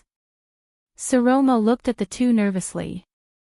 Now, my people and I will leave Heroic Spirit Palace, the First Gatehouse, and even Dragon Cloud City. King Chapman's expression was cold. His left hand casually pressed against the saber at his waist, and his right hand tossed the severing soul's blade to Lord Tolja. Count Leespan, the patrols under your command in the city won't stop us, will they? Count Leespan flashed a cold smile. His gaze swept past the soldiers of Black Sand region, whose hostility did not diminish. How would we dare to obstruct His Majesty's journey? The old count said flatly, as long as the people of Black Sand region can withdraw from Dragon Cloud City in a friendly manner. Leespan narrowed his eyes. Except for the most unreasonable lunatics, no one in this country dares to disrespect the king. Chapman the First nodded slightly without any expression on his face, as if he did not understand the hidden meaning in the count's words. Then, I hope that you can provide supplies and a place for my people to stay so that they can face the coming day before the bitter cold winter, the king probed, seemingly unbothered. There should be no problem. This time, the count refused very straightforwardly. Forgive me, but I cannot comply. King Chapman exhaled through his nose. His eyes were filled with coldness. Due to certain reasons, Dragon Cloud City still has a lot of messes to clean up. Count Leespan, who was used to seeing storms, did not change his expression. He said nonchalantly, I apologize for Dragon Cloud City's poor hospitality, but I must first serve my master before I can spare the energy to share the burden of the Northlanders' common lord. You know, I am no longer the kingdom's prime minister who serves the entire territory. Chapman frowned in a barely noticeable manner. He looked at the bespectacled little girl beside Leespan, and at her platinum hair, which was covered in stains. Saroma crossed her arms anxiously. King Chapman nodded slowly. In the end, even a king has to rely on himself, right? Chapman said flatly, we will find our own campsite. Count Leespan moved lightly and stood in front of the Archduchess with an unapproachable expression on his face. Only then did the king retract his gaze. I wish you a smooth reign, girl, King Chapman said meaningfully. After all, we are now bound together. I'll keep an eye on you, and I'll keep an eye on the boy. The king said faintly, please remember, he is our bargaining chip against Constellation. And remember your vow to defend Ekstedt and Northland to the death. Saroma's face instantly turned pale. Without waiting for their response, King Chapman, who was wearing the blood-red crown, turned around and walked out of the palace while surrounded by his soldiers. The White Blade Guards and the palace guards watched them leave coldly, but their fingers never left their blades. In the crowd, the Fire Knight Tolja held the Severing Soul's blade and walked past the former commander of the White Blade Guards. His gaze was subtle. Take good care of it. Nicholas bandaged the wound on his arm and said without raising his head, one slash to death. This is a great weapon that saved the Western Peninsula. The Fire Knight furrowed his eyebrows slightly. He stopped and scrutinized the Severing Soul's blade in his hand. I'll send someone to deliver the legend of the White Blade Guards to Black Sand region. Of course, you'll have to pay for the creation of the White Blades. There was no emotion in Nicholas' words, as though he was doing the most boring and rigid job.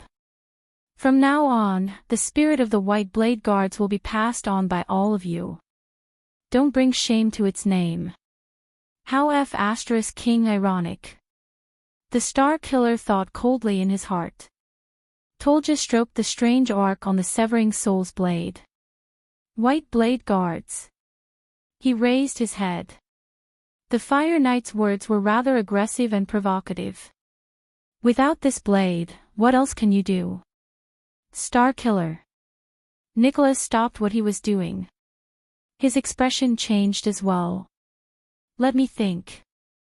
Nicholas clenched his fists tightly and his gaze was cold. For example, suddenly appearing from some unknown dark corner and beheading a Kingslayer. Tolja stared at him quietly. You know, among those in supreme class, the most effective identity is not that of a warrior, Nicholas said softly. It's that of an assassin. Tolja stared at him silently and allowed his subordinates to leave in droves behind him. His expression was as cold as ice. Nicholas did not seem to notice it. He continued to stare at his enemy without showing any signs of weakness. A few seconds later, the Fire Knight laughed coldly. Ha ha ha ha. Tolja hung the sheathless Severing Soul's blade on his waist and sized up the pale Star Killer with great interest. Nicholas stared at him coldly. But what happened next was beyond the Star Killer's expectations. Without hesitation, Tolja grabbed the other weapon on his waist, pulled it out along with its sheath, and threw it forcefully. Nicholas was shocked and instinctively stretched out his hand. He caught the weapon thrown by the other party from afar. A second later, he saw the weapon in his hand clearly, and his mouth fell open in surprise. He turned around and stared at the calm Fire Knight. What is the meaning of this? Nicholas gritted his teeth and stared at the rising sun saber in his hand. His expression was indignant. Tolja stared at his old weapon. There was attachment and nostalgia in his eyes. Take good care of it, the Fire Knight said softly. He seemed to be filled with endless emotions. Compared to saving the Western Peninsula, this is a great weapon that saved the world. Nicholas held the golden saber in his hand in a daze. He was momentarily at a loss for words. Remember, Star Killer. Tolja turned around and tapped the Severing Soul's blade on his waist. His voice was firm, and his gaze was subtle.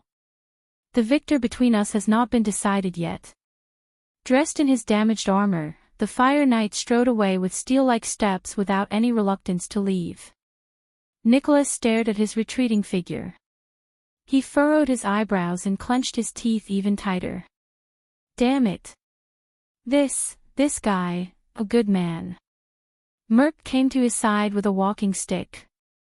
He stared at Tolja's figure and shook his head with a sigh. It's a pity that he's standing in the wrong place. Nicholas closed his eyes and exhaled heavily. The Star Killer turned to his old friend. I'm here to say goodbye. Merc patted Nicholas' shoulder. His expression was bitter. We'll meet again, my friend. He glanced at Archduchess Walton, who was surrounded by a crowd in the distance. His expression was hesitant. You know, you can stay, Nicholas said in a low voice. No. My story in the legend of the White Blade Guards. In the end, Merc sighed. He looked into the distance, turned around, and left with his walking stick. It truly ends here. Nicholas stared at his back as he left, stumbling. He did not say a word. He just put his hand into his pocket and grasped an ordinary stone.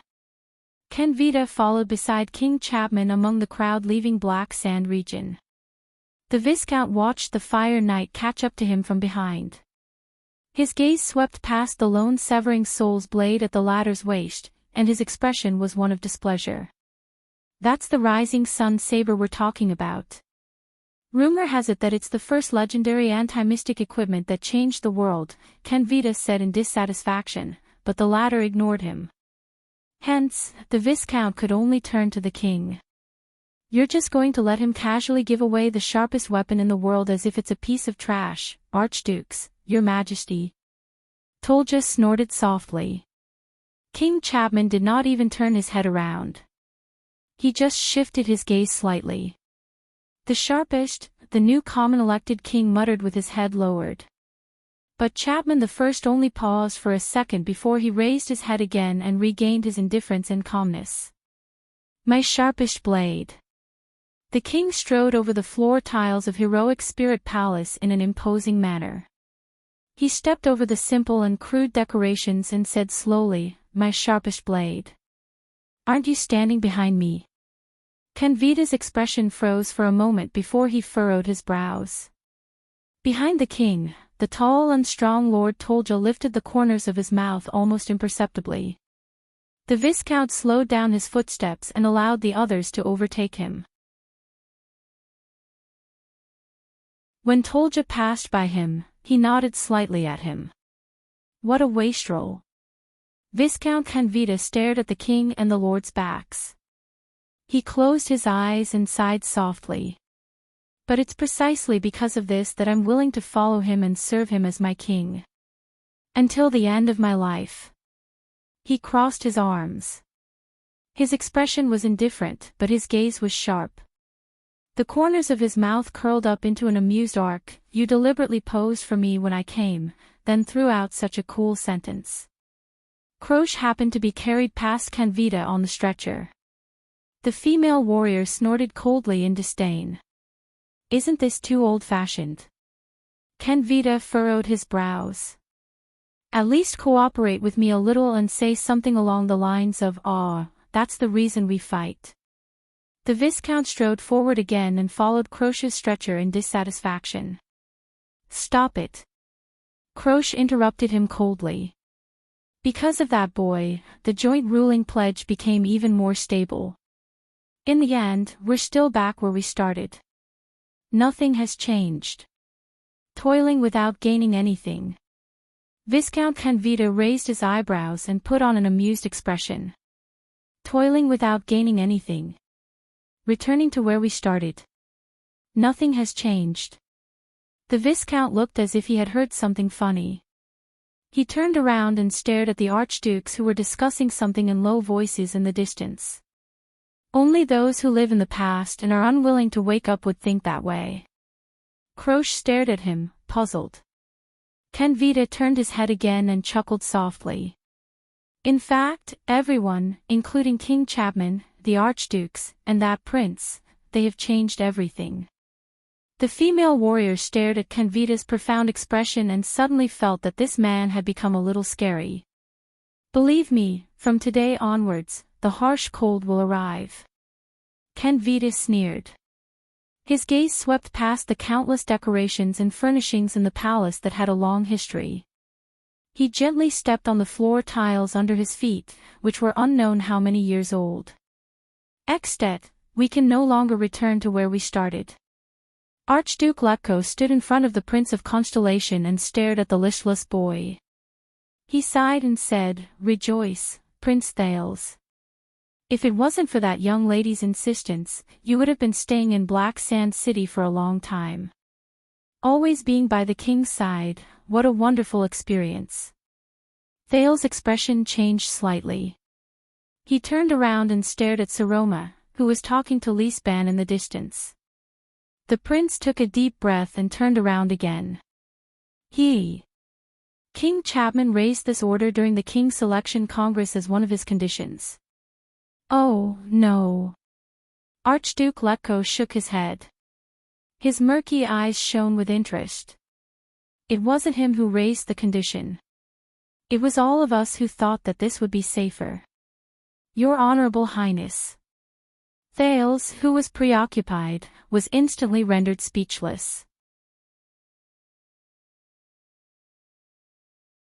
A second later, the prince lowered his head as if he had deflated. All of you. Is that so? He closed his eyes. His mood was gloomy. Yes. After I did that, regardless of the consequences. Archduke Letko stared at him quietly. You know, Prince Thales. After today, aside from the threat of Constellation that Chapman mentioned, there will also be many people who will be wary of you, just like how they are wary of the Jade Star family, which has produced many talented people over the years and has never declined. Of course, it's not just talented people who have produced many talented people. Archduke Letko added silently in his heart. And lunatics. The old Archduke's eyes brightened. His expression became lively. But I am also looking forward to you. Thales opened his eyes. Looking forward to me. Archduke Letko nodded quietly. I don't know how Chapman became like this. The old Archduke watched the king's back slowly being drowned by the soldiers. He said solemnly, but we can all feel that he is becoming more and more dangerous. The day before the bitter cold winter is coming, he sighed. Thales pondered over this sentence. Perhaps one day, we will need to borrow your strength to fight against him. Archduke Letko stared at Thales sternly. Just like today. Thales, whose emotions were in turmoil, did not know how to respond. Is it over? Archduke Alcius walked forward coldly and glanced at Thales. I've had enough. I don't want to stay in this damned place for even a moment longer and put my life in someone else's hands. In the distance, Archduke Rockney and Trent Ida watched them quietly. One was silent, and the other was grinning mischievously. Letko looked at the gradually departing Black Sand Region army and exhaled. We shall meet again. Take care of yourself, Prince Thales. The old Archduke said flatly, be careful of the king, and be careful of the Archdukes. He winked meaningfully. And the Archduchess. Thales was immediately speechless. Putre watched the Archdukes and their personal guards leave. Frowning, he came to Thales' side. Your Highness, about your future. The vice diplomat wanted to say something, but stopped. I know, Thales answered calmly. I am a bargaining chip, and a threat. Putre put on an inquiring look. Amidst conflicts and compromises, the Archdukes also have to hold on to their bargaining chips to contain threats. Thales thought through the cause and effect, then shook his head absent-mindedly. Restrain Constellation, and restrain Chapman, and restrain Dragon Cloud City. Raphael came forward. In terms of effect, you made the 10 Archdukes wary of each other. This is very close to the Secret Intelligence Department's desired goal, and even more so. Perhaps you are more suitable to work in the Secret Intelligence Department. The cadre of the Secret Intelligence Department smiled mysteriously. We shall meet again. Thales rolled his eyes. Putre did not know what to say. He could only pat the prince's shoulder. I will report to the kingdom as soon as possible and come up with a countermeasure. He turned to the weak Raphael. You know what to do, right? The cadre of the Secret Intelligence Department nodded lightly. His Majesty and Lord Hansen will know everything that happened here in the shortest time possible. Thales watched them distribute the work. He thought of what would happen to him in the next few years and felt depressed. There's one more thing. Putre came before Cohen and Miranda with a stern expression. Both of you, even though your injuries are not light, you must immediately hide your identities and leave Extet before the enemy intercepts you. Cohen opened his mouth, while Miranda was deep in thought. As noble dependents of two great families, especially Lady Arund, who holds the right to inherit the Guardian Duke of the Northern Territory, your value to Lampard, to King Chapman is immeasurable. This is Dragon Cloud City, and he has just been crowned, so he cannot act out directly. But once you leave Dragon Cloud City, he will definitely not let you go. The deputy concluded with a few sentences. Raphael's expression darkened as well. I will take them away immediately, while Nicholas' people are still friendly to us. Raphael coughed and said, I know a secret passage from the pine forest back to the kingdom. We can hide it from Black Sand Region's eyes and ears. Putre nodded at him. Go. Hence, under Cohen's resentful sighs and Miranda's troubled expression, they left with Raphael. When they passed by Thales, Miranda glanced at him. Take care, Your Highness. The swordswoman's expression was a little conflicted. She frowned slightly. Don't give up. She endured the pain and said meaningfully, You are a good prince, unlike the others. Putre turned his head and pretended not to hear her. Thales scratched his head. He was so embarrassed that he could only respond with a smile. The others. Cohen, whose face was bruised, moved closer to Thales. Your Highness. The police officer's robe was burned to the shoulder, and there was a terrible burn mark on his neck. Although he had used the power of eradication to treat it, it still looked very hideous. He seemed to be a little hesitant at first. You. I just want to say. Cohen's mouth opened and closed many times. After a few seconds, he pursed his lips and nodded heavily. Thank you. Thales, who was feeling complicated, forced a smile. I should be the one thanking you, Cohen Caribbean. Thank you for fighting endlessly. The police officer blinked. No, Your Highness, we only fought a few times with our lives on the line. Cohen curled up the corners of his mouth and scratched his head. He seemed a little embarrassed. But he seemed to be unable to find the right words for a moment.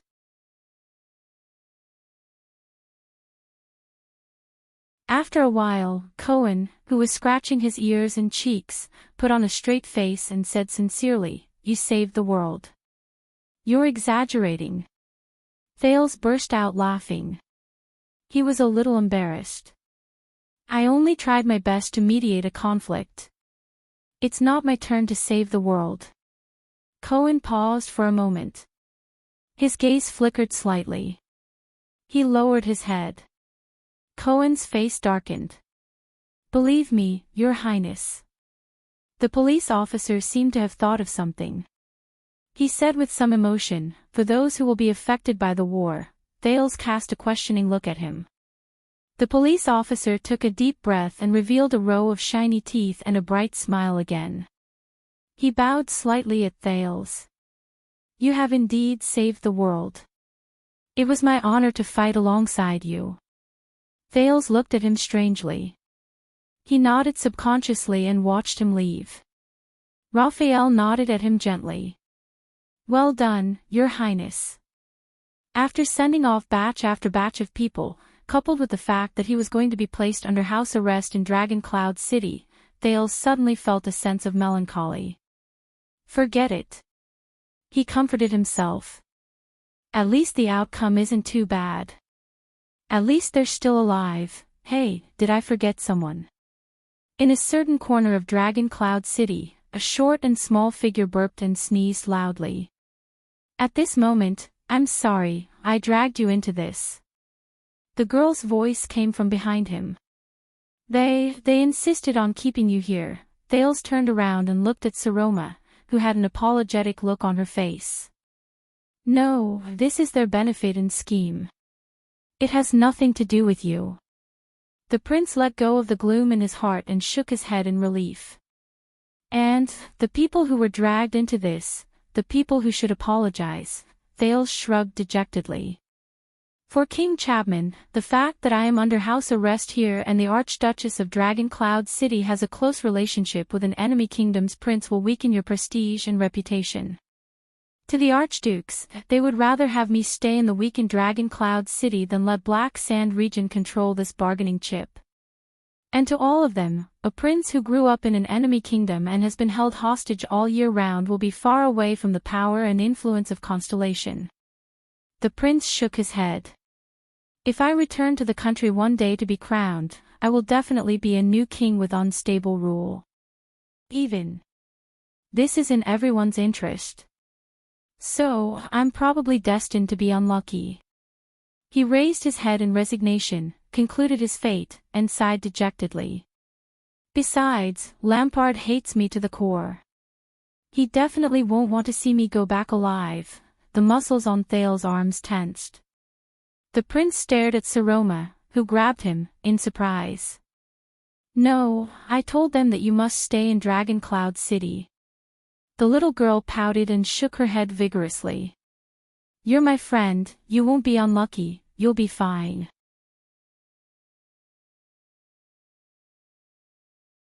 Saroma pursed her lips, as if she was about to cry. Guilt and worry appeared in her green eyes. Thales was speechless. Saroma blinked her sparkling eyes and said in a trembling voice, You'll live a good life here, you'll be fine. Lisban is a good person, he won't make things difficult for you. Dragon Cloud City will protect you. As if to prove something, Saroma's eyes were filled with panic and she said anxiously, We can. Behind her glasses, her eyes suddenly brightened. By the way, there are many books in LoveLore Library that I haven't read yet. Saroma's breathing quickened, as if she was afraid that Thales would be unhappy. I remember that you're very interested in the Battle of Eradication. As he stared at the anxious little girl, Thales' gloomy mood seemed to slowly improve. Yes. The prince scratched his head and chuckled involuntarily. I'm very interested, like magic. Like dragons. So.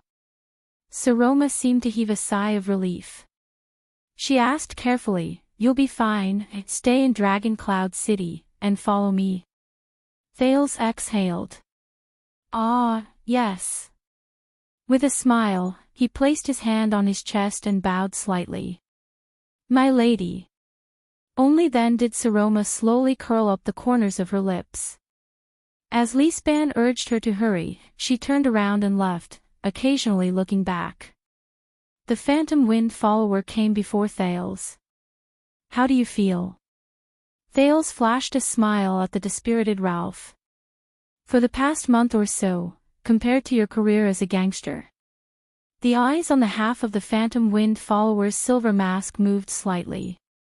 He gestured laboriously with his right hand, which was in the splint. "Very bad." Thales raised his eyebrows. Ralph shrugged and gestured again. "But, it's also very good." Thales chuckled softly.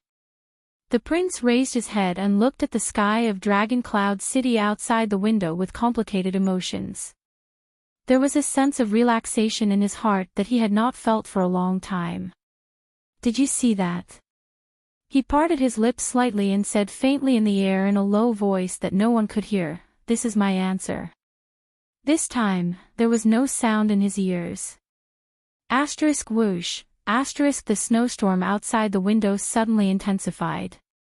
The cold wind howled, mixed with ice crystals, and blew against his face. In his field of vision, Dragon Cloud City seemed to have darkened in an instant, becoming gray and hazy. The day before the bitter cold that enveloped the entire Northland had officially arrived. The next chapter was the end of the book. It could be considered an Easter egg chapter.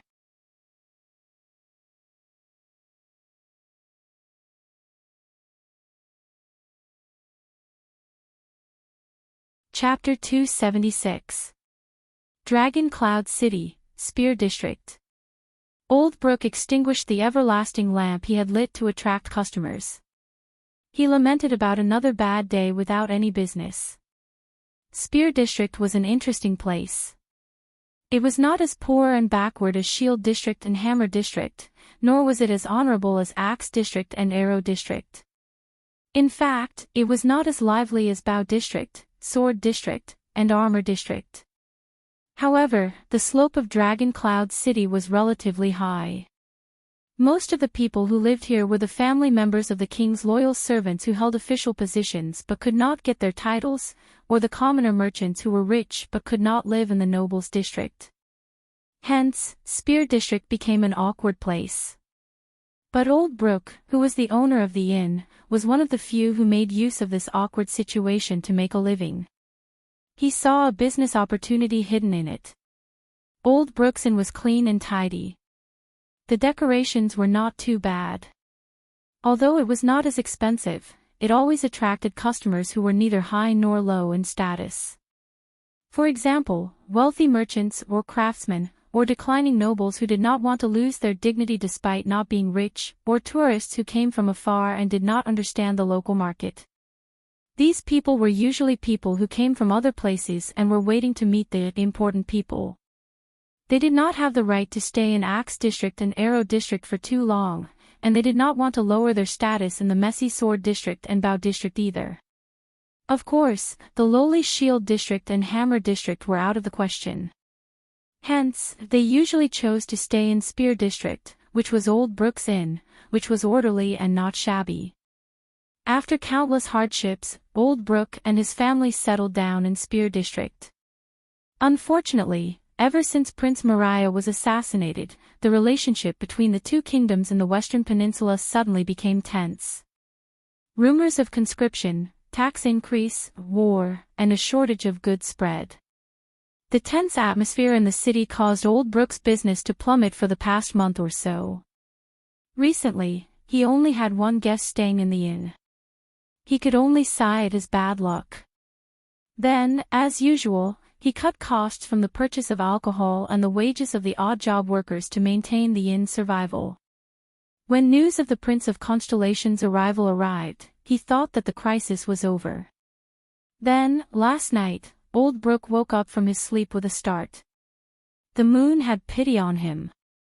Why were there countless patrols hurrying through the streets at night? What were those terrifying loud noises last night? What were those thunderous booms in the latter half of the night?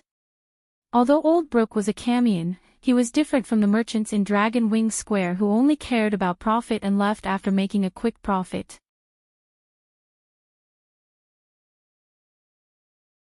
It had been 20 years since Old Brooke was young Brooke, since he saw the Northland girl who helped transport goods in Valueben, and fell for her wholeheartedly. Then, he recklessly eloped to Dragon Cloud City with his future wife. It had been so long since his neighbors, who had powerful backers, got used to his presence, and even the harshest and most xenophobic disciplinary officer would not bother him. It had been so long since the young people thought he was just a Northlander with a rather unique appearance. It had been so long since he spoke with a thick Northland accent, which he would have mocked as vulgar when he was young. Even after his beloved Northland wife passed away, Old Brooke had no intention of returning home or moving to another place. But Old Brooke could swear by either the Bright Moon Goddess or the Harvest Lady that in all the years he lived in Dragon Cloud City, he had never seen or heard what he saw after he opened the window last night. Calamity. That giant octopus that bared its fangs in the direction of Shield District. Dragon. That winged lizard that landed and roared in flames.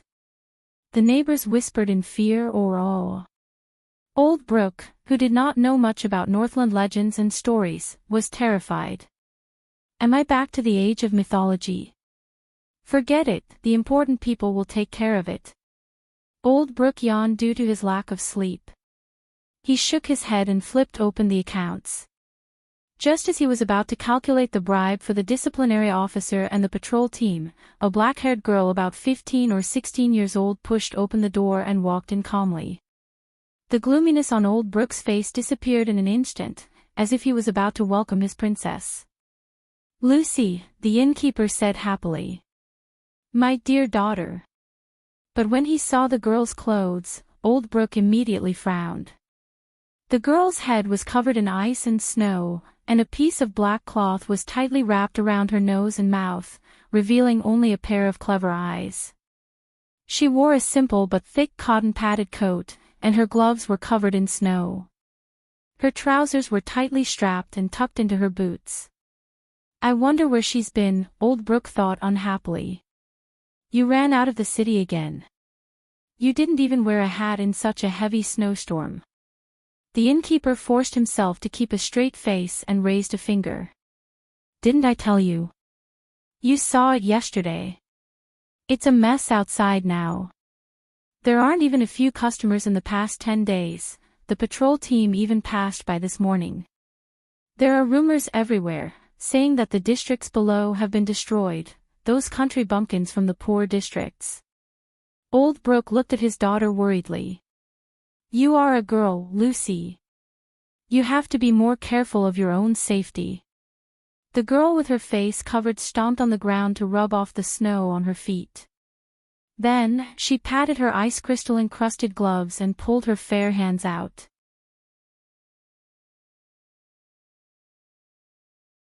Only then did she pull down the black cloth covering her face, revealing the cheeks that were rosy in the cold, playful and adorable. The girl turned to the innkeeper and flashed a bright smile. That stopped Old Brooke's heart-wrenching lecture. Yes, yes, yes, my dear father. The girl giggled and waved her hand, holding on to the handle of the wooden ladder. I understand. If there's nothing else, I'll go upstairs. The girl tilted her head and made a funny face. Then, she skipped away from Old Brooke's sight. All that was left was the sound of her footsteps going up the stairs. Old Brooke was immediately exasperated. "You, Lucy." The innkeeper leaned half of his body out, suppressed his voice, and said to the stairs in exasperation, "Don't disturb the customers," he emphasized on silence. What responded to him was his daughter's drawn-out voice, "I know, Law." There were also a few mutterings from above. Most of them seemed to be long-winded old man. Old Brooke retracted his head from the bottom of the stairs and heaved a long sigh. The people of the Empire, calamities, dragons, curfew, and a daughter who is as troublesome as her mother. The innkeeper walked back to his seat in resignation. He took a sip of his late wife's favorite ale and shook his head. "God knows what's waiting for me," but Old Brooke rolled his eyes and curled up the corners of his mouth. "As long as Lucy is fine, as long as Lucy is happy, life isn't too bad." Old Brooke's originally gloomy mood instantly brightened. But what he did not know was that the moment his daughter disappeared from his sight, the girl's youthful and playful expression suddenly turned cold. It was as if frost had suddenly descended. A faint chill emanated from the bottom of her body. Her light and happy footsteps immediately became silent, like a black cat walking on tiptoes. The girl pushed open the wooden door of a room and coldly walked into the narrow, dark room that smelled of medicine. On the wooden bed in the room, a man sitting against the wall slowly opened his deep eyes. His expression was gloomy. He was wrapped in a close-fitting and tight gray robe, which did not make him feel cold in the cold weather. His sleeves were pulled up to his upper arms, and his left arm and right shoulder were wrapped in thick bandages. The girl closed the door and slowly curled up the corners of her mouth, revealing a cold smile that was completely different from the playful one just now. She spoke softly to the man and respectfully and patiently called out a strange form of address. "Father." The man in gray did not respond. He only looked out the window, which was slightly ajar. The city has begun to lift the martial law. The young girl seemed to be used to the other's silence. She sat down on a stool at the side, grabbed a short knife on the table, and said to herself, "It's probably because the important people in the palace have reached an agreement. When are we leaving?"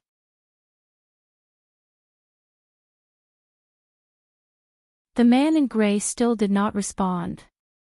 But in the next second, he suddenly raised his head. The emptiness in his eyes turned into wariness. The man in gray raised his hand gently. A short knife jumped up from the table 2 meters away in a strange manner and flew into his hand. He said calmly, "We have a guest." The girl's pupils moved.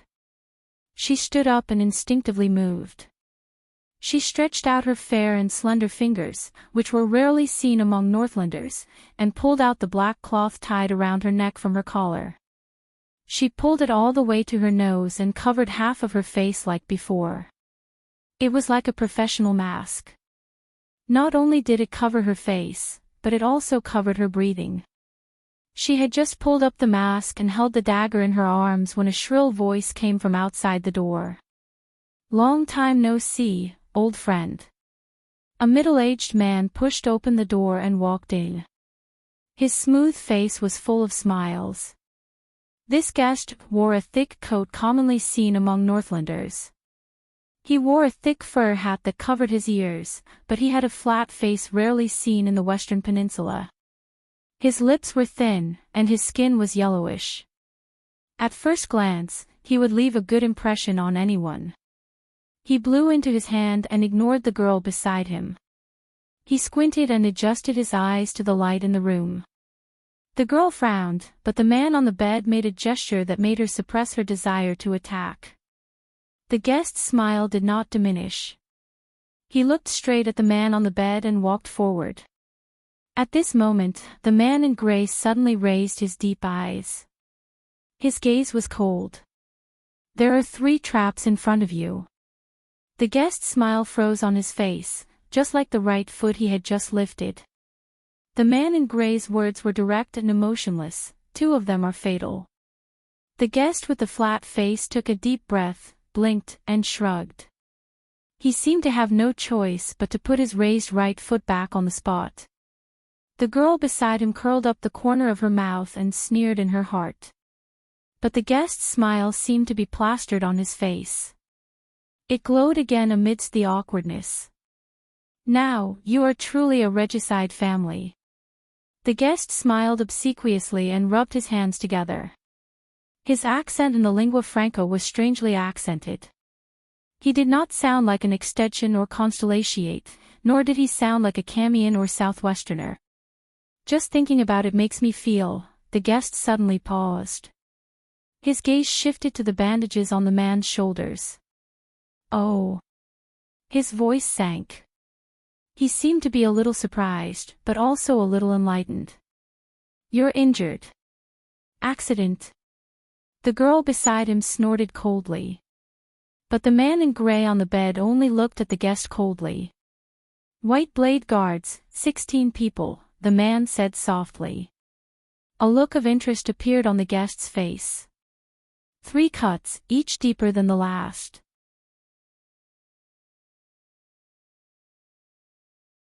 The man in gray flexed his bandaged left arm and continued to say nonchalantly, "It's good enough that you came back." The flat-faced guest stopped smiling. He lowered his head and looked at the man quietly with the corner of his eyes. It was as if he was peeping behind the door. "Where's your brother?" The guest grinned and asked softly, "He let you do it alone for such a difficult task?" "He has his own place to go," the man said quietly. The silence lasted for a few seconds. The guest stared at the ground under his feet. He stretched his hands out from behind his back and silently rubbed them in front of him. "How's your injury?" The girl, who felt that something was wrong, frowned. The man in gray's gaze was still calm. He stared at the guest from afar. The man slowly curled up the corners of his mouth and flexed his shoulders. "If you want to kill me, now is a good time. Well, I can't wield my saber with either of my arms." The guest raised his eyebrows slightly. He leaned his head forward and did not move. He stared straight at the man in front of him. His gaze was gentle and strange. The atmosphere suddenly became strange. The man responded quietly, calm and composed. Finally, just as the girl was about to lose her patience, the guest suddenly grinned. "Ha ha ha ha," the guest narrowed his eyes and tilted his head back. He was overjoyed, as if he had encountered something very funny. He raised his finger to eye level and pointed at the man. He had a playful expression on his face that said, "I've caught you, haven't I? You're getting more and more humorous, Bennett." He laughed, his index finger shaking in the air faster and faster. His tone was exaggerated. "I like this about you." The man in gray called Bennett just looked at him coldly and did not say a word for a long time. But the guest did not feel left out at all. He put away his smile and finger and turned to the girl with interest. "Oh, girl, you must be the talented Lucy." The guest bowed politely and continued to smile strangely. He said in his strange accent, "My subordinates are indebted to you for your help. As expected of your fathers," but he was obviously not welcome. "Stay away from me," the masked girl said with disgust, "eccentric Far Easterner." "Oh, that's really cold," the guest from the Far East replied patiently, not at all offended. "You break my heart." The gray-robed Bennett snorted coldly and interrupted the guest, "You never put yourself in danger." He said coldly, "But you're still here." Hearing this, the guest from the Far East closed his mouth awkwardly and sighed in a seemingly helpless manner. The client this time was not easy to deal with. "If I didn't come, the young ones would have screwed up." He shrugged. And, the guest from the Far East sighed softly. "More importantly, the boy who represents Renaissance Palace." But the man was not moved at all. "Why did you come to me?" The guest exhaled and chuckled.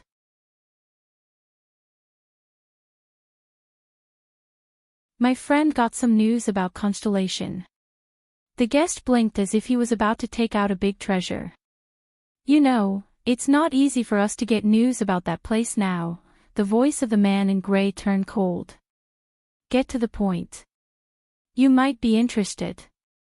The guest from the Far East quickly changed the topic, making what should have been a very stiff turn very smooth. A few population gathering points at the border encountered invaders. Bennett snorted loudly again. Get to the point. Without any hesitation, the Far Easterner said his next sentence. It's very similar to the Charlton family style, whether it's the style of the blade or the figure. At that moment, the girl beside him held her breath. It was as if she remembered something. The guest from the Far East raised his eyebrows and observed Bennett's expression. The man in gray still did not react. He only suddenly glanced outside the window. The Far Easterner was a little puzzled. But a few seconds later, he also froze slightly and looked outside the window. The Far Easterner's expression became solemn and serious. Do you want me to take care of it for you? The man in gray said flatly. The guest from the Far East sighed softly, but immediately put on a cheerful smile again. I wouldn't dare. He bowed slightly. This is my personal matter. Very well then. The man in gray nodded slightly. Farewell. As soon as he finished speaking, the man named Bennett flipped off the bed. The moment his feet landed on the ground, the 5 short knives on the table jumped up as if they were alive and flew towards Bennett at the same time. Then, they obediently inserted themselves into different scabbards all over his body. Seeing this unbelievable scene, the Far Easterner could not help but frown slightly. The trap is removed. The man in gray put on a loose robe and covered the bandages on his body. As he walked past the Far Easterner, he said softly, You can come in without worry. The guest from the Far East bowed politely. The girl snorted softly and glanced at the Far Easterner with a sly smile. Then, she followed her father out of the room. The moment the two of them left behind him, the guest from the Far East raised his head. His gaze became extremely cold. He gently closed the door, looked outside the window and sighed. It's been 15 years, the guest said in a different language that was different from the common language of the Western Peninsula. It was made up of monosyllabic sounds. You still found me. At the window, a hand suddenly appeared and grabbed the windowsill. A second Far Easterner nimbly flipped over and entered the room. It's been a long time. The butcher shop owner who had just flipped over and entered the room, Goo, the man whom Thales had met once before. He stood by the window and patted the snowflakes off his hands. Using the same language, he said flatly, Senior Brother Ting. Chief Ting.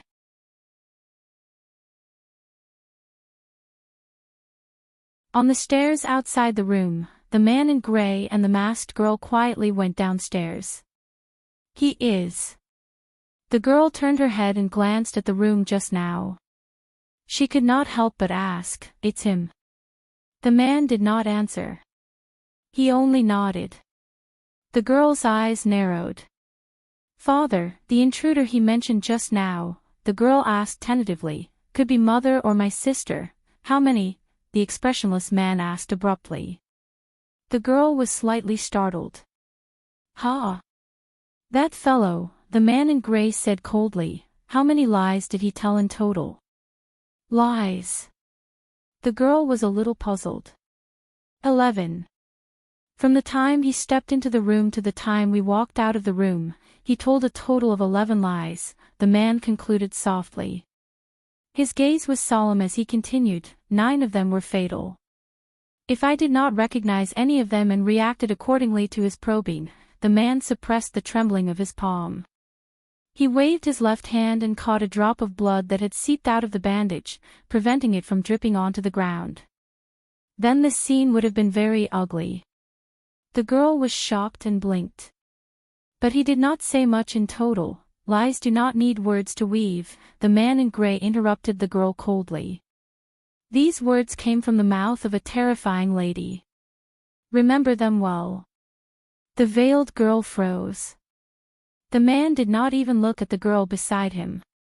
His face was expressionless and his tone was cold. And remember, your mother and sister are both dead. Do not mention them again. Upon hearing that, the girl's shoulders trembled slightly and she clenched her fists lightly. The man in gray might have noticed the girl's unusual behavior, but he did not react. Next time, don't let anyone follow you and come looking for you. The girl lowered her head deeply. No one could see her eyes clearly. They walked down the stairs. Lucy, why did you come down with the guest? Old Brooke raised his head from his chair and looked at the girl with the black cloth covering her face. He looked surprised. And you're wearing a scarf again. Are you going out? But the girl ignored him. She only looked at the man in gray. Dear guest, Old Brooke snapped out of his daze and looked at the man attentively. Are you going to pay the bill? The man in gray nodded slightly and said in a low voice, be clean.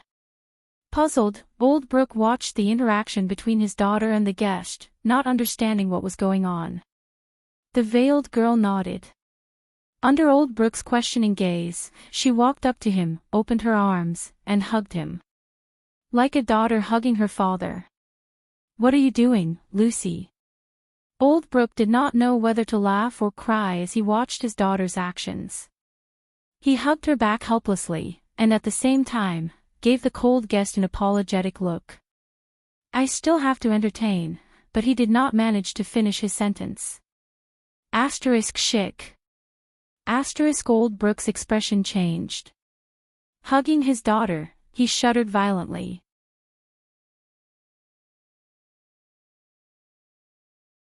Old Brooke's teeth began to chatter, his face contorted.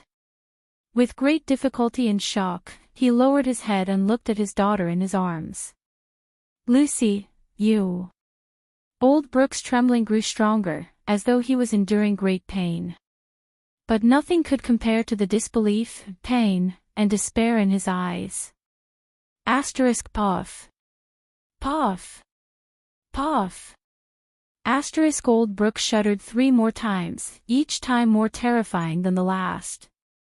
His eyebrows were twisted into a bunch, but he could only find coldness and indifference in his daughter's eyes. The girl loosened her arms and gently pushed Old Brooke away. Thud. Old Brooke fell limply to the ground, his face filled with despair. With trembling lips, he looked at the bloody dagger in the girl's right hand.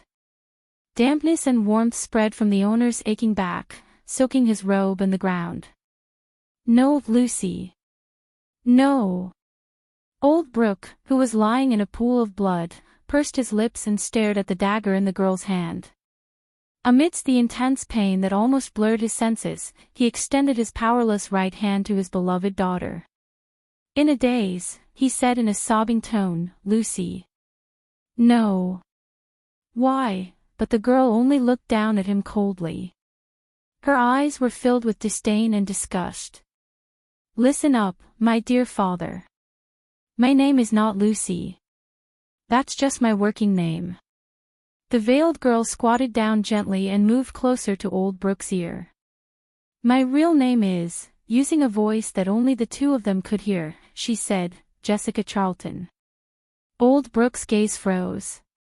But he could no longer say anything. The man in gray stood quietly behind them, not saying a word. Jessica stood up quietly, glanced at her dagger, and gently shook off the blood on it. On the dagger, 2 words appeared on the blood-soaked blade. Wei-si. Sorry, the next chapter is the last chapter of the book. P.S. In fact, this chapter is a foreshadowing. You're tuning into the LoveLore Library YouTube channel.